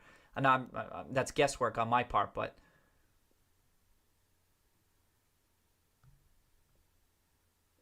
Oh, now, okay, so Justin talked about this, too. Well, short sellers previously had to worry about longs calling in their shares rather than lending them out. While this still may occur, now the short sellers also have to worry about funds selling out of their positions to take profits. Funds that do not track indexes like that. If those funds sold to longs that are not lending out their shares, those strong holders of the shares, especially if they're going to hold for a while, it will be the same as calling shares, and I like that angle. I don't think about that too much. The short sellers they were lending to will be forced to cover and close out their positions whether they want to or not. Yep. I mean, I don't know enough about this. Like, this stuff is fascinating to me. This is one, Justin, I'm going to look back and I'll be like, damn. Yo, Justin. Short sellers have to worry about a domino effect of new revenue sharing agreements. Right, that a domino effect. Yeah, that I said this is the first domino to fall. Then, well, maybe I got that from your article. I don't remember. And then there's a whole bunch of them coming, right? Multiple agreements, potential sale, share purchase. I like the redemption of the bond. Like right now, the same thing. The redemption of the bond thing, that's going to be viewed bullishly, right? It's going to be viewed bullishly at this point where people are going to be like, whoa, shit. But I think these agreement type things might be the bigger type ones, right? I think these are the more prominent ones where people are like, oh, shit. A potential offer, too. I mean, if that happens. I like, too, I think you mentioned Microsoft, too, which I liked. Oh, you did. You say it right here. Cohen is a potential acquirer. We talked about that on Friday. We were like, yeah, well, what about Microsoft at this point? You know what I mean? Yeah, maybe not likely, but come on. They just teamed up with them. Can't that be? I like that you included that there. Perhaps Microsoft in a Cohen tandem. I didn't think about that. Almost anything is except bankruptcy. Almost anything is possible except bankruptcy. Cheers, cheers, cheers. Even bondholders. He brought up the bonds. Short seller thesis is dead. GameStop is not blockbuster. Will the short sellers cover willingly at $12 $10 or wait to be forced at $100? Let me drop the mic on that. Boom. Oh, shit. Oh, that is sick. This was a great article, Justin. I really liked it. Yeah, I know. That's how I feel. Thanks, you're hitting up for the conclusion and drop the mic. There we go.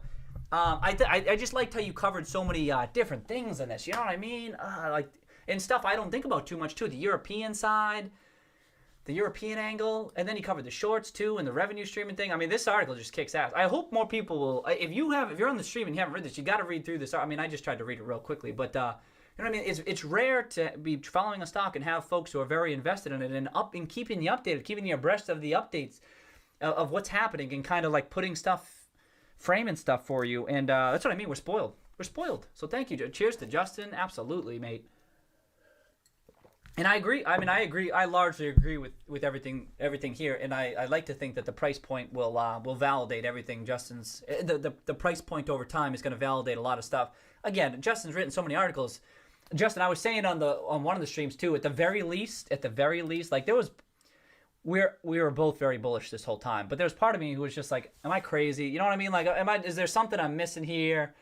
Am I crazy? At least the two of us, at least we don't have to feel like we're crazy anymore. Now it's at least tripled, and all your Seeking Alpha articles shows that, right? All of them, they're all in the green from when they were last published. And it's like, at least we can be like, all right, we're not crazy. Now it's just like, now what? But here's my thing, and Justin, I was saying this before, but if Justin's right, if this wasn't just luck and whatever, but he's been right this whole time, it's just taking time to play fruition. But you're seeing him say, then this has more room to run. And I'm kind of in the same camp where I'm like, yo, it's either to use Justin as Justin and I, but to use Justin, he's got these published articles out there. If Justin's right, he's either right in a big way or we've missed something. But now it's kind of shaping up that it's probably what seems more likely now that it's going to be proven right over time, in which case there probably is quite a bit of upside. But at the end of the day, you still never know. You can never be certain. But this validation that we weren't crazy was very important to me because I thought, like I said, it would have been the biggest error in my career. I would have been like, what the hell? So at the very least, we're not crazy. And now it's just a matter of just like explaining to everybody how it's unfolding according to this thesis that we've had for quite a while. And just wait for everyone to catch up. It's as simple as that. I mean, if this works out, everyone's going to look back like, how could anyone have known? How could anyone know? Look at Justin's articles. I mean, it's been laid out, but no one cares. No one cares. And, well, some people care, and then the people who care, then Justin's going to argue with them. Some people care. No, but the few of us who care are on this stream right now. You know what I mean? And we're just waiting for everyone to catch up. That just takes time. Sometimes it doesn't take too much time. And I think with GameStop's case, because of the short interest, it could accelerate things. You know what I mean? Like it could accelerate, and the consoles coming out in 1 month from now. You know what I mean? That it could happen more quickly than sometimes you see with the value type stock. But we'll see. But it's going to be an exciting. It's going to be an exciting couple of months through the end of the year, no matter what happens. So cheers again, Justin. It was great that you did it so damn quickly. You know what I mean? This is great. Okay. Sorry, I just missed some stuff here. Shit. Maybe I should have been following the chat. You guys had some good comments. I missed some stuff. My bad. Any chance of creating a poll? I don't think I could create a poll in live chat, but I'll look into that, Shane. I think you can do it on Twitter. I could probably do it on Twitter. I usually don't do that kind of stuff on Twitter, but be okay with Sony. I think myself would be okay with the Sony deal because even if they don't get heavily promoted over Sony, they still make a profit from the big data and back-end services. Right. Yeah, so okay. Oh, how many Xbox One consoles GME sold over the last... Oh, Justin definitely knows. Justin's been trying to write everyone on like the 23rd how many the number of consoles sold and everything like that. Check one of his articles. Justin's gone to great lengths to lay out. Oh, there he goes. I literally wrote that on Saturday morning from like 11 a.m. Look at this. See what I mean? So Justin said he wrote this Saturday morning from 11 a.m. to 3 p.m. Justin spent 4 hours of his valuable time writing this article. This is what I'm talking about. We're spoiled because Justin, part of his firm, right? Domo. And has other shit in his life, but he's also a deep value. Like this is how some deep value folks work, where we're very concentrated on maybe a handful of stocks at a time, but we're really dialed into it. Doesn't mean we always get it right. We're not saying that, but we're really dialed into it. And we have lots of thoughts and stuff and provide updates. And so we're spoiled in that Justin is in this situation following the stock and is willing to spend the time to set aside, be like, I have stuff to update, I have stuff to clarify, and let me document it. And then he does, and it becomes a piece of this story because it kind of, from a lot of folks, they're getting their updates from this stuff. You know what I mean? But the real stuff, and now that's not to say everything on Seeking Alpha is good. It's not. But this is what I mean. We're spoiled. Is that it just so happens to be in a stock that Justin's following it so closely, and other people too, Kingdom Capital and some other folks, Dimitri too, in that these folks are willing to spend the time to try to get the story right. And again, if GameStop does work out in a big way, people will be like, how can anyone know? Be like, there you go. You had some people banging the table, and willing to set aside 4 hours of their Saturday to try to get the story right. And it's kind of interesting. It's a human behavior type thing, right? It's not, that part isn't so perplexing. It's kind of in our nature and stuff. And so I get that part. But even still, Justin, cheers again. Get your popcorn ready. I agree with that. Oh shit. Wait, did you say popcorn on here? You said it right over there. That's right. Get your popcorn ready. I laughed at that part. I was going to say, that sounds familiar. I could have sworn I just read that and I laughed at that. Oh, shit. Okay.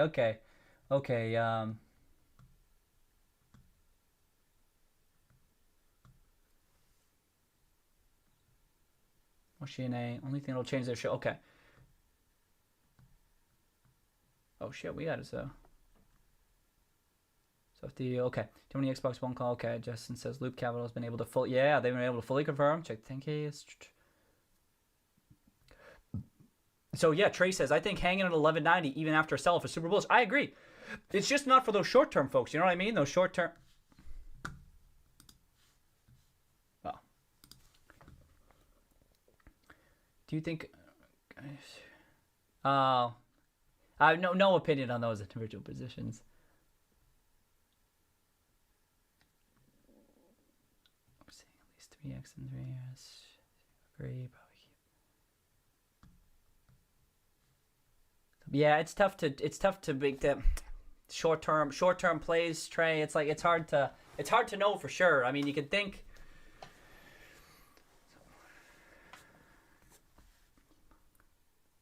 Yeah, it's tough to know. It's I don't know, Trey.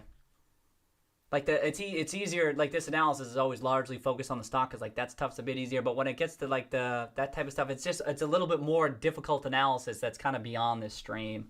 It gets more complex and stuff. Okay. Australia loves EB games. Thank you, Trey. Yep, Trey was saying that. Most FG&A reduction was because of shutdowns, wasn't it? Some of the SG&A, okay. They don't have good internet, so physical skew has to be prominent there. Right. In Europe, okay. Only thing that'll change the short thesis is a margin call. Robert says that. A margin call, or I think validation that GameStop is here to stay. I think that's the bigger one. If GameStop proves that it's not going horse and buggy because of the shift to digital, but that it's going to stick around. That takes time though, right? But in the short term, you may be right that the only thing that may change the short thesis is a margin call, or so maybe, I don't know. Okay.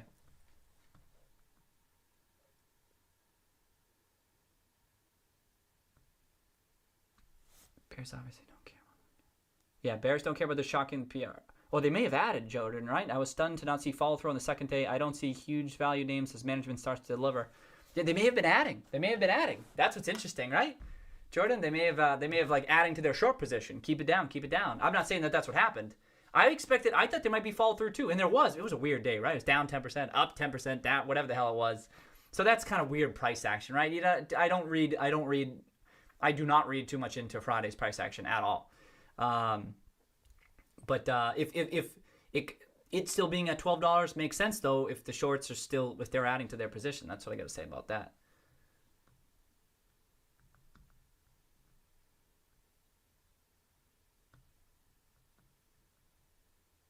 Like this Trey. Oh, jeez. Trey is crushing it.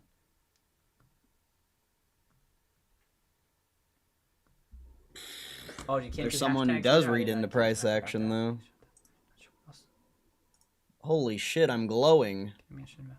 Oh, I'm actually glowing right now. Those plays are just, yo, cheers, Trey. All right. We'll convert one. So bright. What's up, chat? How you guys doing? If any of you guys are here. I don't know if there's anyone here right now.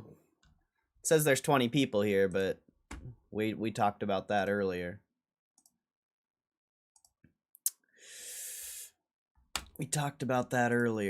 Alright, so I guess we continue reading this thing.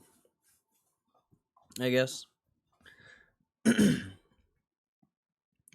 Alright. So no protection in the event of a change of control. Unless we state otherwise in the applicable prospectus supplement, the debt securities will not contain any provisions that may afford holders of the debt securities protection in the event we have a change of control, or even in the event of a highly leveraged transaction, whether or not such transaction results in a change in control that could adversely affect holders of debt securities.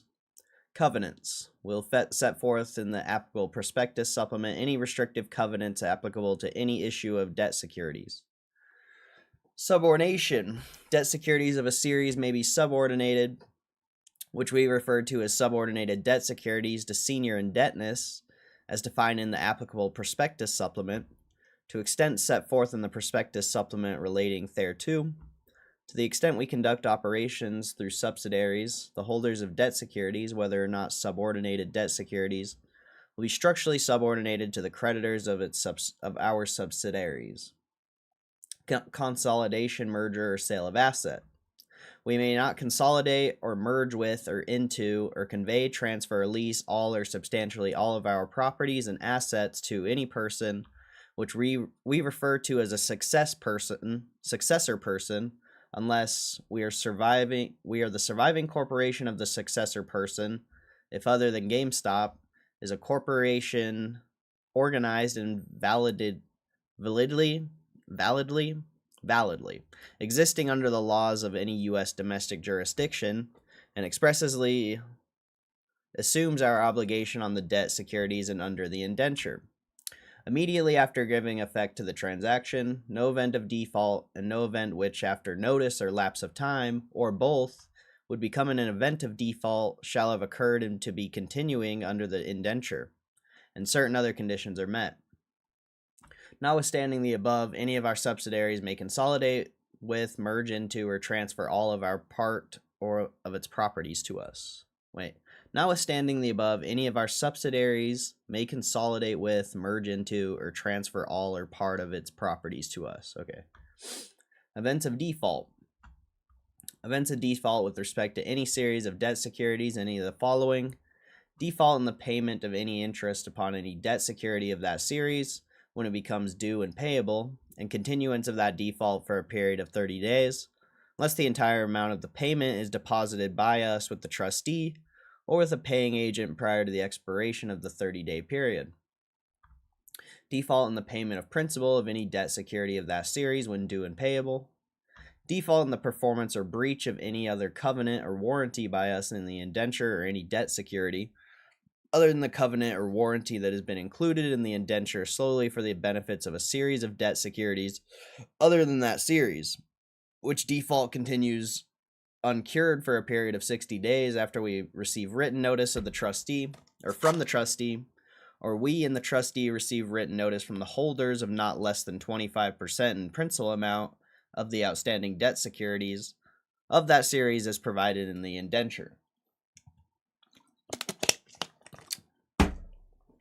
Certain events of bankruptcy, insolvency, or reorganization of our company, and any other event of default provided with respect to a debt securities of that series that is described in the applicable prospectus supplement accompanying this prospectus. No event of default with respect to a particular series of debt securities, except as to certain events of bankruptcy, insolvency, or reorganization, necessarily constitutes as an event of default with respect to any other debt series of debt securities.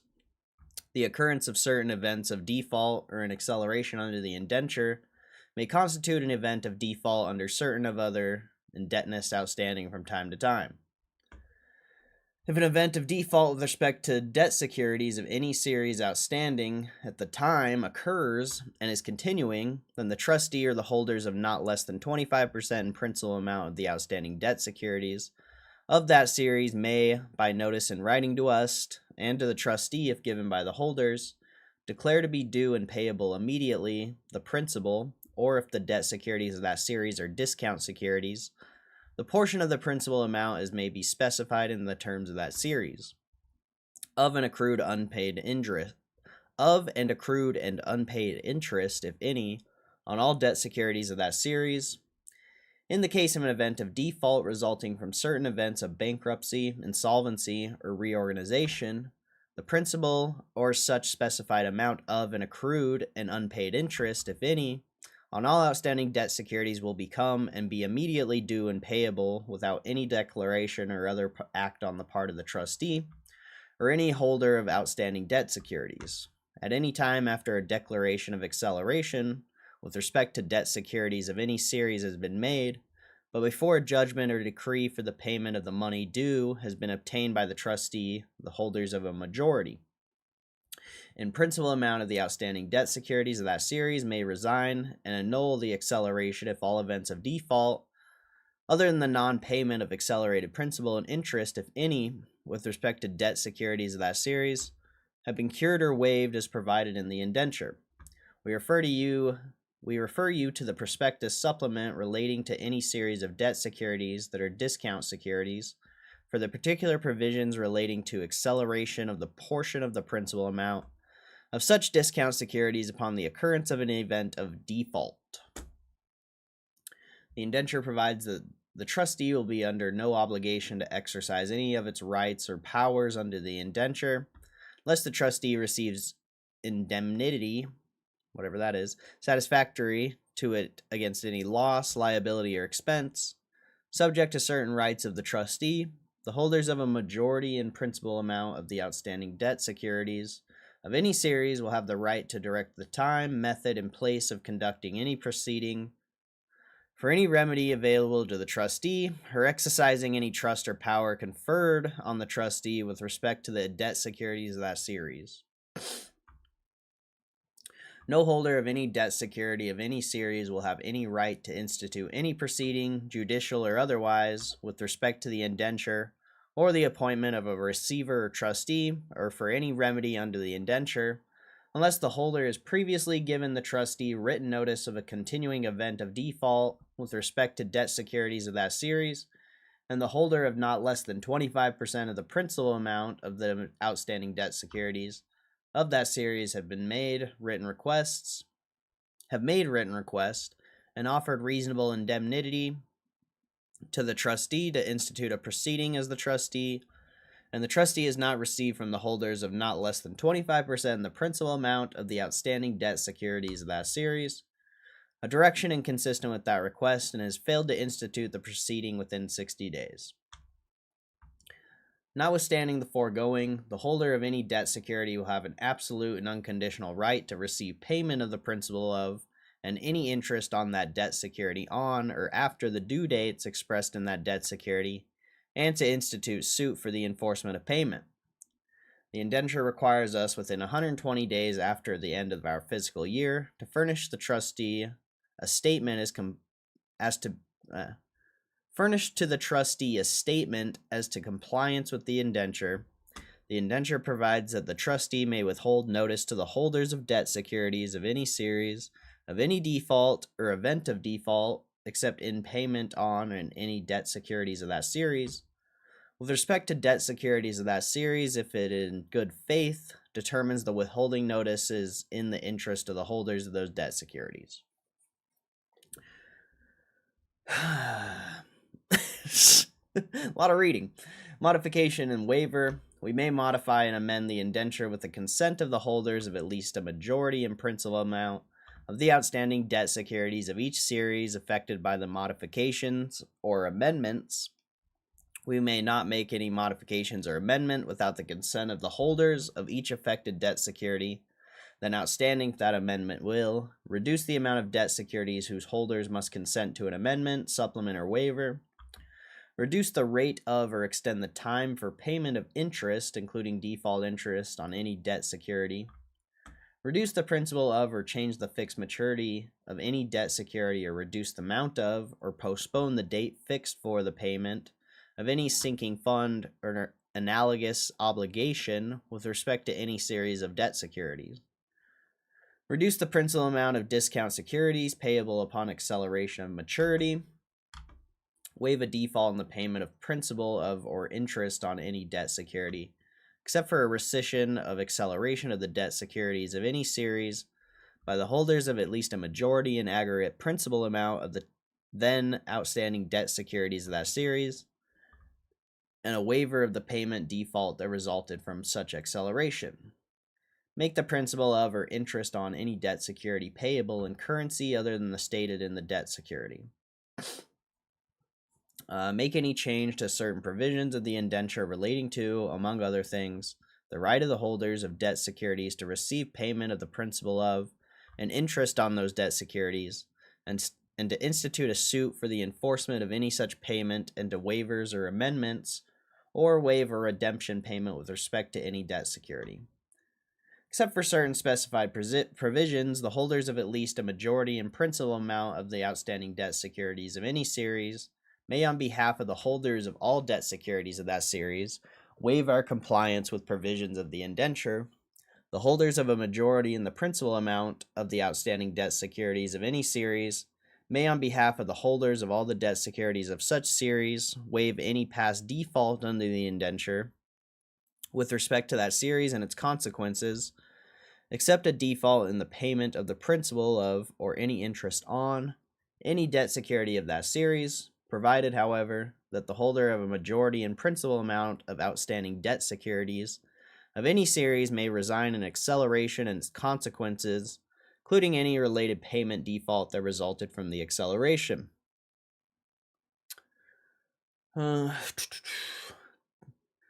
Deficits of debt securities and certain covenants in certain circumstances.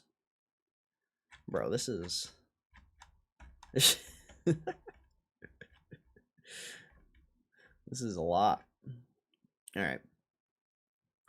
Legal is it deficits? Deficits, I guess. Legal deficits.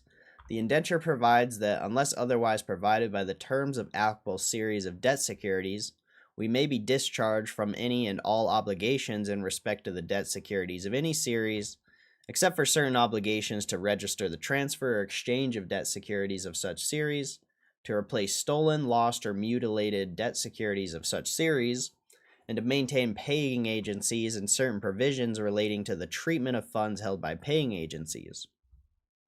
Will be so discharged upon the deposit with the trustee in trust of money and or U.S. government obligations, or in the case of debt securities denominated in a single currency other than the U.S. dollar, foreign government obligations, that through the payment of interest and principal in accordance with their terms, will provide money in an amount sufficient in the opinion of a nationally recognized firm of independent certified public accountants to pay and discharge each installment of principal and interest on and any mandatory sinking fund, payments in respect of the debt securities of that series on the stated maturity of those payments in accordance with the terms of the indenture and those debt securities. This discharge may occur only if, among other things, we have delivered to the trustee an opinion of counsel stating that we have received from or there has been published by the United States Internal Revenue Service a ruling, or since the date of execution on the indenture, there has been a change in the applicable United States federal income tax law, in either case to the effect that, and based thereon, such opinion shall confirm that the holders of the debt securities of that series will not recognize income, gain, or loss for United States federal income tax purposes as a result of the deposit, deficits, and discharge, and will be subject to United States federal income tax on the same amounts and in the same manner and at the same times as would have been the case if the deposit, deficits, and discharge had not occurred.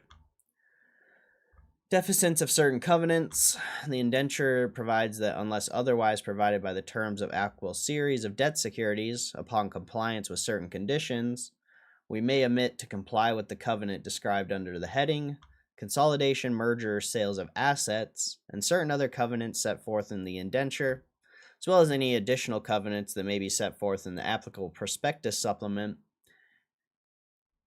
And any omission to comply with those covenants will not constitute a default or any default or an event of default with respect to the debt securities of that series or covenant deficits.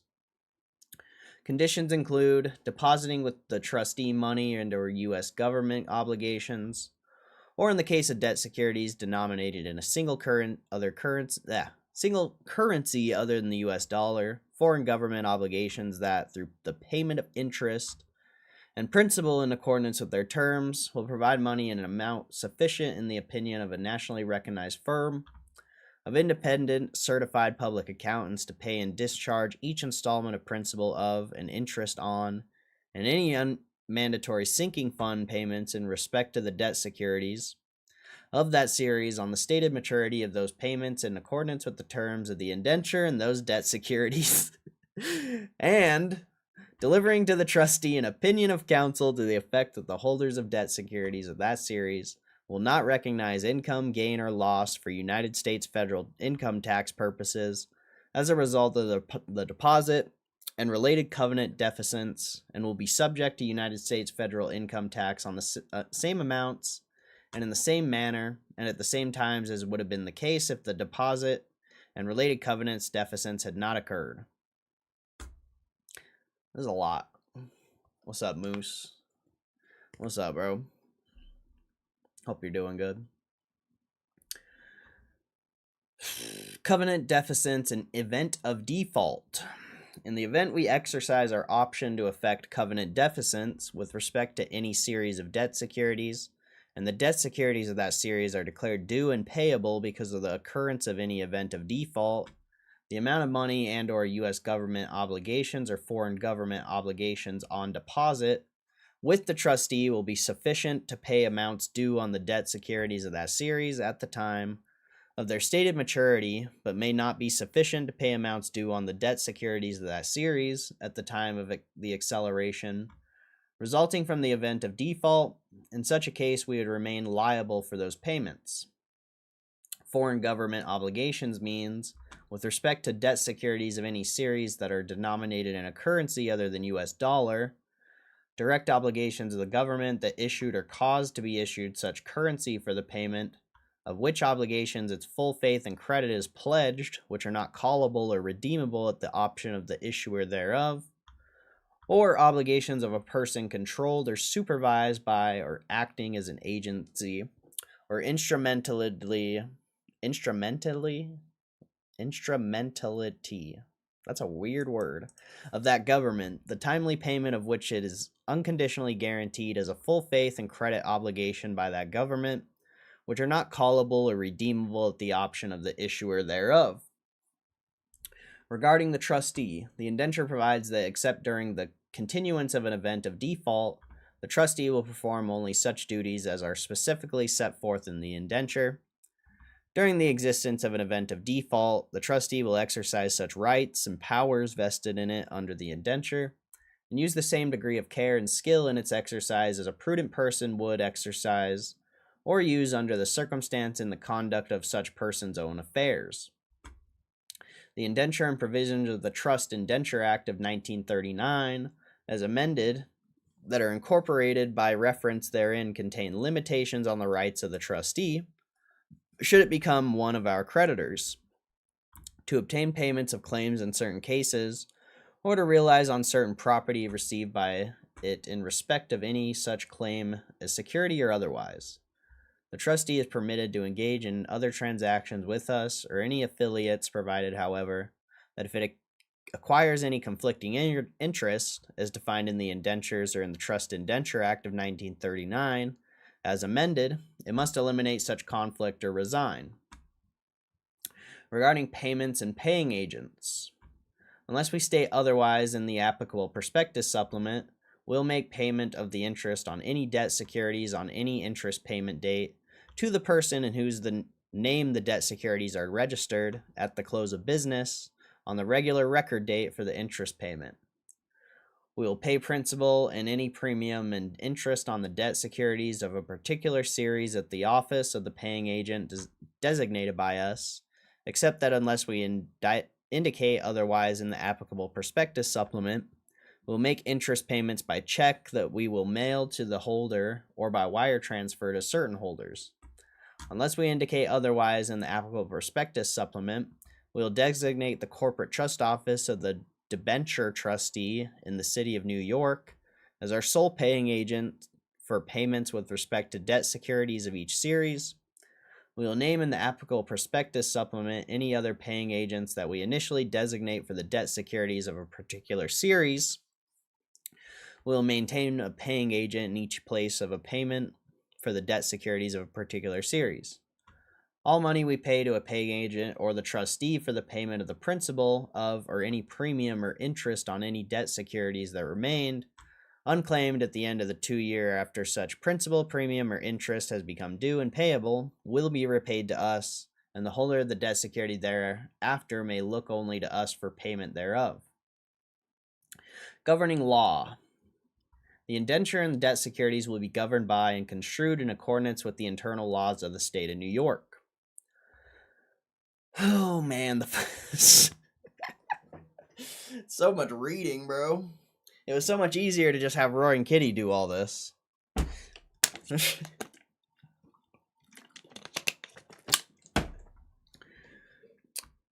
Alright. Depositary shares. The following description contains general terms and provisions of depositary shares, to which any prospectus supplement may relate, particular terms of the depository shares offered by any prospectus supplement, and the extent, if any, to which such general provisions may not apply to the depository shares so offered, will be described in the prospectus supplement relating to such depository shares. For more information, blah, blah, blah, blah. What's up, Rosh? General, we may at our own option elect to offer fractional interests in shares of series of preferred stock at a depository shares. We may at our option elect to offer fractional interests in shares of a series of preferred stock as depository shares, rather than full shares of preferred stock. In such event, we will issue depository receipts for those depository shares, each of which will represent a fraction of a share of particular class or series of preferred stock, as described in the related prospectus supplement. Shares of any series of preferred stock represented by depository shares will be deposited under separate deposit agreement between us and a bank or trust company selected by us. We refer to this entity as the preferred stock depository. The prospectus supplement relating to a series of depository shares will set forth the name and address of the preferred stock depository with respect to those depository shares. Subject to the terms of the deposit agreement, each owner of a depository share will be entitled, in proportion to the applicable fraction of a share of preferred stock represented by the depository share, to all of the rights, preferences, and privileges of the preferred stock represented thereby, including dividend, voting, conversion, exchange, redemption, and liquidation right, if any. Depository shares will be evidenced by depository receipts issued pursuant to the applicable deposit agreement. Depository receipts will be distributed to those persons purchasing with the fractional interest in shares of preferred stock, as described in the applicable prospectus supplement.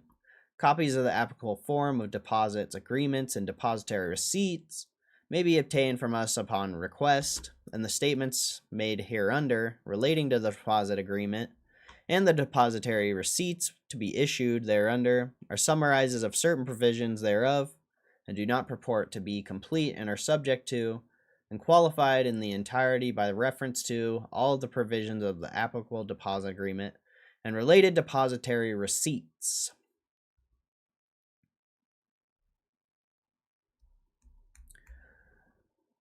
Dividends and other distributions. The preferred stock depository will distribute all cash dividends or other cash distributions received in respect of a series of preferred stock to the record holders of depository receipts relating to that preferred stock in proportion, insofar as possible, to the number of depository receipts owned by those holders on the relevant record date, subject to certain obligations of holders to file proofs, certificates, and other information, and to pay certain charges and expenses to the preferred stock depository.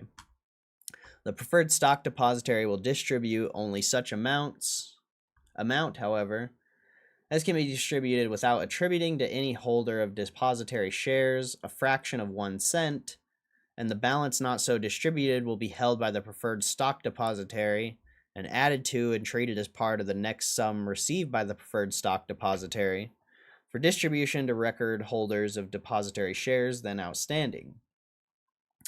In the event of a distribution other than in cash, the preferred stock depository will distribute property received by it to the record holders of depository shares entitled thereto in proportion to the number of such depository shares owned by those holders, unless the preferred stock depository determines that it is not feasible to make such distribution, in which case the preferred stock depository may, with our approval, adopt a method it deems equitable and practicable to effect the distribution, including the public or private sale of such property, and distribution of the net proceeds therefrom to holders of depository shares. The amount so distributed to record holders of depository receipts in any of the foregoing cases will be reduced by any amount required to be withheld by us or the preferred stock depository on accounts of taxes. The deposit agreement will also contain provisions relating to the manner in which any subscription or similar rights offered by us to holders of the preferred stock will be made available to holders of depository shares. No distribution will be made in respect of any depository share to the extent that it represents any preferred stock converted into other securities. Redemption of depository shares.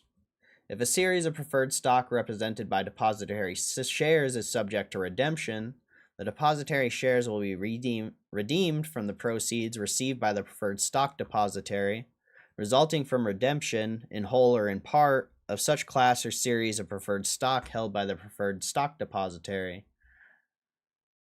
The redemption price per depository share will be equal to the applicable fraction of the redemption price and other amounts per share, if any, payable in respect of such class or series of preferred stock. Whenever we redeem preferred stock held by the preferred stock depository, the preferred stock depository will redeem as of the same redemption date, the same of depository shares representing shares of preferred stock so redeemed. If fewer than all of the depository shares are to be redeemed, the depository shares to be redeemed will be selected by pro rata, as nearly as may be practicable, without creating fractional depository shares, or by any other methods that may be determined to be equitable by preferred stock depository. From and after the date fixed for redemption, all dividends in respect of the preferred stock so called for redemption will cease to accrue. The depository shares so called for redemption will no longer be deemed to be deemed outstanding, and all rights of the holders of the depository shares with respect to those depository shares will cease, except the right to receive the redemption price upon their redemption. Any funds deposited by us with the preferred stock depository for any depository shares which the holders thereof fail to redeem shall be returned to us after a period of 2 years from the date those funds are deposited. This is... I mean, I'm confused as shit, but it makes me think we're about to get some preferred shares coming up. And it's going to be interesting to see how we get them, because it's only like 5 million.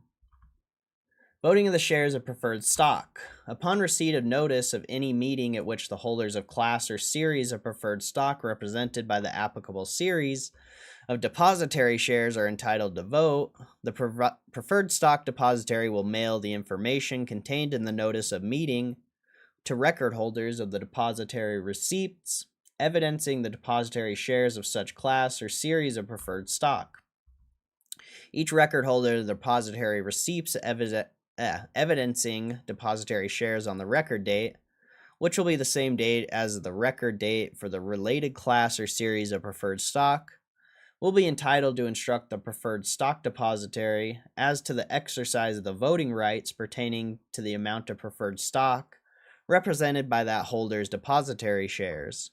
The preferred stock depository will endeavor, insofar as practicable, to vote the number of shares of preferred stock represented by those depository shares in accordance with the instructions, and we will agree to take all reasonable actions which may be deemed necessary by the preferred stock depository. In order to enable the preferred stock depository to do so, the preferred stock depository will abstain from voting the preferred stock to the extent it does not receive specific instructions from the holder of depository shares representing those shares of preferred stock. The preferred stock depository will not be responsible for any failure to carry out any instruction to vote, or the manner or the effect of any such vote made, as long as any such action or non-action is taken in good faith and does not result from the negligence or willful misconduct of the preferred stock depository. Liquidation preference. In the event of our liquidation, dissolution, or winding up, whether voluntary or involuntary, the holders of each depository receipt will be entitled to the fraction of the liquidation preference accorded by each share of related preferred stock as set forth in the related prospectus supplement. Conversion and exchange of preferred stock. The depository shares are not convertible into common stock or any of our other securities or property. Nevertheless, if so specified in the related prospectus supplement relating to any offering of depository shares, A record holder of depositary receipts may have the right or obligation to surrender such depositary receipts to the preferred stock depositary with written instructions to the preferred stock depositary to instruct us to cause conversion of the shares of preferred stock represented by the depositary shares, as evidenced by such depositary receipts, into the whole shares of the common stock. And we agree that upon receipt of instructions in any amounts payable in respect thereof, we will cause the conversion thereof utilizing the same procedures as those provided for delivery of preferred stock to effect such conversion. If the depositary shares, evidenced by a depositary receipt, are to be converted in part only, a new depositary receipt or receipts will be issued for any depositary shares not to be converted. No fractional shares of common stock will be issued upon conversion, and if such conversion would result in a fractional share being issued, an amount will be paid in cash by us equal to the value of fractional interest based upon the closing price of the common stock on the last business day prior to the conversion. Withdrawal of preferred shares. Upon surrender of depositary receipts at the principal office of the preferred stock depositary, unless the related depositary shares have been previously called for redemption or converted into other securities, upon payment of any unpaid amount due to the preferred stock depositary, and subject to the terms of the deposit agreement, the owner of the depositary shares evidenced by the depositary receipts will be entitled to delivery as such office, to or upon such owner's order, of the number of whole shares of preferred shares, and all money and other property, if any, represented by the depositary shares. Holders of depositary receipts will be entitled to receive whole or fractional shares of preferred stock on the basis of the proportion of preferred stock represented by each depositary share, as specified in the applicable prospectus supplement, but holders of such preferred stock will not thereafter be entitled to receive depositary shares therefore. Partial shares of preferred shares will not be issued if the depositary receipts delivered by the holder evidence a number of depositary shares in excess of the number of depositary shares representing the number of whole shares of preferred shares to be withdrawn. The preferred stock depositary will deliver to the holder at the same time a new depositary receipt evidencing the excess number of depositary shares. Holders of preferred shares that are withdrawn will not be entitled to deposit the shares that have been withdrawn under the deposit agreement or to receive depositary receipts. This is ridiculous, man. Why am I reading this? Why am I reading this?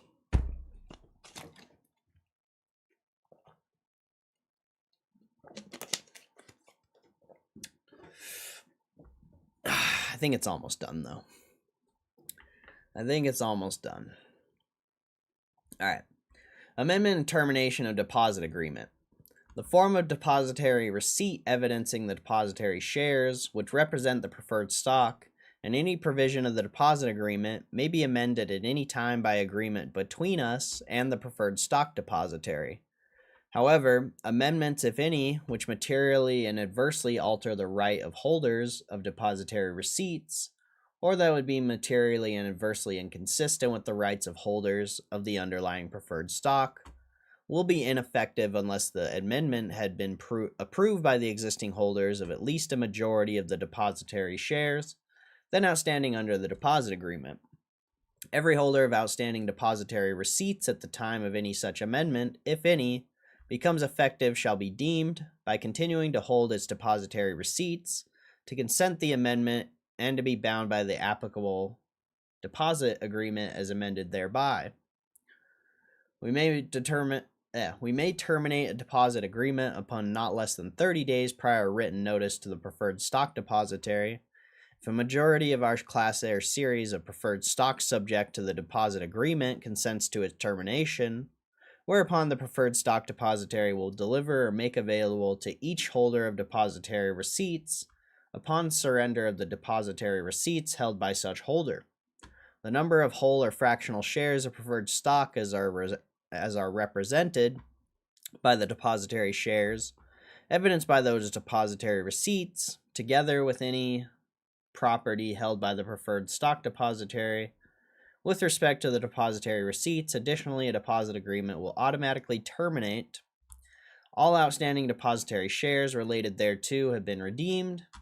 There's been a final distribution in respect to the preferred stock underlying those depositary shares in connection with our liquidation, dissolution, or winding up, and the distribution has been distributed to the holders of the related depositary receipts, or each share of related preferred stock has been converted into our capital stock not so represented by depositary shares.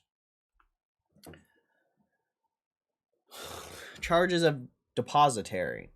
Will pay all transfer and other taxes and governmental charges arising solely from the existence of the depositary agreements.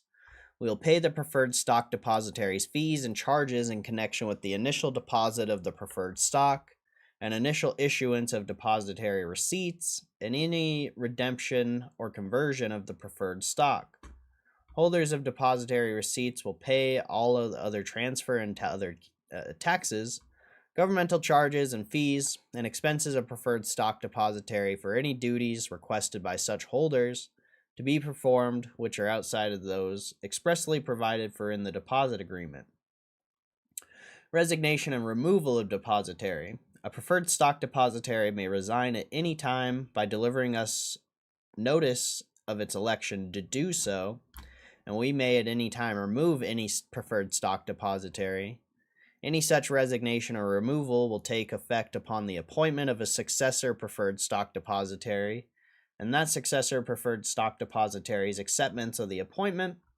The successor preferred stock depositary must be appointed within 60 days after the delivery of the notice of resignation or removal, and must be a bank or trust company.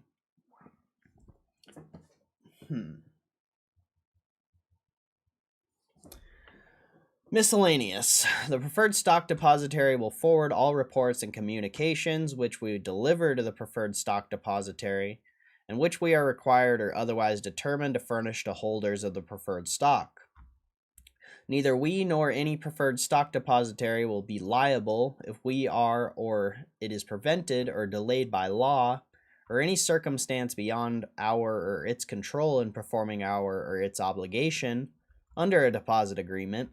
Our obligations and the obligations of any preferred stock depositary under a deposit agreement will be limited to performing in good faith our and its respective duties thereunder. In the case of any action or inaction in the voting of a class or series of preferred stock represented by the depositary shares, without negligence,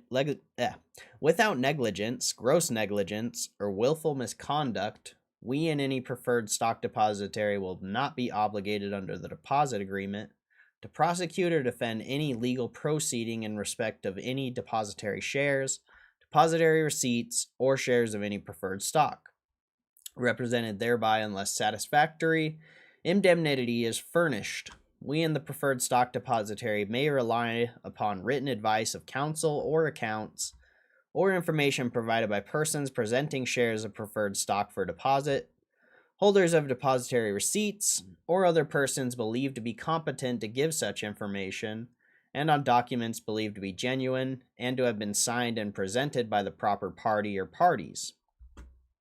In the event of the preferred stock depositary receives conflicting claims, requests, or instructions from any holders of depositary receipts, on the one hand, and us on the other hand, the preferred stock it's getting hard to say that word. The preferred stock depositary shall be entitled to act on such claims, requests, or instructions received from us.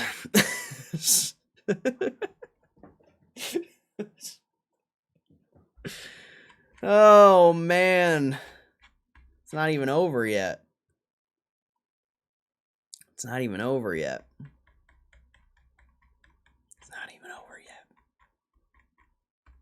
So I'm guessing that's what we're getting next is preferred stock, though. Just a guess. Just a guess. All right, warrants. We may offer by means of this prospectus and accompanying prospectus supplements warrants for the purchase of our common stock, preferred stock, debt securities, or depositary shares or securities of third parties or other rights. including rights to receive payment in cash or securities based on the value, rate, or price of one or more specified commodities, currencies, securities, or indices, or any combination of the foregoing. We may issue warrants independently or together with other securities by means of this prospectus, and the warrants may be attached to or separate from such securities. Each series of warrants will be issued under a separate warrant agreement to be entered into between us and a warrant agent specified therein, or the applicable prospectus supplement.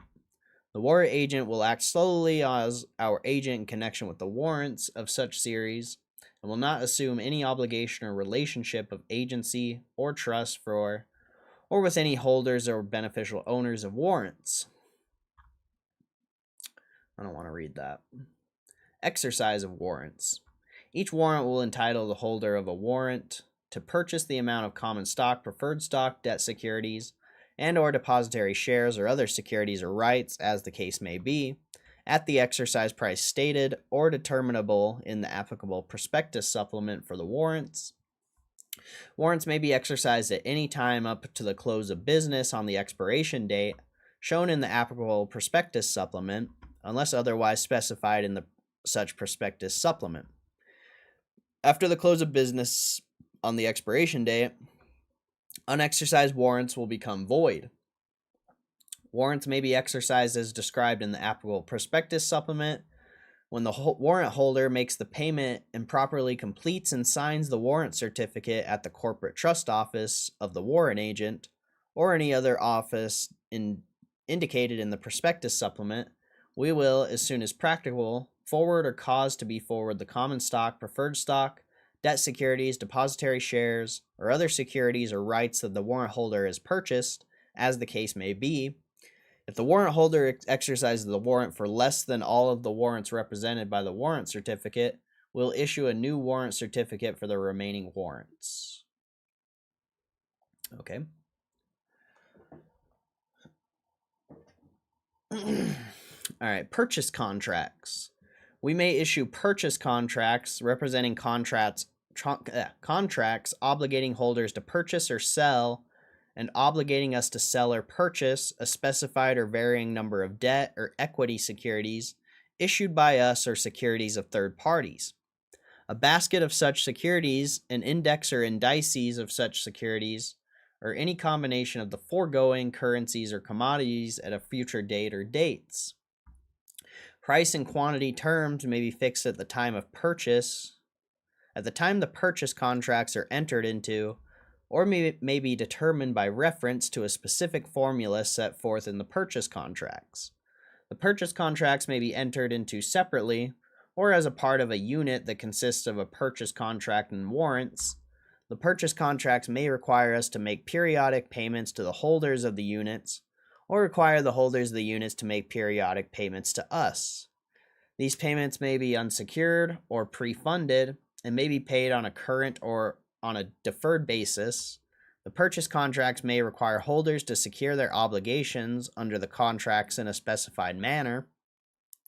The applicable prospectus supplement may also specify the methods by which the holders may purchase or sell such securities, currencies, or commodities, and any acceleration, cancellation, or termination provisions or other provisions relating to the settle of a purchase contract. Units.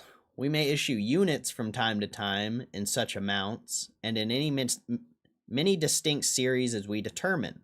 We'll issue each series of units under a unit agreement to be entered into between us and a unit agent to be designated in the applicable prospectus supplement. We refer to a series of units. We mean all units issued as part of the same series under the applicable unit agreement. We may issue units consisting of any combination of two or more securities described in the prospectus. Each unit will be issued so that the holder of the unit is also the holder of each security included in the unit. Thus, the holder of a unit will have the rights and obligation of a holder of each included security. These units may be issuable as or for a specified period of time, may be transferable as a single security only, rather than as separate constituent securities comprising such units. All right, I don't want to read that. Subscription rights. We may issue subscription rights to purchase common stock, preferred stock, debt securities, or depository shares. These subscription rights may be issued independently or together with any other security offered by any prospectus supplement, and may be attached to or separate from each such securities. These subscription rights may be transferable by the stockholder receiving the subscription rights in such offering. In connection with any offering of subscription rights, we may enter into a standby arrangement with one or more underwriters or other purchasers, as specified in the applicable prospectus supplement relating to that particular issue of subscription rights, pursuant to which the underwriters or other purchasers may be required to purchase any securities remaining unsubscribed for after such offering. The subscription rights will be issued under a separate subscription agreement to be entered into between us and a bank or trust company, as specified in the prospectus supplement relating to the particular issue of subscription rights.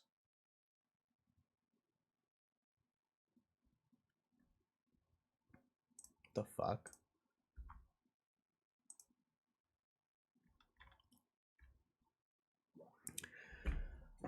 Oh, man. It's a lot of reading, chat. It's a lot of reading. I didn't know there were so many ways to raise money. Shit's fucking insane. There's so many ways.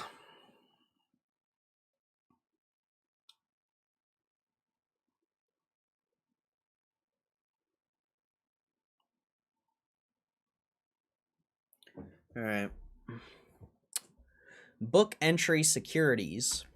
We may issue the securities offered by means of the prospectus in whole or in part in book entry form, meaning that beneficial owners of the securities will not receive certificates representing their ownership interests in the securities, except in the event the book entry system for the securities is discontinued.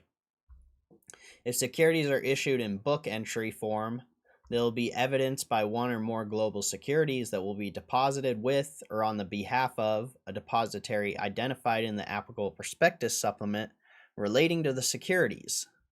The depository trust company is expected to serve as a depository unless and until it is exchanged in whole or in part for the individual securities represented thereby.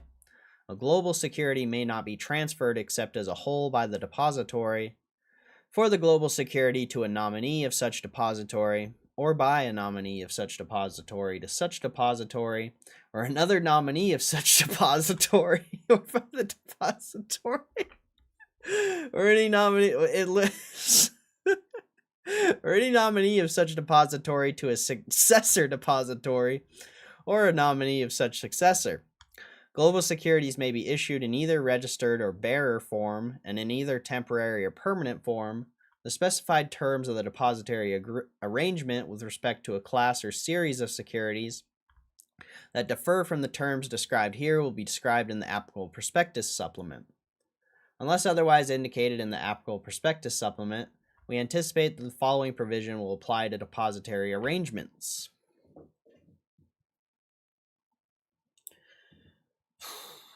Man. Will it ever end? Upon the issuance of global security, the depository for the global security or its nominee will credit on its book entry registration and transfer system the respective principal amounts of the individual securities represented by such global security to the accounts of persons that have accounts with such depository who are called participants.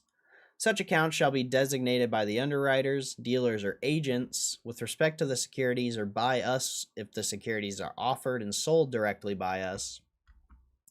Ownership of beneficial interests in a global security will be limited to the depository's participants or persons that may hold interests through such participants.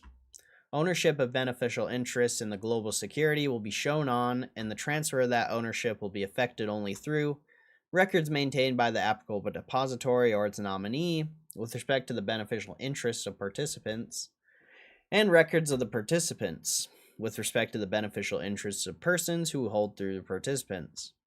The laws of some states require that certain purchasers of securities take physical delivery of such securities in definitive form. Such limits and laws may impair the ability to own, pledge, or transfer beneficial interests in global security. So long as the depository for a global security or its nominee is the registered owner of such global security, such depository or nominee, as the case may be, will be considered the sole owner or holder of the securities represented by such global security for all purposes under the applicable instrument defining the right of a holder of the securities. Except as provided below or in the applicable prospectus supplement, owners of a beneficial interest in a global security will not be entitled to have any of the individual securities of the series represented by such global securities registered in their name, will not receive or be entitled to receive physical delivery of any such securities in definitive form, and will not be considered the owners or holders thereof under the applicable instrument defining the rights of the holders of the securities. Payments of amounts payable with respect to individual securities represented by a global security registered in the name of a depository or its nominees will be made to the depository or its nominee, as the case may be, as the registered owner of the global security representing such securities. None of us, our officers or directors, or any trustee, paying agent, or security registrar for any individual series of securities will have any responsibility or liability for any aspect of records relating to or payments made on account of beneficial ownership, interest in the global security for such securities, or for maintaining, supervising, or reviewing any records relating to such beneficial ownership interests.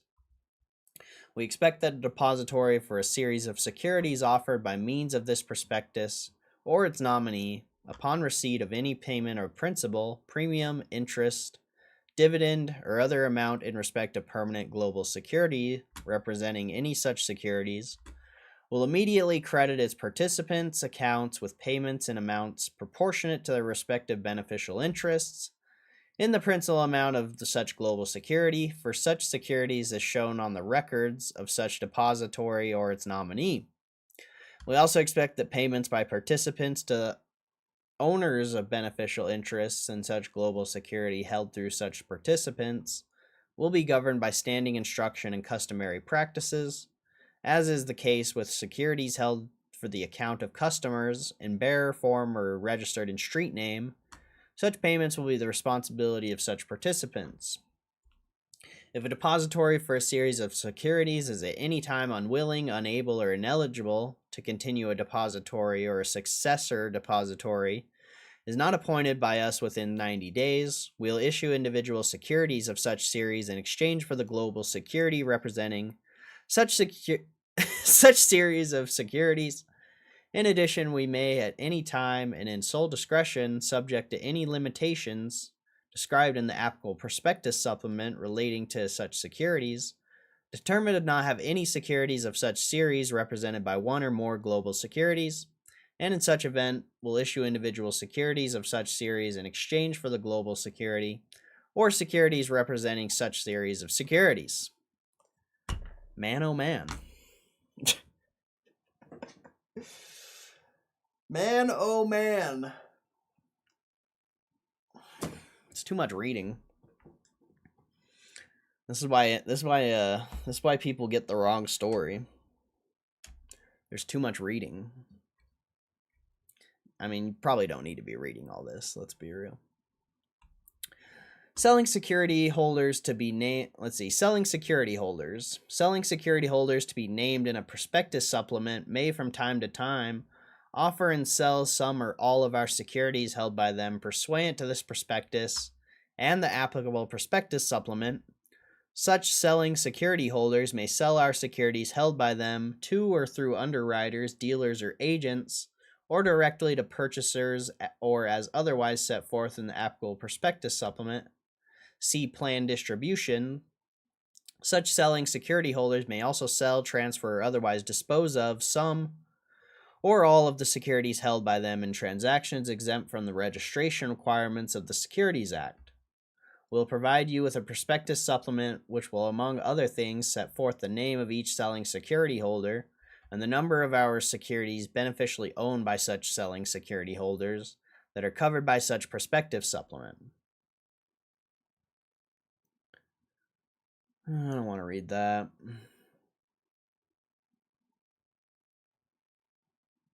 It's just a bunch of ways that the securities being offered can be sold, whatever.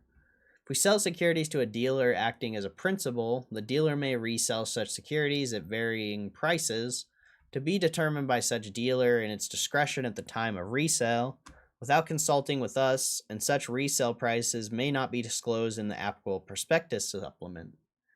Any underwritten offering may be on best efforts or a firm commitment basis. We may also offer securities through subscription rights distributed to our stockholders on a pro rata basis, which may or may not be transferable. And any distribution of subscription rights to stockholders, if all of the underlying securities are not subscribed for, we may then sell the unsubscribed securities directly to third parties, or may engage the services of one or more underwriters, dealers, or agents, including standby underwriters, to sell the unsubscribed securities to third parties. Sales of securities may be effected from time to time in one or more transactions, including negotiated transactions at a fixed price or prices which may be changed, at market prices prevailing at the time of sale, at prices related to prevailing market prices, or at negotiated prices. Any of the prices may represent a discount from the then prevailing market prices. Directly to investors, including through a specific bidding to investors through agents, directly to public underwriting, and at the market offerings, the market, extension trading market. Oh, okay. So this part is actually important. So the securities being offered hereby may be sold in one or more of the following ways: directly to investors, including through a specific bidding, auction, or other process; to investors through agents; directly to agents; to or through brokers or dealers; to the public through underwriting syndicates led by one or more managing underwriters; to one or more underwriters acting alone for resale to investors or to the public; in quote at the market offerings, to or through a market maker, or into an existing trading market or a securities exchange or otherwise; through a distribution to our existing stockholders; through forward or other derivative transactions relating to the securities being registered hereunder, or through a combination of any such methods of sale. Okay. So any of the prices may represent a discount from the then prevailing market prices. In the sale of securities, underwriters or agents may receive compensation from us in the form of underwriting discounts or commissions, and may also receive compensation from purchasers of the securities for whom they may act as agents in the form of discounts, concessions, or commissions. Underwriters may sell the securities to or through dealers, and such dealers may receive compensation in the form of discounts, concessions, or commissions from the underwriters, and or commissions from the purchasers from whom they may act as agents. Discounts, concessions, and commissions may be changed from time to time. Dealers and agents that participate in the distribution of securities may be deemed to be the underwriters under the Securities Act, and any discounts, concessions, or commissions they receive from us, and any profit on the resale of securities they realize, may be deemed to be underwriting compensation under applicable federal and state securities law. The applicable prospectus supplement will, where applicable, describe the term of the offering, identify any such underwriter, dealer, or agent, describe any compensation in the form of discounts, concessions, commissions, or otherwise received from us by each underwriter or agent, and in the aggregate by all underwriters and agents. Describe the purchase price or the public offering price of the securities. Identify the amounts of underwritten, and identify the nature of the underwriters or underwriters' obligations to take securities. Unless otherwise specified in the related prospectus supplement, each series of securities will be a new issue with no established trading market other than shares of our common stock, which are listed on the New York Stock Exchange, Any common stock sold pursuant to the prospectus supplement will be listed on the New York Stock Exchange, subject to official notice of issuance. We may elect to list any series of preferred stock or any other securities being offered hereby on an exchange, but we are not obligated to do so. It is possible that one or more underwriters may make a market in the securities, but such underwriters will not be obligated to do so and may discontinue any market making at any time without notice. No assurance can be given as to the liquidity of or the trading market for any offered securities. Interesting. We may offer the securities into an existing trading market on the terms described in a prospectus supplement relating thereto. Underwriters, dealers, and agents who participate in any of the market offerings will be described in the prospectus supplement relating thereto. We may enter into derivative transactions with third parties or sell securities not covered by this prospectus to third parties in privately negotiated transactions. If disclosed in the applicable prospectus supplement, in connection with those derivative transactions, third parties may sell securities covered by this prospectus, and such prospectus supplement, including in short sale transactions. If so, the third party may use securities pledged by us or borrowed from us or from others to settle those short sales or to close out any related open borrowings of securities, and may use securities received from us in settlement of those derivative transactions to close out any related open borrowings of securities. If the third party is or may be deemed to be an underwriter under the Securities Act, it will be identified in the applicable prospectus supplement.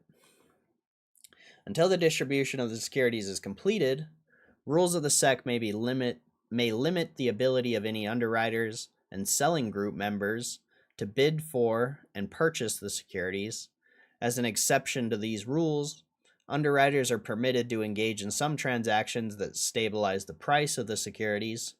Such transactions consist of bids or purchases for the purpose of pegging, fixing, or maintaining the price of the securities. Underwriters may engage in overallotment if any underwriters create a short position in the securities in an offering in which they sell more securities than are set forth on the cover page of the applicable prospectus supplement. The underwriters may reduce that short position by purchasing the securities in the open market. The lead underwriters may also impose a penalty bid on other underwriters and selling group members participating in an offering. This means that if the lead underwriters purchase securities in the open market to reduce the underwriter's short position or to stabilize the price of the securities, they may reclaim the amount of any selling concession from the underwriters and selling group members who sold those securities as part of the offering. In general, purchases of a security for the purpose of stabilization or to reduce a short position could cause the price of the security to be higher than it might be in the absence of such purchases. The imposition of a penalty bid might also have an effect on the price of a security to the extent that it were to discourage resales of the security before the distribution is completed. We do not make any representation or prediction as the direction or magnitude of any effect that the transactions described above might have on the price of the securities. In addition, we do not make any representation that underwriters will engage in such transactions, or that such transactions, once commenced, will not be discontinued without notice. Under agreements into which we may enter, underwriters, dealers, and agents who participate in the distribution of securities may be entitled to indemnification by us, or contribution towards certain civil liabilities, including liabilities under the applicable securities laws. Underwriters, dealers, and agents may engage in transactions with us, perform services for us, or be our tenants in the ordinary course of business. If indicated in the applicable prospectus supplement, we will authorize underwriters or other persons acting as our agents to solicit offers by particular institutions to purchase securities from us at the public offering price set forth in such prospectus supplement pursuant to delayed delivery contracts, providing for payment and delivery on the date or dates stated in such prospectus supplement. Each delayed delivery contract will be for an amount no less than the aggregate amounts of securities sold under delayed delivery. Contracts shall be not less nor more than the respective amounts stated in the applicable prospectus supplement.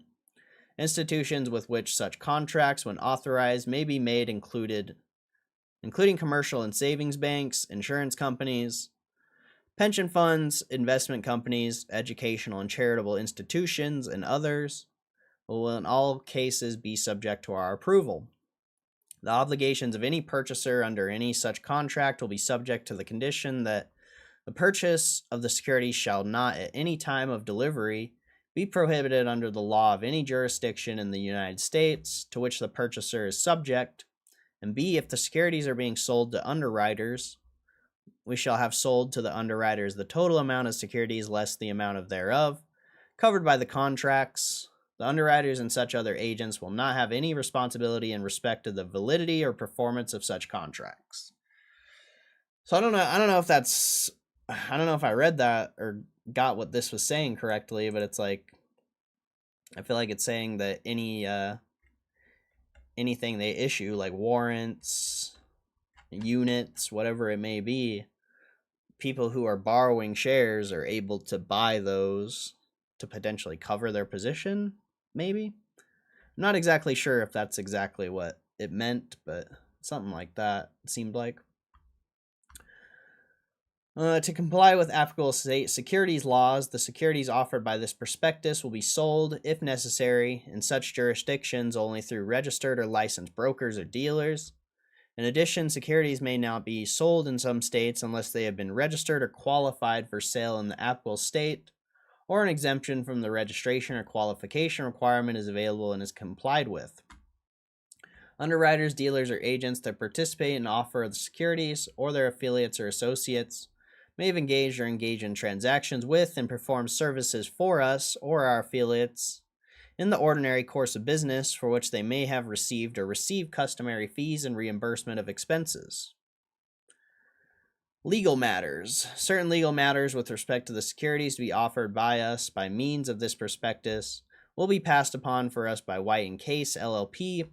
Additional legal matters may be passed upon for any underwriters, dealers, or agents by counsel that we will name in the applicable prospectus supplement. Experts. The consolidated financial statements of GameStop Corp. As of February 1st, 2025, and February 3rd, 2024, and for the 52-week period ended February 1st, 2025, and the 53-week period ended February 3rd, 2024, and the 52-week period ended January 28th, 2023, incorporated by reference in this prospectus by reference to GameStop Corp's annual report on Form 10-K for the period ended February 1st, 2025, and the effectiveness of GameStop Corp's internal control over financial reporting have been audited by Deloitte & Touche, LLP, an independent registered public accounting firm. As stated in their reports, such financial statements are incorporated by reference in reliance upon the reports of such firm, given their authority as experts in accounting and auditing. Oh, we're almost there. We're almost there.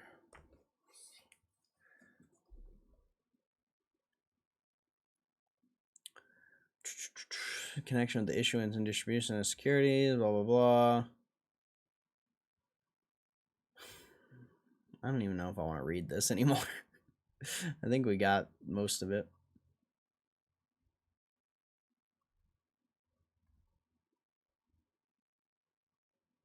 Whatever, we might as well just finish it, I guess, right? Might as well just finish it. We got this far. All right, indemnification of directors and officers. Pursuant to Section 145 of the Delaware General Corporation Law, a corporation may indemnify any person in connection with any their threatened, pending, or completed action, suit, or proceeding, whether civil, criminal, administrative, or investigative, other than a derivative action by or in the right of such corporation, who is or was a director, officer, employee, or agent of such corporation, or is or was serving at the request of such corporation in such capacity for another corporation, partnership, joint venture, trust, or other enterprise against expense, including attorney fees, judgments, fines, and amounts paid in settlement, actually and reasonably incurred in connection with such action, suit, or proceeding, if such person acted in good faith and in a manner he or she reasonably believed to be in or not opposed to the best interests of such corporation, and with respect to any criminal action or proceeding, had no reasonable cause to believe his or her conduct was unlawful. I really don't even want to read this anymore. I don't even think the rest of this is that important. I'm going to skim through it. I'm not reading the rest of this. This is too much. It's too much fucking reading. It's too much reading, man. You can read the rest on your own if you really want to. Because I'm not doing it. The rest of this is a whole lot of... I mean, pretty much most of that was a whole lot of nothing.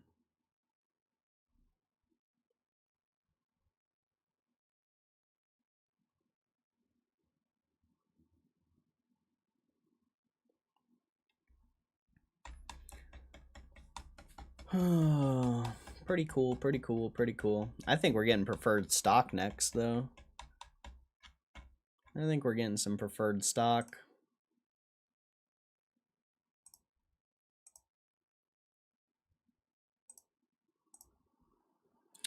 All right. I just want to show off some games, pop up some prices. Teen Titans on the Game Boy Advance right here, $5 because it's half off. Great value there.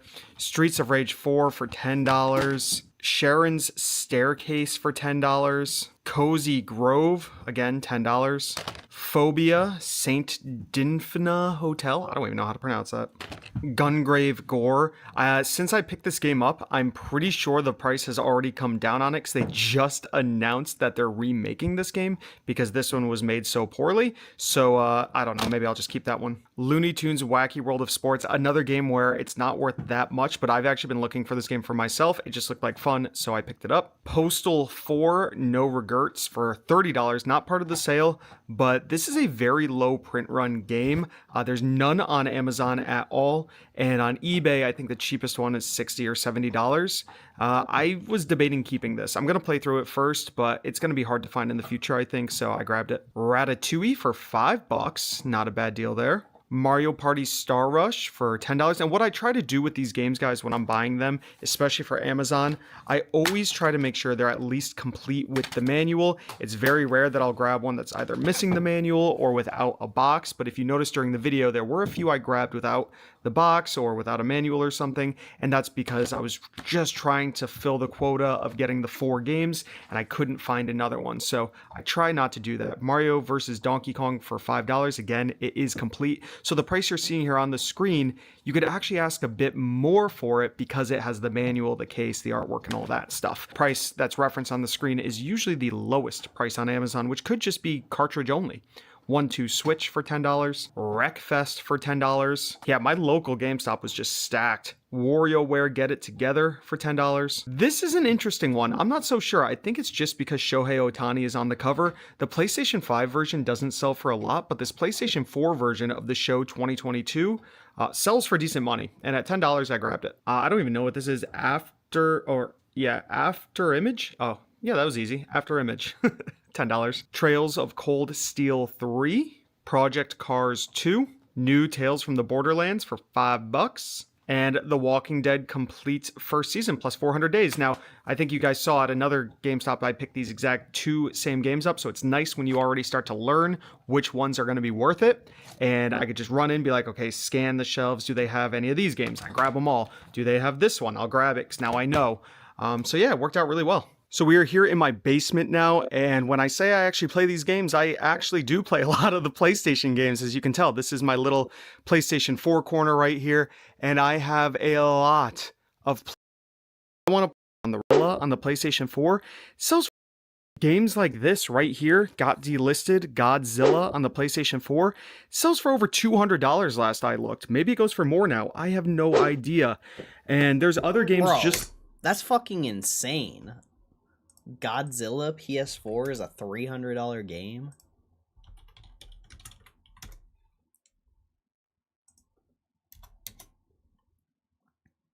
Bro, what?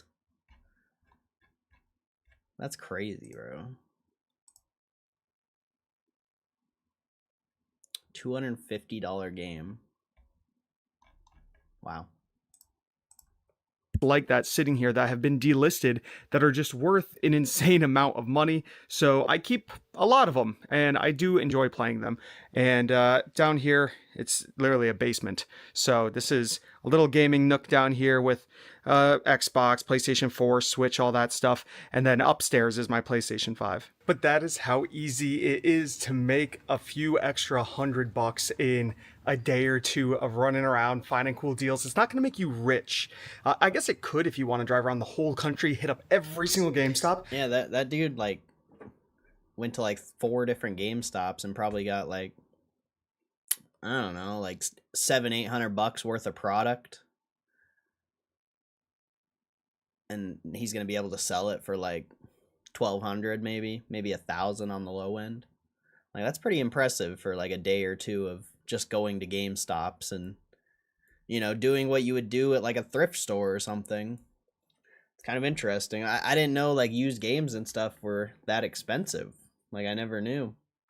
So I don't know. Like I guess if you guys have local GameStops around you, I know most of you guys are foreign, so you probably don't. But they have a deal right now: 4 for $20 on all pre-owned games under 10.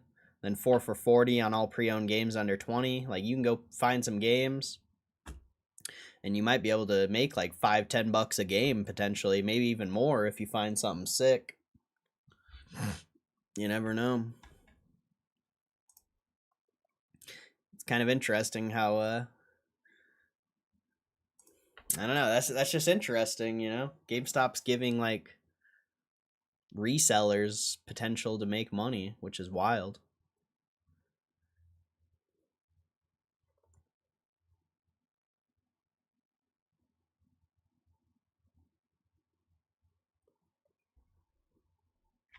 So yeah, kind of cool.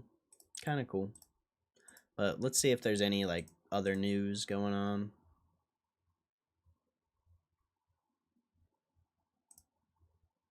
No earnings. Obviously it's Friday, so not much going on.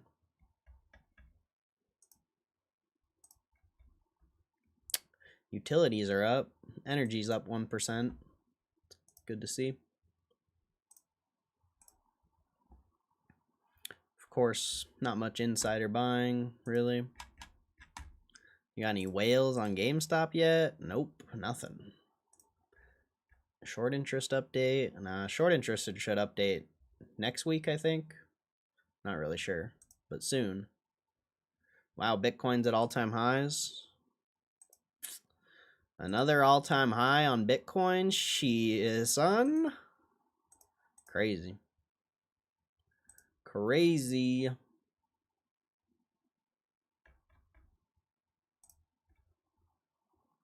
Oh, look, a GameStop article. Even though I don't think this is an accurate article.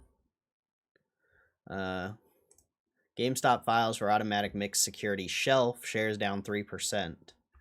Video game retailer GameStop was in focus on Friday as the shares fell 3% to $26.53 in morning trading.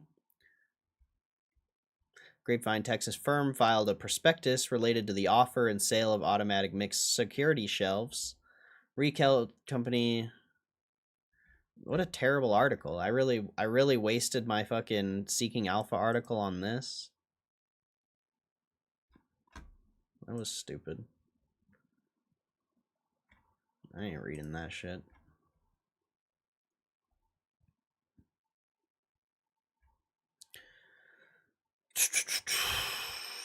Tesla, GM lead record US EV sales this year as federal incentive ends. Berkshire Hathaway votes to separate chairman and CEO roles, paving way for Abel to succeed Buffett. Spirit Airlines to cut its fleet of planes nearly in half amid bankruptcy restructuring. Elon Musk telling his followers to cancel Netflix. That shit's pretty weird. I read a little bit about that. He's like trying to get people to cancel Netflix because of some weird show. Trump admin freezes $2.1 billion for Chicago projects.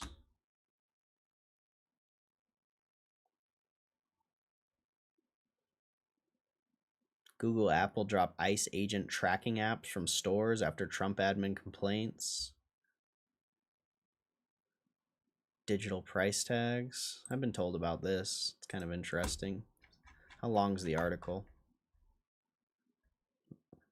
I just don't want to. I've read enough today. I don't want to read this.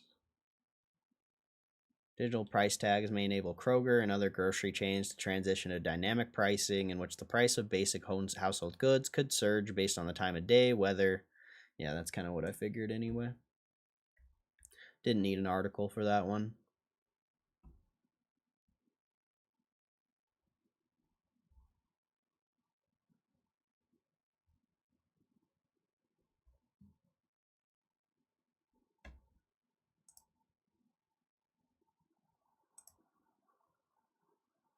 What's up, Kev?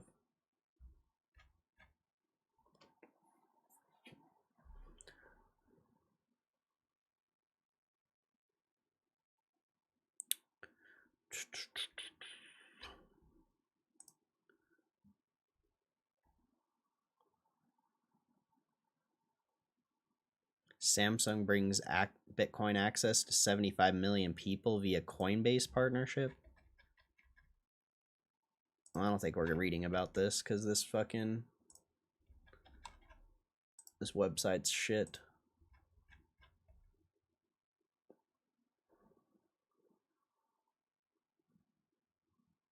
Jesus Christ. TikTok rock climber Ballon Miller dies after falling off cliff during live stream. That's fucking terrifying, bro. Like, what the fuck? That's why I don't fuck with climbing.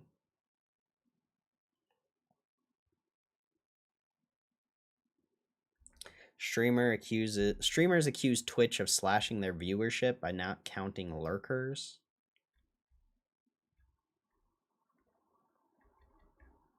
Bro, why are the websites not loading?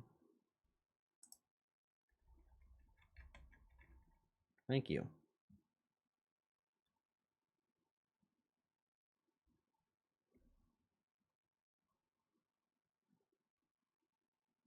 Passenger eats passport mid-flight? What?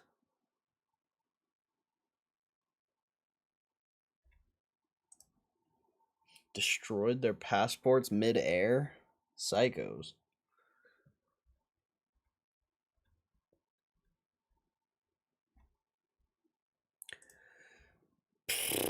Another day of no news. How exciting. A free version of Xbox game streaming is coming, but with ads.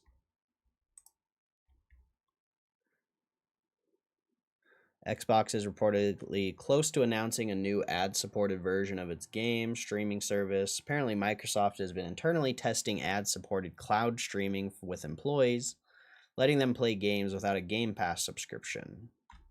That's kind of cool, I guess.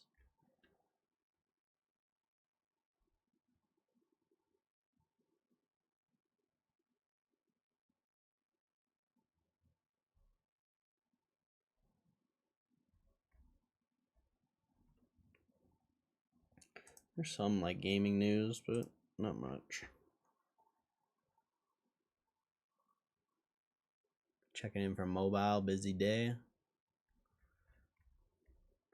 Yeah, it seems like the chat's been pretty dead today, but I haven't even been here for most of the day. I was just gonna let Roaring Kitty take over. I don't know if you guys noticed, but my stream got view botted. which is pretty annoying.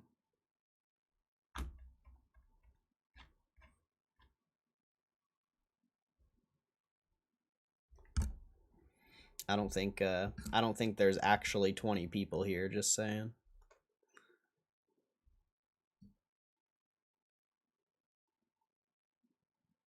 Indonesia suspends TikTok's operating license for allegedly withholding data. Isn't it I find it ironic that my channel gets view botted after the warrant day. Find that ironic.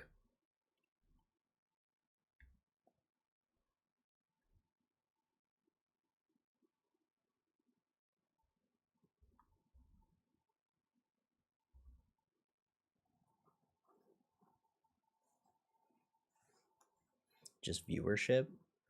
There's absolutely zero chance. There's been 15 to 20 people here all day. There is zero chance that there's 15, 20 people here watching a 5-hour Roaring Kitty stream. There's just zero chance. I don't see that. I don't see that being a reality.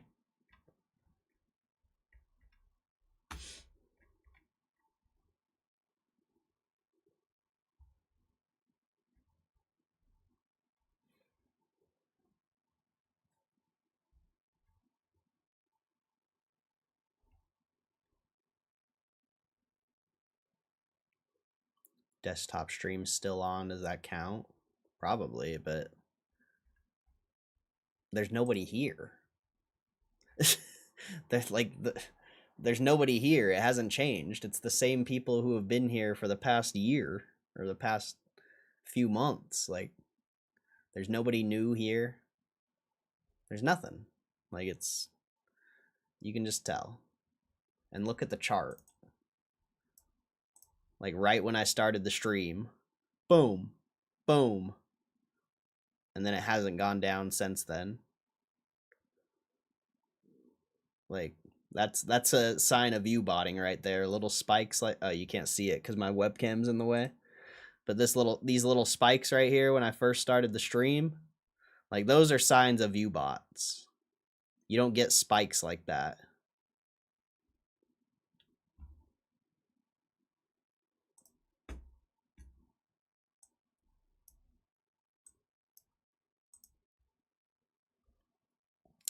I just think, I don't know, call me crazy. I think since the warrants got released, you know, the warrants are probably worth like $2-3. The stock's barely dropped. So I just feel like they're using my stream to promote GameStop potentially, so people will buy at higher prices, even though it's not worth $26 anymore. It's probably more worth like 24, 25. So I think it, you know, just thinking about funny things. It would only make sense. So it's like I'm not even doing a service here anymore, like promoting GameStop. Like, this is actually a disservice because anyone who doesn't know their research and isn't in this for the long term and they come in here and buy because of this stream or something, like, it's a disservice to them now because it's not worth $26 anymore. You know, assuming the warrants are worth $2 to $3. I don't know how much they're actually worth. But it's just funny. It's just funny. There's no way we just randomly got a bunch of people in here. There's no way. I don't believe it. I don't believe it.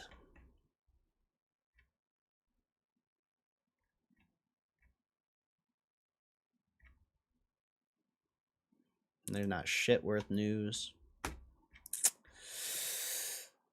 Can't wait for the weekend, honestly. Should be nice to chill for a little bit. Should be nice to chill for a little bit.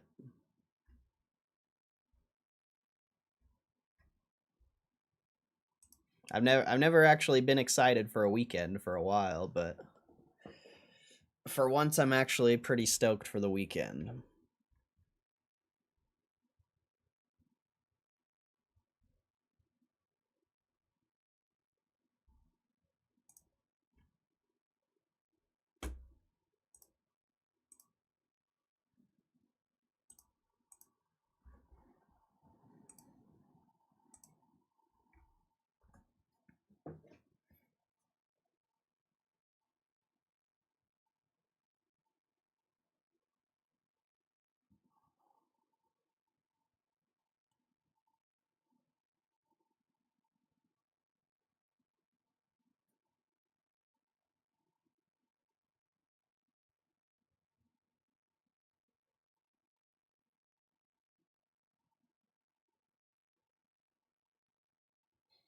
What's up, Survive and Thrive? Playoff baseball? That should be chill. That sounds dope. I don't have any plans. I'm just gonna relax, bro. I'm just gonna enjoy my weekend. For once. For once I like I said yesterday, like it's over, bro. Like we won.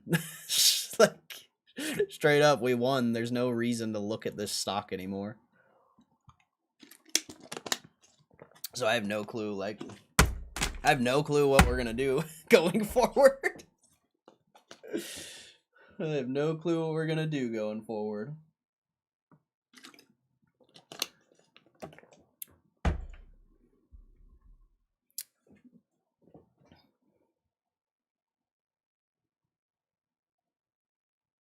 I seem low energy. Okay. Okay. I don't know what you want me to say about that.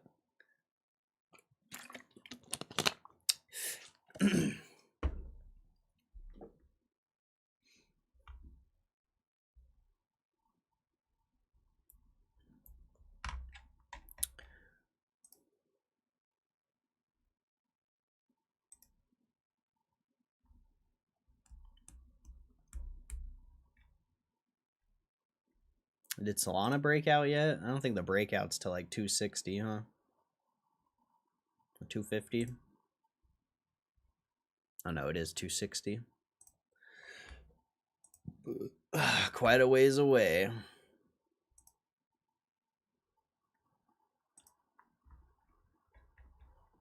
I was trying to look at some altcoins on my phone the other day. It's been a while since I've looked at altcoins.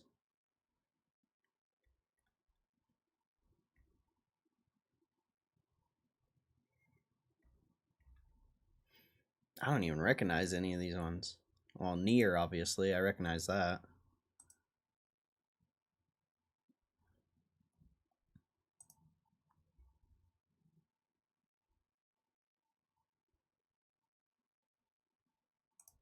AOs. AIOs. All these altcoins are in the shitter, bro. I wonder if you're gonna. I'm curious to see if you get another altcoin run or something. Be so interesting. Just doesn't seem like it. Just doesn't seem like that's ever gonna happen again. It'd be crazy to see. It would be crazy to see it happen again, though. I just don't think it's going to. PAL is migrated to a new contract address. I don't know what that means.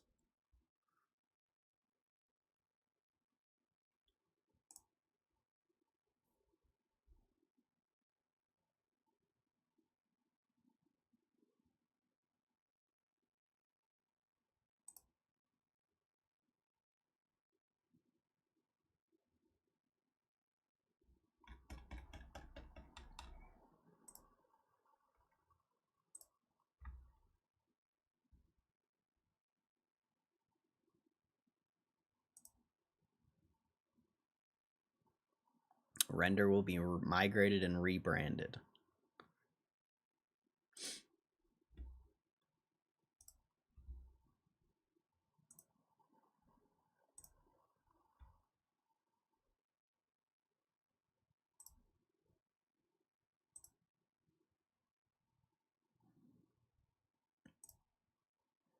Yeah, all these are in the shitter.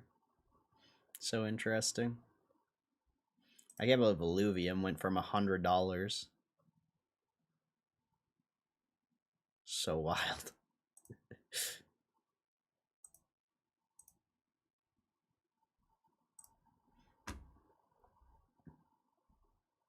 Quite insane.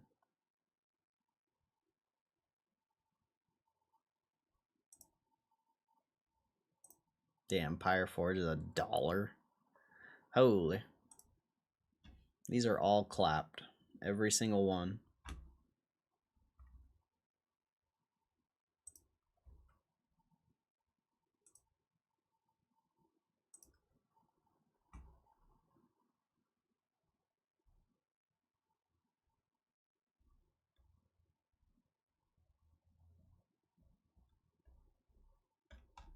Every single one is clapped.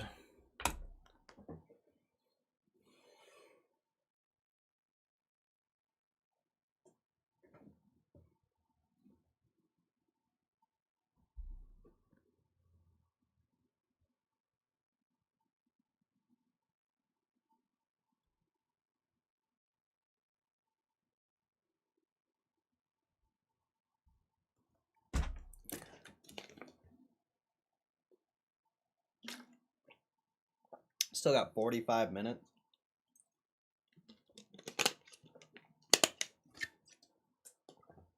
I got on too early. I thought it was going to take a lot longer to read that thing. I mean, I guess I did skip a bunch of it. Oh yeah, I wanted to go back to this because I think there's a lot of people out there who think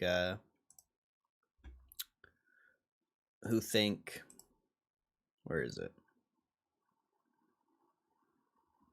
Who think the warrant date's today. But if you go through this, where is it?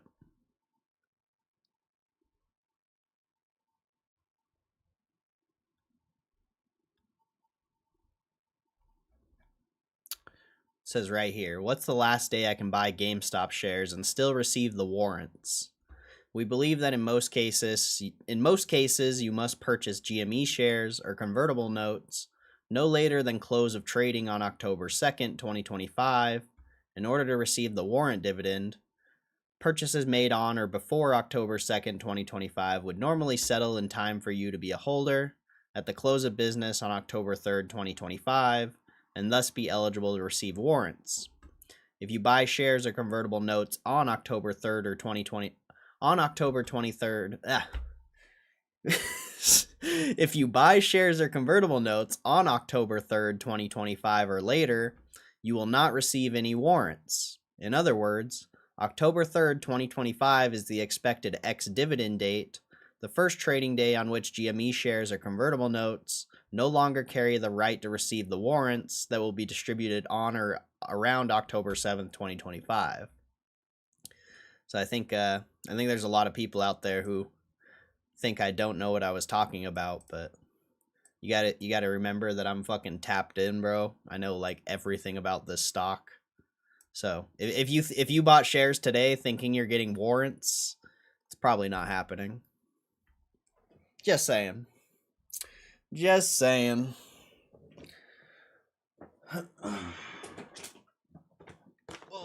I need to go grab water.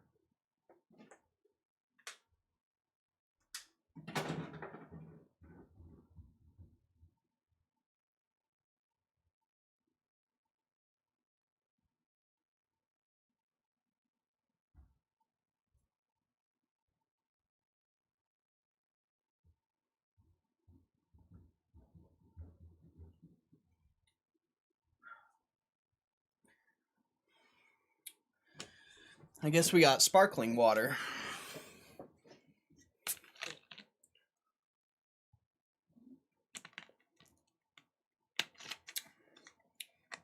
I should have grabbed seaweed. I should have grabbed some seaweed, bro. It's okay though.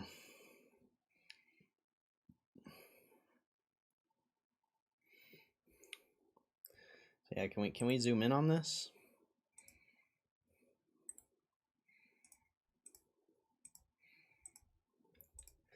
Zoom in for all the people. There you go.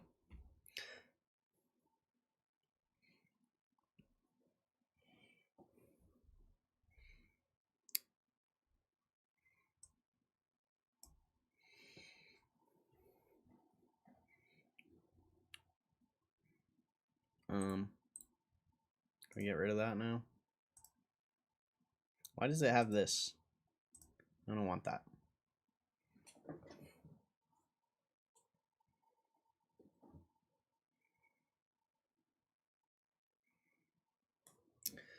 You can sell now and still get the warrants? Yeah.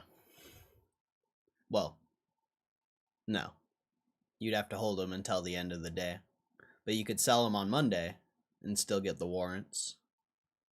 And then the warrants come out on the 7th, which I believe is Tuesday.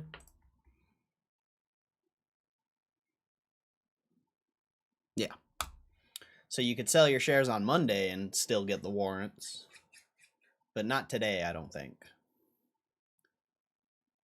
But maybe you could sell them today and still get it, but not sure on that.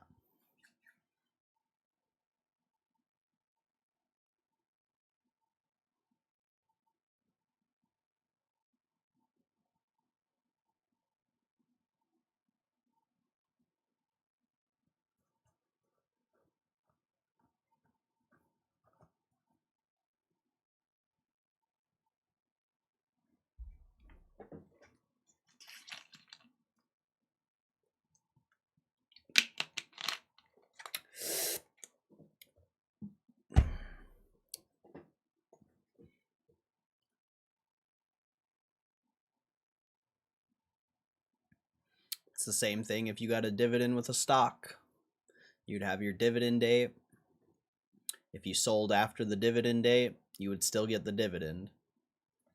But ultimately, they're taking the dividend out of the stock price, so it's essentially the same thing.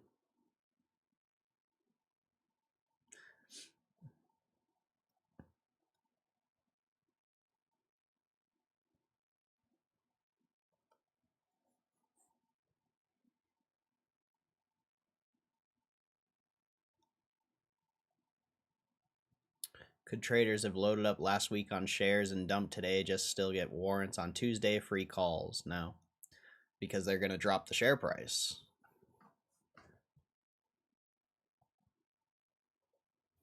The only reason the share price is still at $26 is because they know people aren't going to read correctly and they're going to buy today anyway.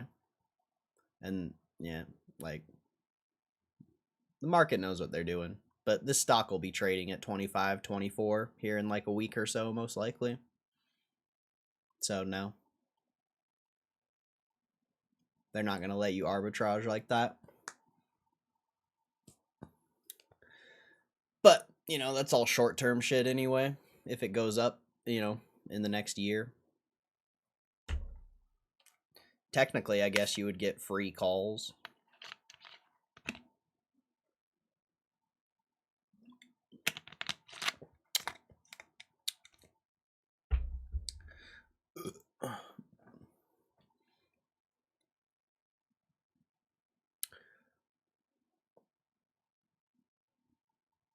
But I would say if you're not holding your shares, you're probably not going to be holding the warrants either. So you're just going to... You're just going to be selling the share, or yeah, you would have sold the shares at like 27 or whatever, and you know the stock's going to be trading at like 24, 25 most likely. So you'd have to wait a long time to get your value back, I guess. So I mean, in theory, I guess you would. I mean, it'd be the same thing with a dividend, right? If a stock was trading at $25 and the dividend was like 20 cents, it would go down to 24.80. You know, you could sell the shares at 25 and you would still get that dividend, but the stock would be trading at 24.80 or whatever, and then, you know, a month or whatever goes by and it's trading above 25. I guess technically in that scenario you got a free dividend, but you sold all your shares, so I don't know. Seems like a wasted effort.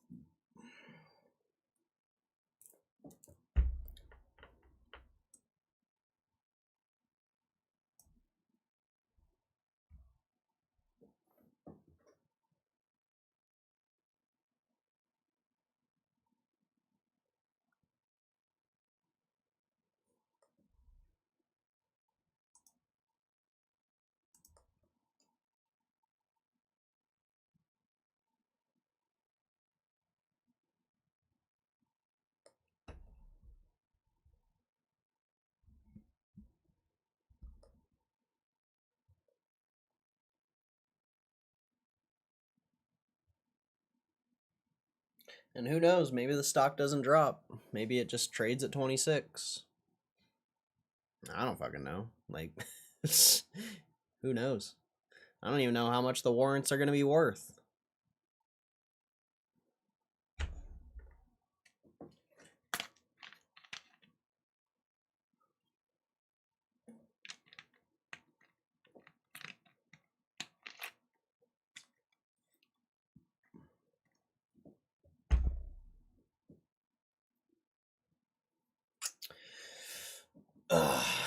But if the GameStop team thinks it's going to be trading over $32 in a year, then so do I.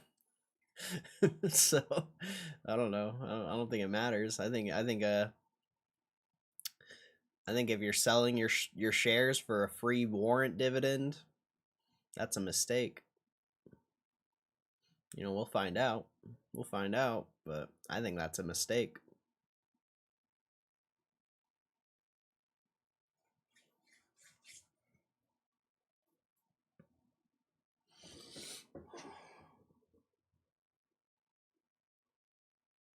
We'll see, though. Who knows? Anything's possible. Anything and everything is possible. Consider all scenarios. It's most likely just not going to move, though. Who knows?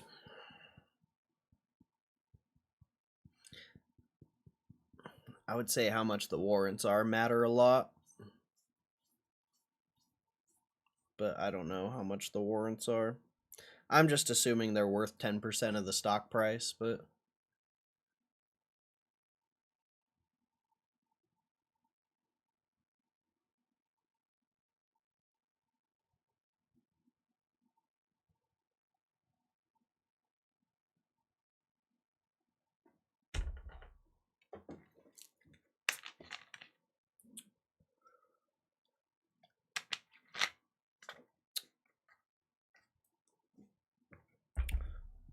just wondering if it's gameable. Depends on your time frame, I guess. If you sold yesterday for $27, $28, was it yesterday? Wednesday, Tuesday? I don't know. Whenever it was trading at $27, $28, if you sold at $27, $28, you might not even be getting the warrants because you're not a shareholder anymore. You sold your shares. And if there's a world, I don't know if you can sell your shares today, but if you can sell your shares today, the stock's already sold off 5%. So it's likely that it's probably going to be trading around here. So if you sold your shares today and you still get the warrants, essentially you just have warrants off of a $28 share price, I guess, technically. And I don't know. There is a way to do it, but it just depends on your time frame.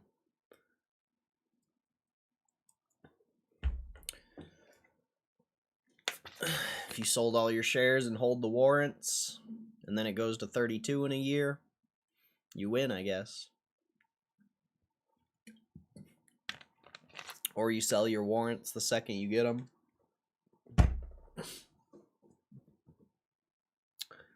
Just depends what everyone's goal's different, I guess. Some people like paying taxes.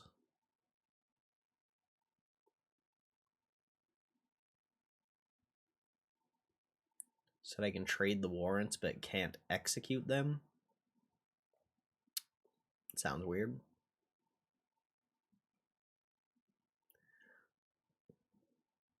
More or less than 10. When the warrants get released, we'll find out. You're asking an unknown question.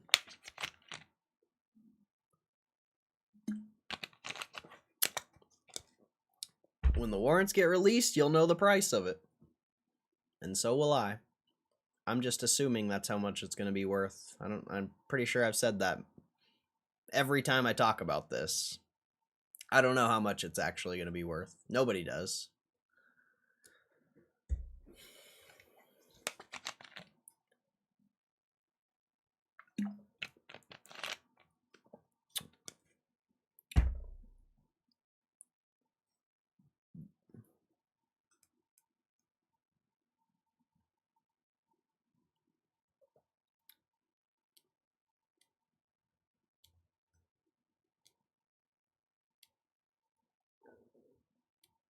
I don't even know what you're asking, Trader Twin Dad. Just don't worry about it. when they get released, you'll know the price, and there you go. Your answer will be, or your question will be answered. But I have no clue what you're even trying to ask.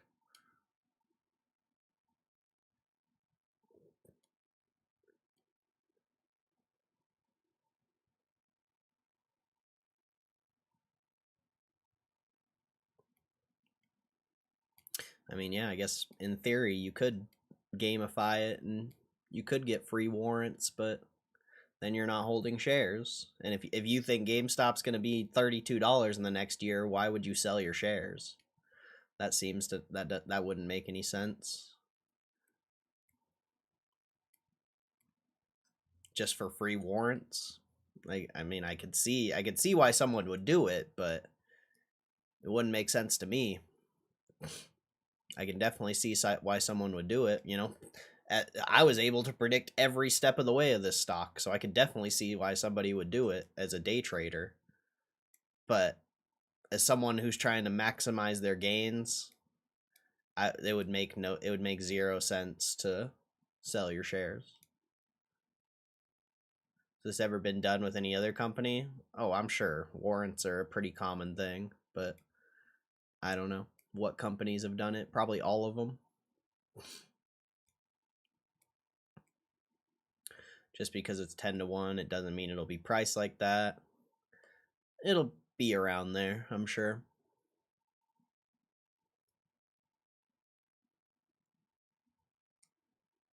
Yeah, I've already answered your question, bro. I don't know how to make it any more clear. Or whatever you're talking about. I've already told you exactly how it could happen.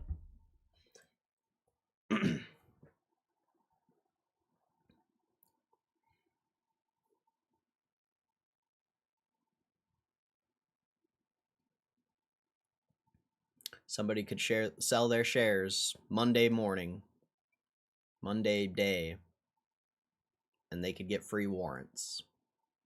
Potentially they could even sell today, but I don't know about that. Not positive about that one.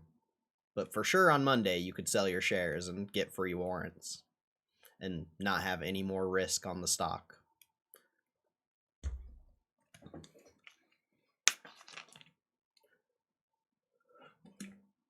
But like I said, why would you do that?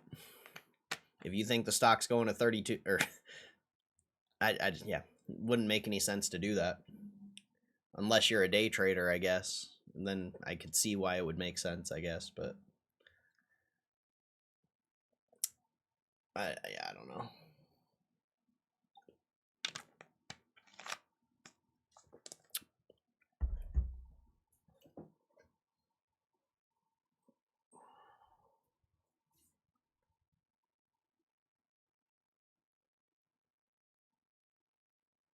Yeah, but the warrants are going to be $2 a piece. So what? You're going to sell 10 warrants to buy one share? That doesn't make any sense. That makes 0 sense. Why wouldn't you just wait and see if the stock is trading at like $40, $50 and actually get real value out of it instead of 1%?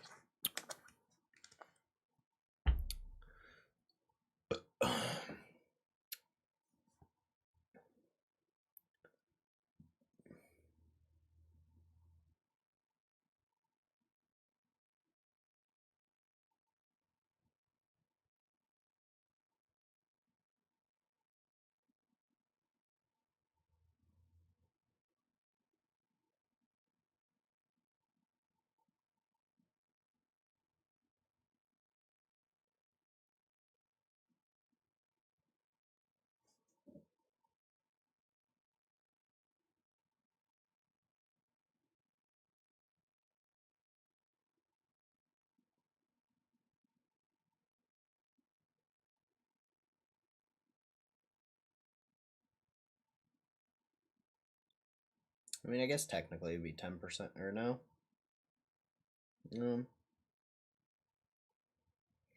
I don't think it'd be 10%. I don't know. But either way, that doesn't seem worth it. I mean, you can do whatever you want. I'm holding my warrants till the end. Those are gonna pay. From my perspective. And if they don't, who cares?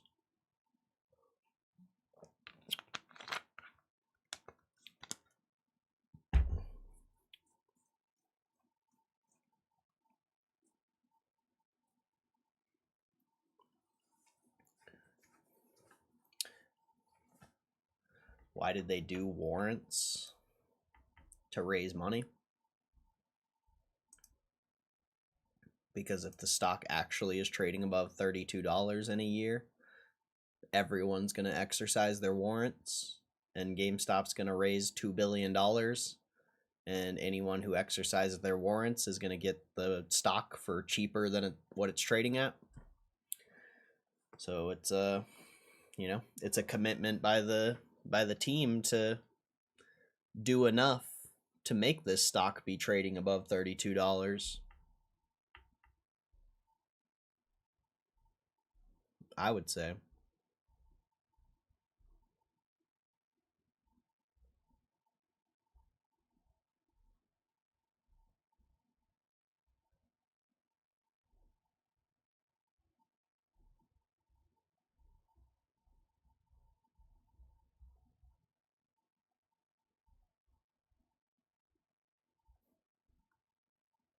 Like, could you imagine GameStop's trading at $50 or $100 in the next year?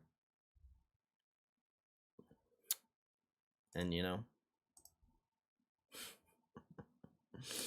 that'd be something. Those warrants go from I don't know, just say you have 1,000 shares. Say you get 100 warrants. It's $3,200. Those warrants go from being worth you have to buy the shares, so instead of for paying $3,200 for your warrants, say it's trading at 50, you're getting the same 100 shares, or those shares are worth $5,000, but you're paying 3,200 for it. Like that's something.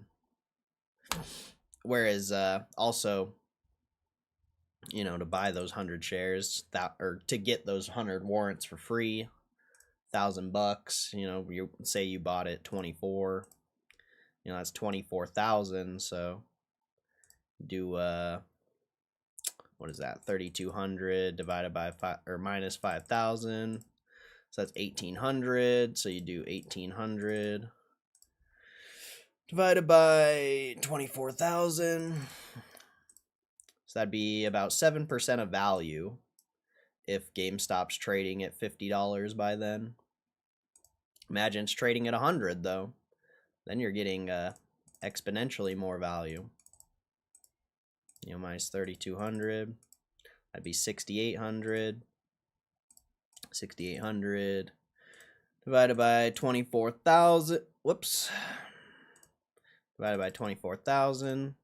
You know, that's 30% value. Imagine it's trading over 100, you know? I feel like this, you know, at this point it's pretty unrealistic, but what if it is? You know, 150 times 100, you know, that's 15,000 divided by 24,000. Now you're getting 62% of value.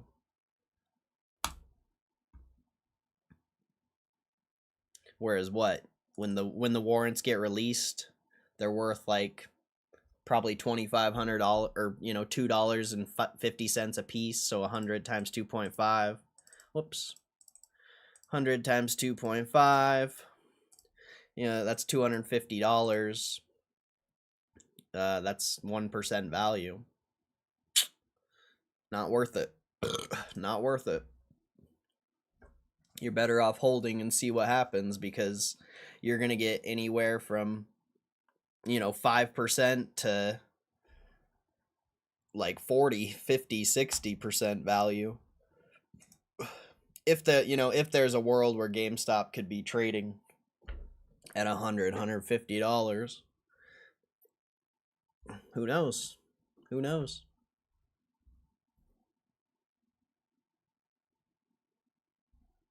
What's up, Ziggy?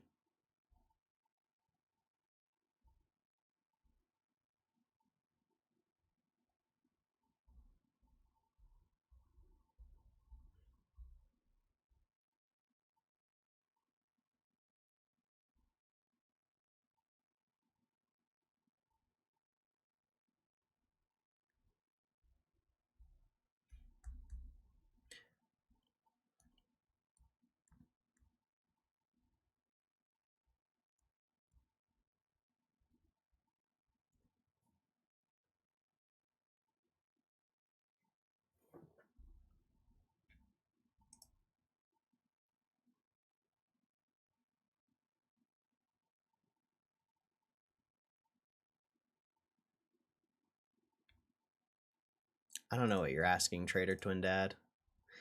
You need to remove trader from your name. That's all I'm gonna say. How can you be a trader and not understand like options? All warrants are options. That's all you need to know. I don't get how you're asking these questions if you're a trader. Like, I'm sorry. You can't be a trader and be asking simple questions. The options, the warrants, the options will be worth whatever, you know. By the time expiration comes, however many dollars it's trading above 32, it's going to be worth that amount. If it's trading at 40, the warrants will be worth $800 a piece. If it's trading at 50, they'll be worth $1,800 a piece. It's options, bro. It's simple. And they will have time value as long as there's time left.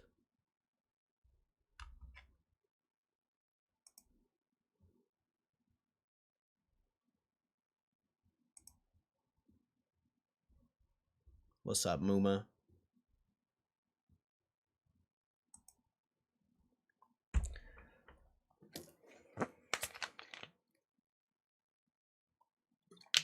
You didn't really miss anything. I was just reading the warrant thing.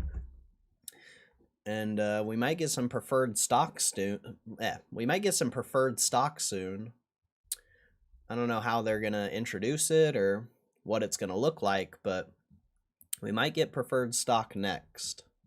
That might be the next thing we get. We'll see. We'll see.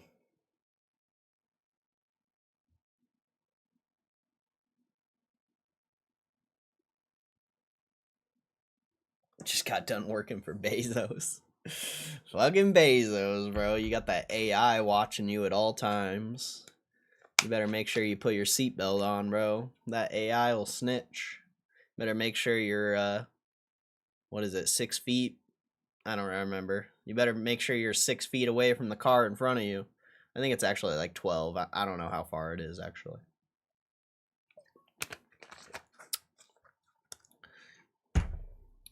Better make sure you stop at those stop signs properly.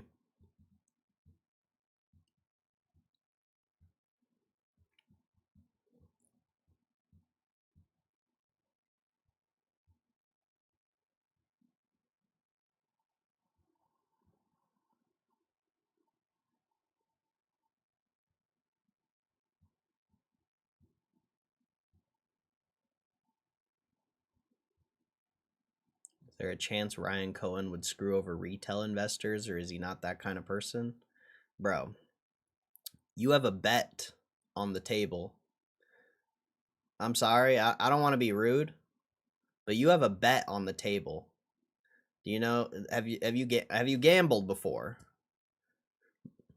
Because the future is not certain. Nothing's certain.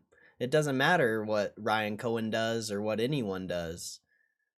The stock could go down. If you don't think the stock can go down, you are mistaken. The stock will do whatever the stock's going to do.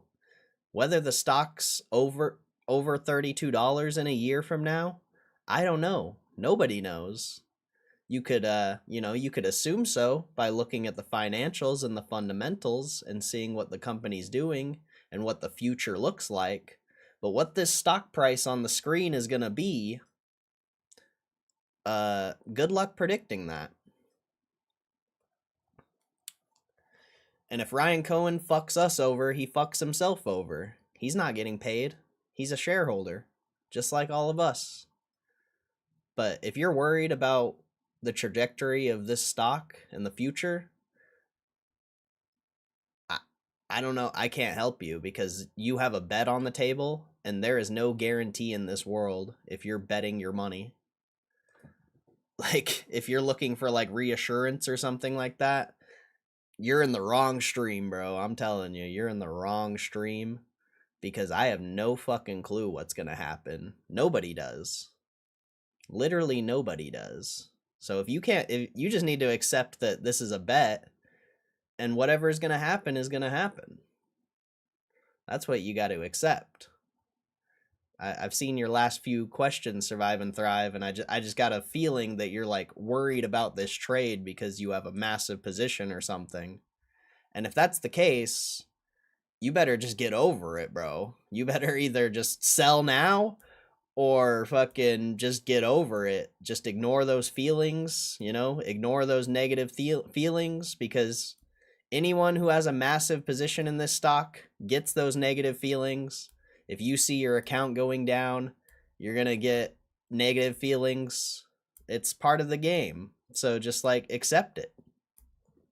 If you can't accept it, then I don't know how you're going to make it the next year. Straight up, I don't know how you're going to make it if you can't accept that this is just a bet and the future isn't certain. I accepted that a long time ago. I accepted that long ago.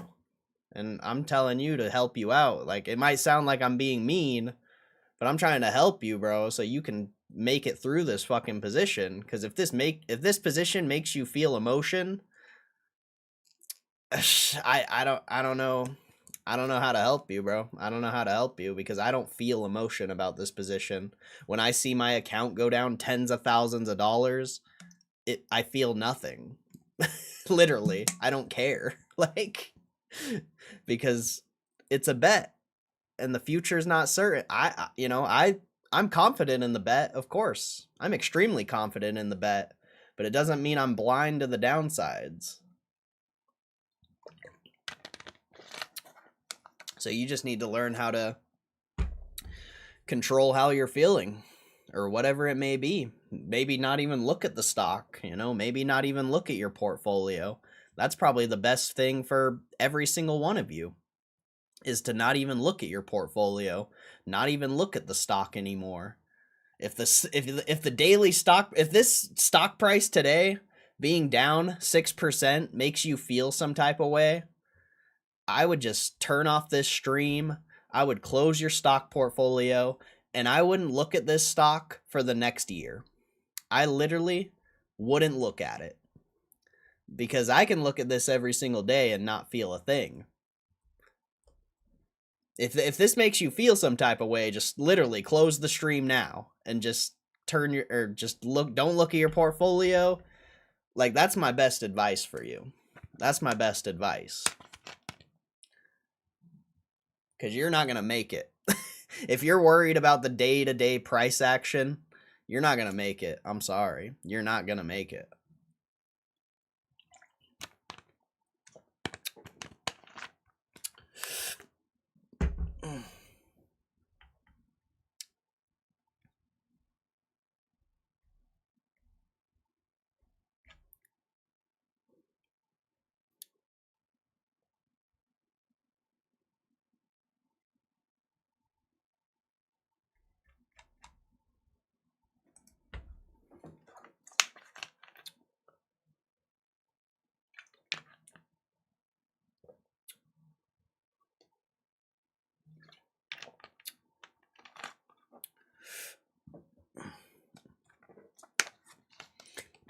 I don't want to be rude, but like, I've just seen a lot of negative comments today, and it's like, if this stock price going down 6% really makes you feel that way, it makes you feel some negative emotion or something, like, just sell. Like, straight up, just sell. Because you're not gonna make it, bro. You're not gonna make it if you can't handle a 6% down day. I'm telling you. Especially after you got given free fucking warrants. Like, I don't know how you're gonna make it. You literally just got warrants for free.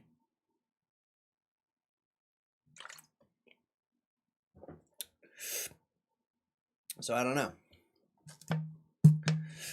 I don't know, man. I don't know, man.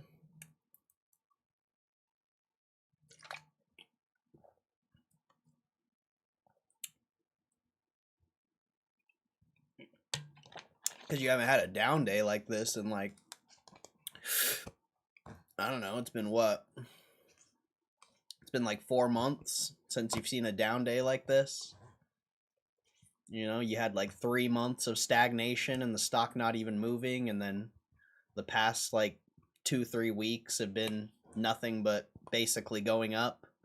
And now you've actually had, this is the first real sell-off you've had in a while, so of course, people are acting weird. They thought they were going to make tens of thousands of dollars and the stock was going to keep going up. But literally, I've already I literally told you guys like last week that the stock was going to sell off on the warrant date. Like, did I not? I'm pretty sure I've said that multiple times. Like, if you thought the stock was going to go straight up, man, I don't know, man. I don't know.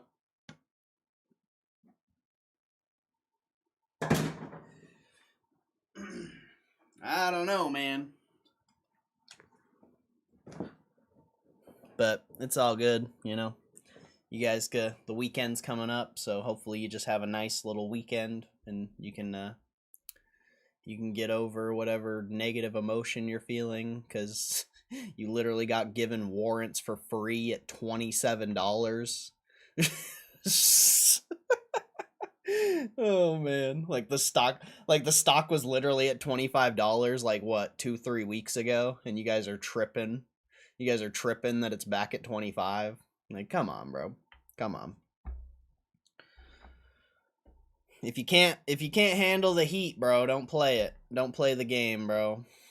If you can't handle it, just don't even be playing the game. You're worried about a down 7% day when a lot of us think this stock's going to be worth like double, triple, quadruple in the next like couple years or more. Like, I just can't relate, bro. I just can't relate. I don't care about these daily price action moves. And I already knew this was going to happen anyway. Like, it was so obvious. Literally, so obvious that this was going to happen. It's happened every time they've raised money. Every single time they've raised money, the stock sells off like this. So, like, what do you... You're surprised? You're surprised by today?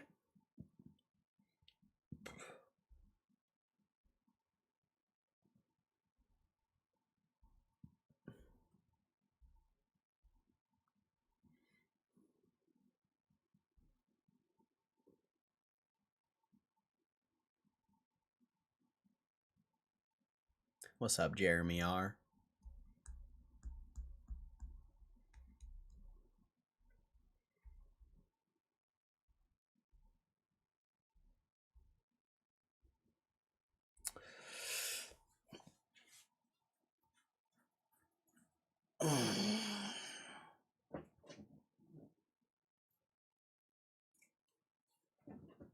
But yeah, I don't know, man. I don't know. I don't know, man.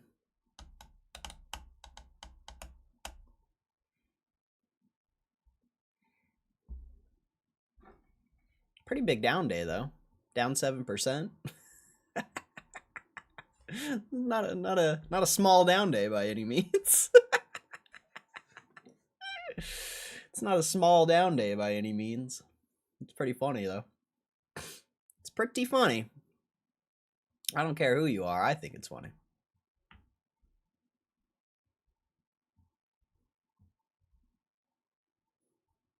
Right off of that blue line too. Right off of that blue line, bro. Crazy. Crazy. That that trend line's nuts, bro. Oh man. That trend line is nuts.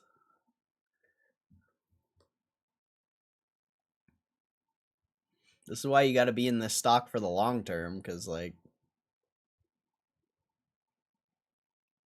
you didn't think a down day like this was coming ever again. Like, you thought the stock was just gonna go straight up.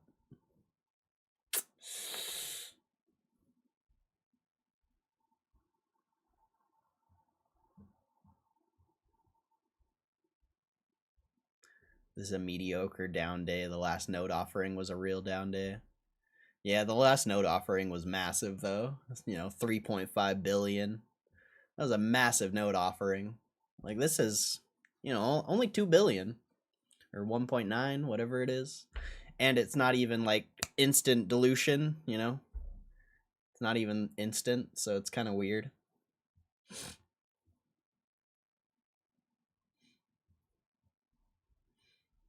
It's going to be interesting if the short interest goes up, though. Like, that's going to be wild if short interest is at like 20%. Like, could you imagine, bro? Could you imagine if the warrants baited in more short sellers? Like, that would be crazy. That would be something to see. That would be something to see.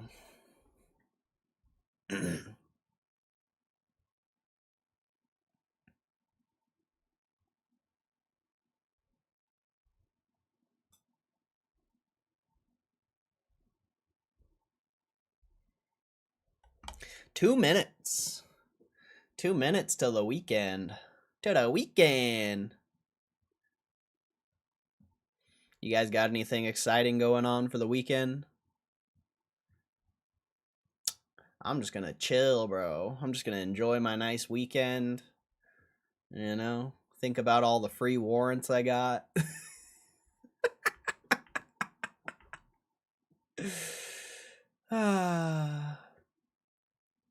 I love it.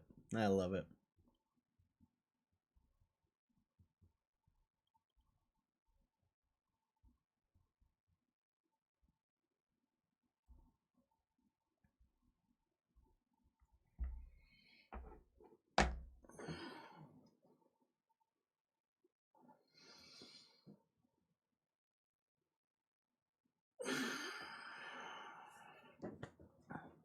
You're gonna buy 1,500 warrants. So are you gonna have the? Let's see. You're gonna buy 1,500 of warrants. So it's gonna be 2.5 or 1,500 divided by 2.5.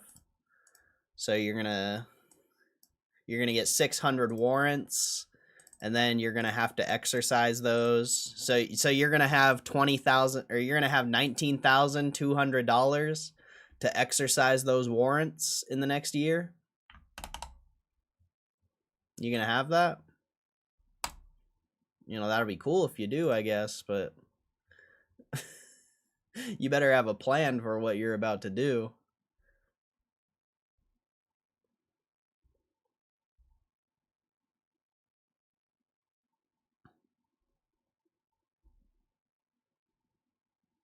I mean, you can always just sell them as well, but yeah, I don't know.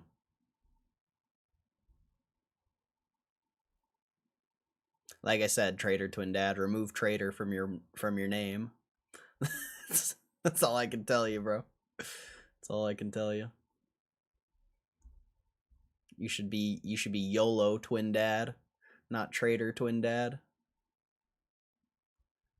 YOLO Twin Dad, Degenerate Twin Dad, something. Anything different.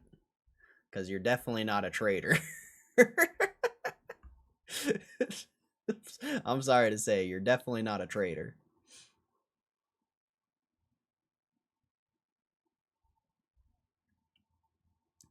Are you talking to me, Muma? If you're talking to me, I have no plans. I'm literally just gonna hold until something happens.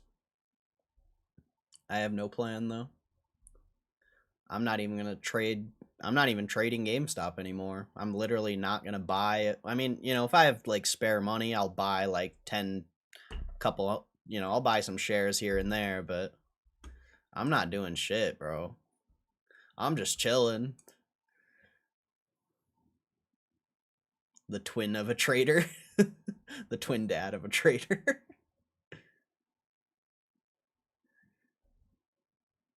Bro, just go to the casino.